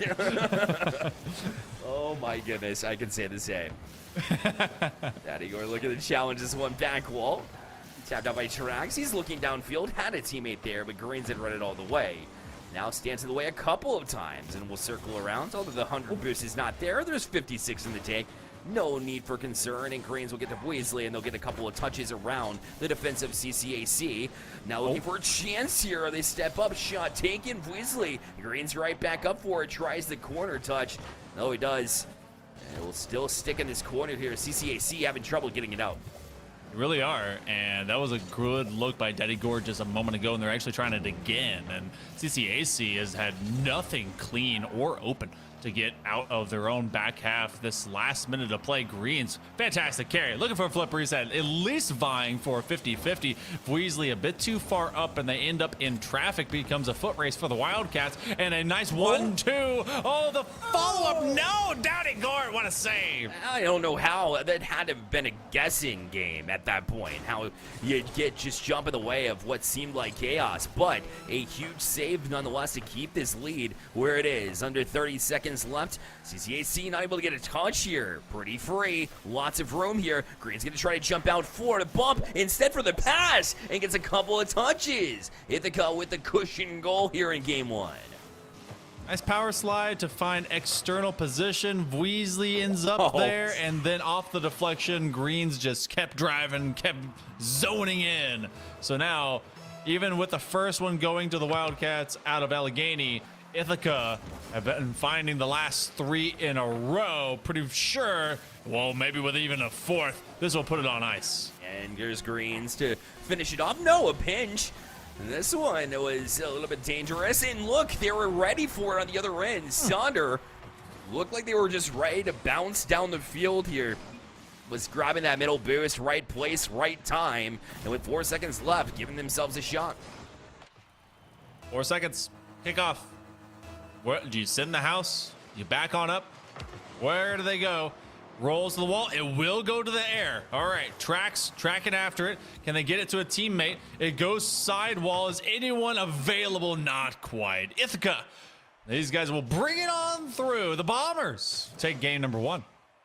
And even though there seemed to be a little bit of a push there from CCAC, it's not one that I would mention that CCAC really had a whole lot of momentum there late. Ithaca was still really a dominant force late into that one. I get it. It was a 1-goal game, and CCAC even had that opportunity late at the 0-second opportunity, but still, you know, there's not enough things over the course of the last 3 minutes to really convince me otherwise. Ithaca was able to see that first goal go in for the opposing side and then jumped out and got the 3 in a row. We saw this very familiar story just last match where that same idea happened, and then it was a runaway situation here. The good news for CCAC is the fact that they got that last goal. At least they'll have a little bit of momentum to work with into the next one. I didn't hate their gameplay. I'm just saying, like, it wasn't enough to convince me that it's going to go completely different in this next game, but I mean, they have every chance to prove me wrong, to be honest. Yeah, I mean, they have at least 6 more chances to figure it out. Well, I'd say max of 6, at least 3. So they are good contenders, but then there's the realists that are on the side of Ithaca. They dropped from a higher division, and maybe that one will give them enough experience to really go long-term into this bracket. But that's all of game number 1. Stomping out an early spark, an early start. Can the squad simply kind of collect themselves? It seems like there was a lot more passing and also just kind of dropping into the zone and chasing it out. CCAC has some good looks, and can't take away that they did have a couple of good shots. You just couldn't build off of 4 seconds left. Yeah, that's exactly right. And even the last, the 0-second chance really did, you know, it's one play, yes, but it did kind of open up an issue that we saw from this team, which was a little bit of deeper rotation than necessary. I think if they put up a little bit more pressure, I think they extend a little bit of offensive zone time, I think they might find a little bit of success, maybe find a good bounce here or there.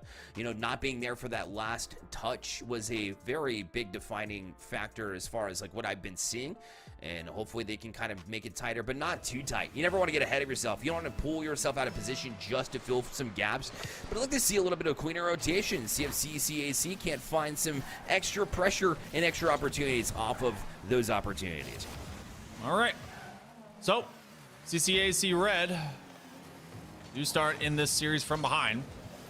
Ithaca Blue has been very patient, really been driving behind Greens and what they know how to do, and Saunders showcasing that they can actually match pace and at least make some solid connections alongside of that. It's gonna womp on over, and luckily for the Wildcats, that was at least wide on angle. Trax bowls it away, and this doesn't want to be the starting position that you always see CCAC on, and often we've seen them double commit, but they at least got the numbers advantage upfield.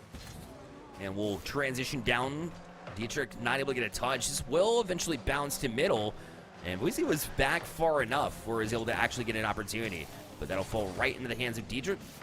Weasley stepped up very quickly. That one's actually deflected back on net. No, Ithaca just trying to defend the middle zone, but instead it just falls off their car. Indeed, Sonder with a touch, and you hate to see it because you're just trying to get back for defense at that point in time. You're trying to do the responsible thing, but it just doesn't work out. That's also why you prioritize rotating more towards the boards than you do in the middle of the pitch. Yes. But you know what? You never know that one's coming, and you really can't blame them too hard because what kind of crazy bad luck was that situation? Dietrich, they'll get rid of Weasley. That could be a follow, and so far it's been CCAC. They've gotten the opening scores. We just need to see them build. Greens will bounce one to try to start things up. Daddy Gort will get that extra touch, 4 in the bank, and use all 4 beans in order to get back and get an extra touch. As Greens will look to press forward, but Somber had different ideas. Send it down. Daddy Gort not able to touch it. Neither is Weasley. It looked like it threw him off a little bit that his teammate wasn't able to connect. And off the corner this will go, but Daddy Gort a big clear, and nobody's back. They need to get around to it. And Zonder will get across just in time. But more passing available for Ithaca, but that one a little bit too hot to handle for Weasley. And now look at the redirect there. Trax ready for it. As it went down the pitch, Dietrich set him up. And was a big reason for this one. CCAC coming in with that momentum and taking advantage of it. That is the most Navigator redirect I've ever seen.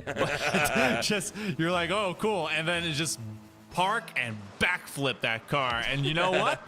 It worked out. CCAC.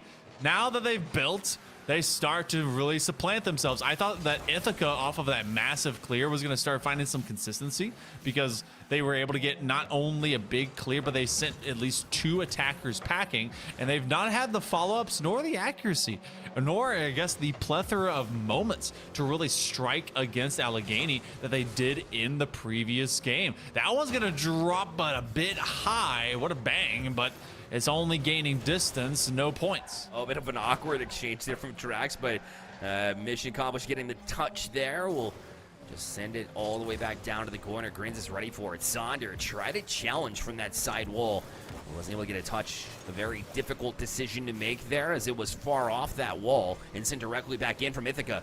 This one drops in. All right, the rainbow from Daddy Gort. And now will pull Ithaca back within 1 here. Just found the challenge. Sonder up a little bit in front of it and allowed Daddy Gort to get there in time at the midfield to pull or cut the lead back in half.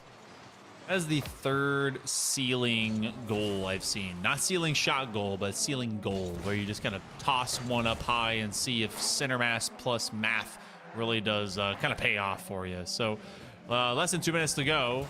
Wildcats not out as they are still up by 1. What a pre-jump, and it will land a bit too high. I think that Saunders is going to try and take control of it, maybe give it to a teammate, but Dietrich actually took a step back considering the pace that was brought to that ball. Less than 100 seconds to go here, Bear, and Ithaca has a moment. They're going to try and die, but what a dig. Yeah, it was good reaction time there from both sides, honestly, but because it was timed exactly right from CCAC, they were able to get to a shot taken, though, off the post and able to go through the box and out. And an opportunity there from Ithaca goes a little bit wide. And you talked about their accuracy being an issue. There's another prime example. But the defense still holds strong nonetheless here as Green's able to dig that one out. Now he's going to be launching down the field. Shot taken. Another one just off the mark. 2 times where they were that close, but just couldn't quite find Twine. Oh, Dietrich got an away jump there. They saw it going over his head. Oh boy, the defense really need to stand up. They got Sonder and now Trax finding boost and ball and moments for Ithaca to just not be able to make a read. CCAC welcome them into the Thunderdome, and they're coming out right now as the big winners. 35 seconds, and Saunders has stepped up to the plate, crossbar and out. That's now happened on both sides of the pitch. Green, good job to settle down even without boost. Did not look nervous about it as they get a couple of touches. Now Weasley looking to get things done on this run, and they need it too. 15 seconds left here, and now Sonder with the shot taken instead all the way back down a little wide. But will this just fall and give possession back to Greens? It will. Down to 5 seconds left. Touch, try to get past one, but it's shielded. A demo frees up space. Greens ran out in front of it. Nobody there to collect it. And CCAC, they build a lead early and are able to hold on to equalize the series here at 1. From a BO7 to a BO5, 9 shots by Ithaca, but only 1 actually found pay dirt, and it's because both Sonder and Trax are able to get 3 saves apiece, a savior medal for each, and then opposite of that, we were able to get full 100% participation from the Wildcats, getting all combined to their 2-1 wins. So it's not been a lot of goals, but they've simply limited the damage, and it's because they're answering for every single, well, at least the plethora of shots, being able to find the ones on target being sent away. So it felt like everything that was ramped up in a high pace here, Bear, Ithaca has now been massively slowed down. They have been. CCAC coming in and building a lead early, too. I mean, they grabbed the lead early in game number 1 as well. They saw that lead dissipate. Being able to hold on to lead number 1 was great, but also getting a couple of goals early and giving yourself some space. Ithaca had opportunities there. They were off the mark a few times. I mean, Ithaca's just accuracy away from really taking the series pretty handily. So CCAC needs to be aware of that and be able to, if the accuracy starts to get on point, to beef up some of the defensive side. I thought it was still pretty strong whenever shots got on target, but it's so hard to predict when shots are all over the place from Ithaca right now. It really does. And I've seen better teams mathematically that will fall to kind of the trap game that these will become. So you have to be ready for it. And it feels like Ithaca could really kind of stabilize, get themselves in a good position, but CCAC is simply here to prove everyone wrong, force an upset, and maybe create a little bit of chaos here in this bracket. Remember, this is a number 4 versus a number 13, and fairly decently seeded. But we've seen a lot of miracles and mayhem be forced to the bracket tonight. First 20 seconds, CCAC gonna try and answer in the midfield. DH able to get back to it. Here's Weasley trying to fight him off. We'll be able to shield it here. Up the wall, he'll go. Point boost in the tank to, look like they were trying. Yeah, a little bit of extra mechanics there, but wasn't able to gain control at the end of the day. And Track's challenge on the back wall was Greens, but he's able to tap it out. Shot taken. Really, they're backwards. Weasley able to keep it out. Here's Sonder off that corner wall, but get a read from Daddy Gort. We'll just launch it back to the other side here. Ithaca feels like they're chasing a whole lot and really digging themselves in the corner. That could have been a mistake there from CCAC. Luckily for them, they didn't touch into one another. A couple opportunities there. He couldn't find a shot at all, Hill Monkey Man, after a couple of good chances. This might be that opportunity, but Voisley able to get out to middle. And there's this trap game coming into play from CCAC. They continue to trap. And Ithaca in their zone. Finally, Green's a big clear. With the way they were stuck in their back, just their back third for like the last minute and a half, you got to feel that Ithaca was like, man, is this field like 3 feet long? There's no way. They literally couldn't do anything at CCAC. Even if they were simply passing to one another and then bonking off the back wall, we're just forcing them to have to look up. I would have a strained neck if I were Ithaca. But now they're having a strain on their backs as they simply try to kick a little bit harder. What a bump! But it's Tracks down what could have been a loose ball go-ahead goal play in favor of Ithaca, and now CCAC again works the other side. I think Ithaca just forgot how to play offense because they were hemmed in so long. We saw it last game. It continues to be that way. And when they finally get shots taken, they know how to pressure. They know how to pass it to one another, or at least get it around the defensive CCAC. But getting on net, that's a whole different puzzle that they just haven't been able to solve throughout the entirety of this year. That's a good touchback, though. Again, that passing is on point, but still no chances they're able to convert on. In fact, Trax will use that momentum. Will push you 50 into the zone. And Daddy Gort here from the corner. Just to slow play it, maybe a little bit too slow. Here's Sonder back on it, shot taken, and Greens with a simple touch to Weasley. And they do a little bit better job trying to get out, but still haven't accomplished that feat, as Daddy Gort couldn't rely on the rest of his team to get a touch out. That caused him to delay his attempt to try and get this out. Not a whole lot of velocity there either, and here we go again. CCAC all over Ithaca. They are, but they're also not. They don't have follow-ups for first touch. They have at least a try to get it out from the corner, goes post, and then goes backboard. But they don't have anyone with the killer mentality to get a kill where they put the majority of their efforts initially. This is a great pickup by Sonder, but it's going to be Weasley that sends it off, and they actually went 2 big touches with 0 or very little boost. That's a dangerous position. Green sees it. Daddy Gort does too. Weasley's going to rotate all the way to corner, though. They see Trax and they see Sonder. That's a setup to whom? Dietrich on the try. They actually swing, get a touch, but it's going to go back out to midfield.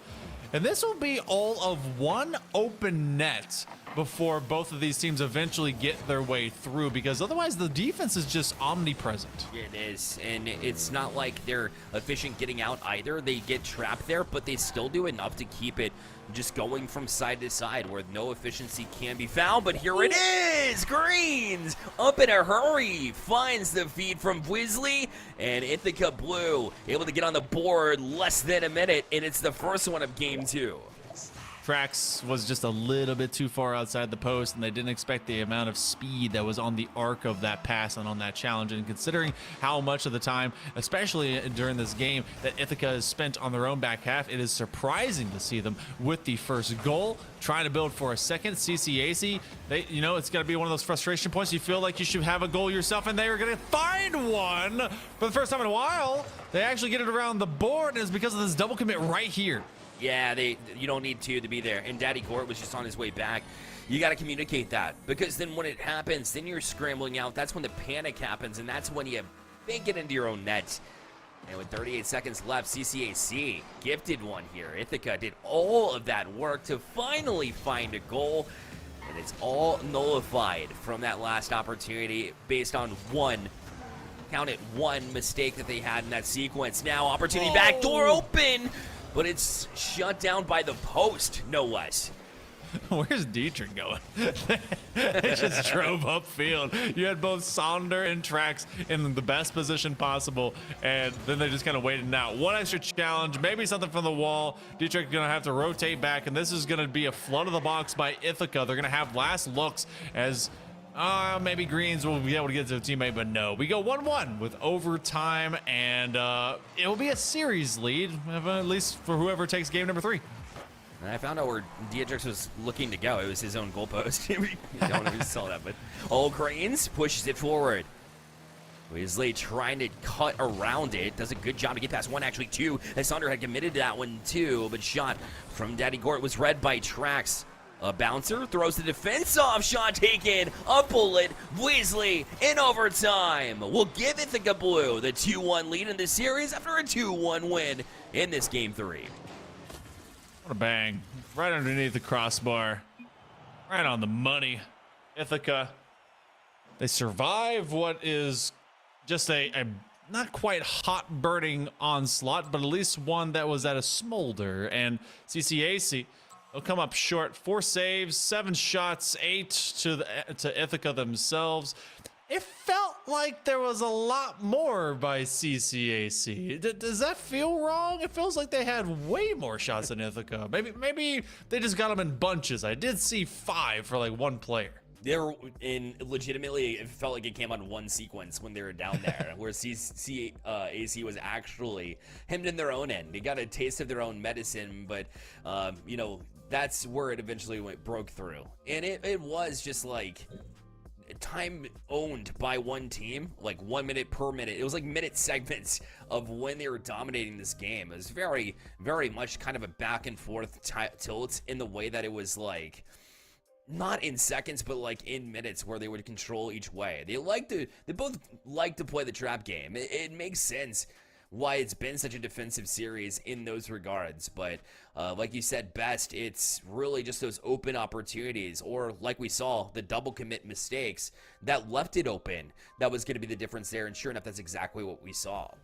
And that's not something you can depend upon as just a regular occurrence. You cannot hope for the downfall of your opponent to be the thing that is the payoff for you. CCAC will fall short, but it is game number 4 on the rise. Ithaca wants to get to match point. CCAC is going to try and tie us all up at 2 apiece. The opportunity to do so, and they have at this point. I was talking about after that game 1, have they done enough to convince me that they can get pressure against Ithaca that can be devastating and break the camel's back? And I think they've done those little things right, but Ithaca Blue is just able to be on the right side of a victory. Very close one, mind you, of that one. So CCAC has made it very competitive, and I see them at least pushing one more game. And Ithaca Blue an opportunity to get to that match point. Greens now beat to this one. It'll be Wisley to turn it right back in. They almost trip over each other. CCAC did there in a moment, but it won't matter because Sonder's putting pressure onto you. Greens able to make a save back in time Drax trying to get to it as well. Greens finds Weasley. What a reaction time to get a couple of touches, and Ithaca Blue will escape the zone. And that baits out Saunders, which really is one of the best players on this entire team. Daddy Gort with the daddy dunk. Outside the first minute, Weasley and Greens on this combination, baiting out the last defender to free it all up. Those were just minute touches. Greens showed it there late, but we saw Weasley to get it out of the zone too. The reaction has been stellar. That doesn't happen without communication on where you're going to put that ball as well, so you can tell the comms on point here for Ithaca. Flip reset goal in Navigators. What are we talking about? Greens gets it done. 2-0 for Ithaca. Hey, Navigators can practice mechs too, right? I mean, Clearly. yo, finding it in stride, no less. Great purchase on that flip reset to extend the punch, and Ithaca goes up by 2, but hold that thought. Tracks from the bar and down. You don't need a flip reset, just bang it in. That's it. On the kickoff, you blink. Ithaca now see their lead cut down by 1. Tracks that looked a little bit high to bank in, but you count your blessings at the end of the day. And the Wildcats will inch back a little bit closer. A good way to silence Ithaca after a big flip reset play was to get a quick goal off the kickoff. But now another answer. This one lingered. Daddy Gort was there on the goal line, but couldn't quite get the job done to turn it back in. And now it'll fall back to midfield for the challenge, and 50 from Daddy Gort will keep it there. Another dangerous opportunity, but they're able to dig out in this moment as Ithaca Blue try to get right back to it, but CCAC was able to hold off, at least for now here, and try to challenge back out, but they're going to be miscoordinated. They will have to regather. Feels like there was a moment for Daddy Gort in that previous kind of sequence to really make light of the defense for CCAC, but the first couple of minutes we got right now, Ithaca Blue continues to just be an ounce or a step ahead of CCAC. They've had a few open lanes, but it has been hot strikes. Saunders, thankfully, follows themselves up, and they do it again against 2 defenders, but the third one in Greens, who has been pretty much the sure thing for convoluting the zone and making it difficult for CCAC to get out of, is able to follow in. Saunders, 1 extra touch, gets it around Daddy Gort, and that's Weasley that gets back in the nick of time. And Weasley will look to transition this one forward to the box. Oh, what a pass, but read well by Saunder. Somehow able to get in front of that calculated pass from Ithaca that seemed like it was going to have some pace and might have fooled any other defenders here, any other team defensively. But a good read. We're able to bail them out now, and Weasley wants to create another chance. In the corner, Saunder yet again shuts it down. Great defense shown. And now a chance to transition. Couldn't quite get the touch. The follow-up available. But Weasley able to chop at that one as well, and Greens will get out of harm's way before any damage can be done by CCAC. 1:45 on the clock. That's a free net. Oh, and that's Daddy Gort. Directly on target. Where did this all go wrong? Saunders got challenged, lost out on it, and then it was just a no find by anyone else. A speed ball that wasn't going to be stopped. And with that third, Ithaca in a proud position of control. CCAC, they may be seeing them go down with Ithaca going to match point. It seems to be that way. That'll confirm it right there for me, at least. A minute 38 left, and Weasley is finding a kickoff goal. And now it's drawn up, too. They definitely said, hey, win it right. Because Weasley was stepping up and forward versus, cheating up a little bit or going for boost first. So you can tell that they've drawn up that play to maybe be a dagger here. And CCAC watching it slide. Ithaca looking to do more damage here, too. Weasley will go to the back wall here, and CCAC not able to get a touch and follow up there, too. Greens will go a little bit high. They need to score here if you're CCAC, and I don't think it's going to happen, especially when Daddy Gort stands in the way. He's made some big plays here defensively. And even the shot from the Wildcats not going to be towards the net here. This one will, though, but Greens with another excellent read, and Wiz in transition as well to get a couple of touches. Ithaca hold the control. The next challenge by Daddy Gort, as this one falls into the last 60 seconds. It's not an unwinnable venture, but you got to be scoring one every about 15 to 20 or so, and that is quickly becoming a much smaller number, and they're gonna have a chance at it, but my goodness, they shut the door. Greens gets in the way.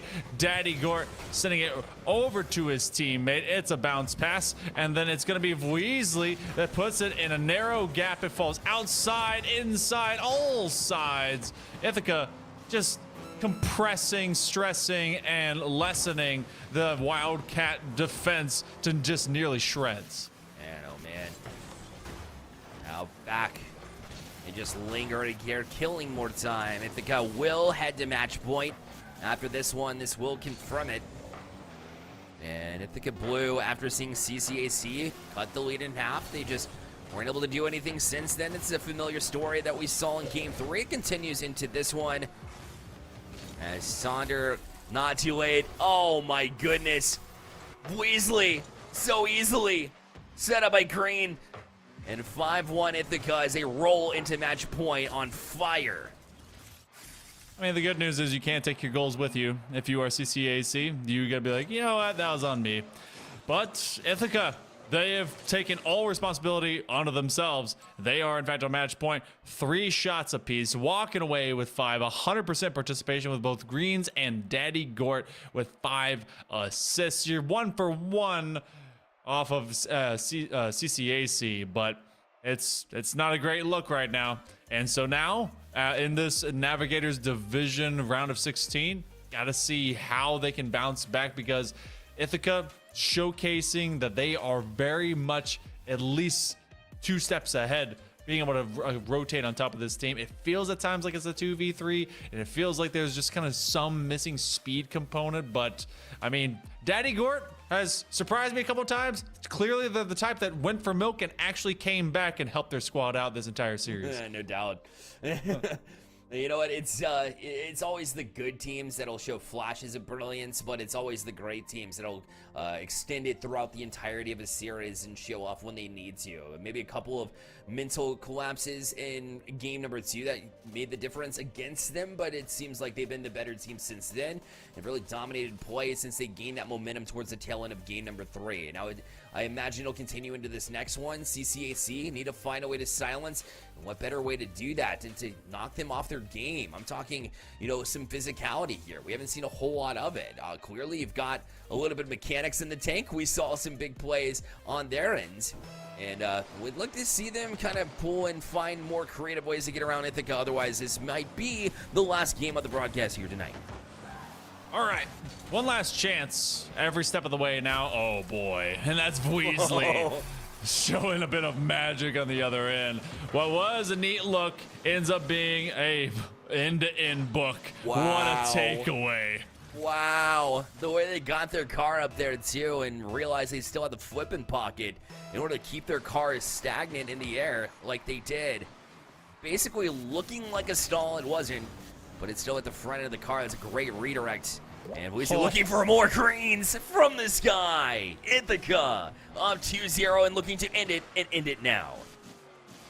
Wow. At 17 seconds in, do we call it? Like, with shots like that and the previous one, probably. My goodness. That was wildly fast and accurate. That outdid one of the Emergence game shots. Like, come on. Yeah. CCAC, you know, they've been able to answer two O's with at least 1 goal to split it apart, but I need them to score very quickly and very assertively, grind some confidence for me, because Weasley is hunting down chances like this one.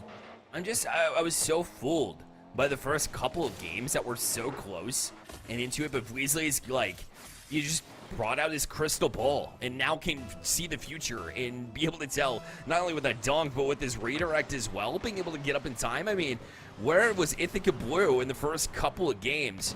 They bounced out, and now they are just in full control. And CCAC, if they don't cut off the bleeding, it's going to be very, very long last game in all the wrong ways, unfortunately for them. 3 goals in the first minute is definitely a long time of having to stare at bad things if you are the Wildcats. But on the other side, the Bombers have been really good out of Ithaca. So, this esports club been very dominant. at least starting with a great just kind of position of authority. And if there's anything to ever really kind of take out your opponent, it's just bringing in shots like this, and especially the challenge that comes through out of tracks. And you know what? They track one back. Yeah, it certainly did. I'm not sure what happened to Daddy Gord here. Controller fail, but Grains, I mean, he wasn't in the play anyways. I don't believe might have been able to get away and cause a challenge that might have gotten the ball to go horizontally instead of towards the net. But either way, Grains lost that 50-50, and now look at the answer, though. Grains right back at you, and answers right away. 4-1 now, the scoreline. Oh, boy. What a find. You always hope for those whenever you're on kickoffs. You're like, I could reposition on this and just bang it on. 4-1. And we're not even a minute and a half in for game number 5. It's a rough position for the Wildcats. They've been able to find a score. They have to do it in triplicate just to catch up, and that's not considering Ithaca possibly bombing another one. What in the world? They have opened up the can here, Bear. Yeah, I mean, look again. Weasley, again, a great pass. Green's already up for the pre-jump at this point. I don't know what it is, but, like, their connection, completely different from what we saw in the first couple of games. Their anticipation's on point. Their communication on point. Maybe they were just, like, not talking at first. Because suddenly when they start talking, they're connecting. Their mechanics, obviously this is a confidence-driven team. When we watch the Bombers inevitably move on to the next round, because I feel like we might be able to call it at this point, the way things have been going. Again, another goal here potentially. Well, maybe not this time. But the Bombers are going to be very hard to handle, and if you don't get to them early and kind of kill that confidence off, if they get going, my goodness, it's an atom bomb versus just your regular, typical, everyday bomb. It's an atom bomb versus a firecracker, and I'm pretty sure we know which one is a little bit more firepower in it right now. It seems to be very much lacking a lot of extra old gunpowder, but at the halfway mark of game number 5, 5-1 inside of that first half. Wildcats, it's not untenable, but it would be an unbelievable thing. My goodness, Greens on the power flick. Saunders comes up at least with that stop. Yeah, and that's one thing to potentially build off of. But again, look at the passing, just second nature of knowing where your teammates are. The anticipation unreal. Here he goes again. Comes back down. The fake got the demo in the process. Oh, they're connecting in every single way. Again, Ithaca on the board into press. And it is just, unfortunately, a last couple of games to forget for the Wildcats as the Bombers have been taking it to them. Who got that demo? I know, because Weasley ended up on the other side. Who demoed? There's Grains out in front there somehow. I don't know how he got there. Don't ask me. I just knew he was there. That's it. He went from like way right, I think, or he was underneath. But I don't know. We're one away from the meme, everyone. You know, you've been heating up for it, and apparently there's been some sandbagging going on. But Ithaca looking for their 7th of double flip reset because reasons, and Daddy Gort on the follow won't be able to get there instead. But less than 100 seconds to go.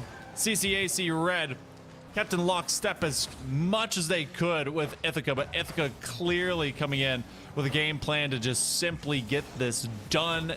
Not quite in 4, but the 5th one seems to be at least that swag nature about them to try and just complete this run and get to the top 8 in this Navigators Division playoffs. Oh, the no find. This ends up being a foot race, and that'll ruin the meme. Yeah, well, CCAC, they knew they could play spoilers. That was the only thing really left on their checkbox here. 4 goals, not impossible, 25 seconds apiece, but really the story is no Brazil here. So Ithaca Blue, well, you can mark that off the list unless you get, 8 more goals for the double, but I don't think that's happening. I don't know, though. They've been scoring a lot, so. I was about to wait, hold that thought. Okay, Sonder. Okay. CCAC at least gonna make it a conversation. They can at least make us go, oh, because, you know, this is a great find. I feel like Saunders has definitely been that main missing piece that has been so successful at times for CCAC. You can score 1 every 20. I'm a man of miracles and hope. and I really want to see what they can be able to bring it down. But Ithaca is in a lot better control, and I feel like this would take a titanic just evaporation of their defense to really be realistic. Got to start now. That's a good start. The flick will fool Weasley at least now. Trax, get it back, Trax. Beatrice just kind of leaves it on the platter. Weasley able to jump to it easily. And now we'll get the flick past another one. And those little touches, quick touches, CCAC has thrown everything at them to try to be the speedy team, but those little touches around them, quick decisions have been the difference. But right now, 21 seconds left. CCAC making it incredibly interesting now. 21 seconds and 2 goals is very possible. And Sonder caught them snoozing again. Okay. This is all right. I have to think that Ithaca is going to tighten up. All right. But if there's ever a moment CCAC can do something with time remaining, gotta find one. Daddy Gort trying for the floor touch, but it's going to be just bonked away. If Weasley, in fact, finds a body on body, that's a giveaway, but this is going to be the same thing. Weasley on the catch, shutting it down, shutting up the thoughts and hopes of big dreams. Sadly, it doesn't go where they want it, and that should put the rest of this on ice. Yeah, there it is. I think Blue, the better team late in this series. They have the stamina here in this best of 7. CCAC Red Wildcats, although their journey will end here, they were able to at least, spark a little bit of those firecrackers we were talking about earlier in order to make it interesting. But at the end of the day, the Bombers are flying through to the next round to face off with USM in the next round here with a all-around effort. As Weasley had 4 goals in that one, Greens also had a hat trick. That's 2 players with hat tricks. Not to mention the 12-5 shooting that we saw in that last game to close things out. Congratulations to the Bombers for their next round appearance. Wild times. But you know what, Ithaca, they did drop division from the previous semester to this one. They had at least a couple struggle bugs, but they were simply able to win out their division. It looks like they're trying to do the exact same thing, run through this 16, get to that 8, which they have. And now next week will be coming up in a monumentous occasion, especially because they'll be going up against USM Flint, and we get to see how that matchup will go. And a job well done. Made it through the LCQ on the side of CCAC, and give a lot of props to all the teams that came up just a little bit short today. Their nationals runs will end in this moment, and all the others will be moving on to that top 8 round. Bear had a lot of great matches today. Some of them just kind of came up short, and some went the distance, but otherwise we saw a lot of great talent. We certainly did, and there's a reason why they made it through nationals, and you'll see that talent spread throughout all of the amazing leagues that we have here at NECC. These divisions have been excellent, putting on shows no matter what level you're on. Apparently you can flip reset if you're in Navigators. I didn't know that. And also if you're at the Champions to Legends divisions, you're absolutely goated. So the amount of talent continues to grow in NECC. It's always been that way. We've seen changes over every semester, and always seems to be for the better here, and I'm always here for it. Of course, and we want to thank you guys for always being here for it as well, cheering on your favorite students as well as your favorite programs, and of course any family and friends that are out there are always welcome. Want to shout out over to both Reach Dad as well as Time to Light for being observing and producing tonight, and of course everyone that was able to hang out with us. Will be doing even more going into next week. Nationals are not over. That was the first round of 16. That one's done in the books, and all the rest of the brackets are being accounted for, but we'll be going into our next stages of nationals next time round. I believe that we have Valorant on Monday, so you'll be seeing them continue with it. And of course, we'll be doing even more when it comes to the big championships at the end of the season over in early May. But for now, this is the end of the night. I'm Hail Monkey Man, and this has been Bear Light, and you have been so darn awesome. See you next time. Have a great weekend.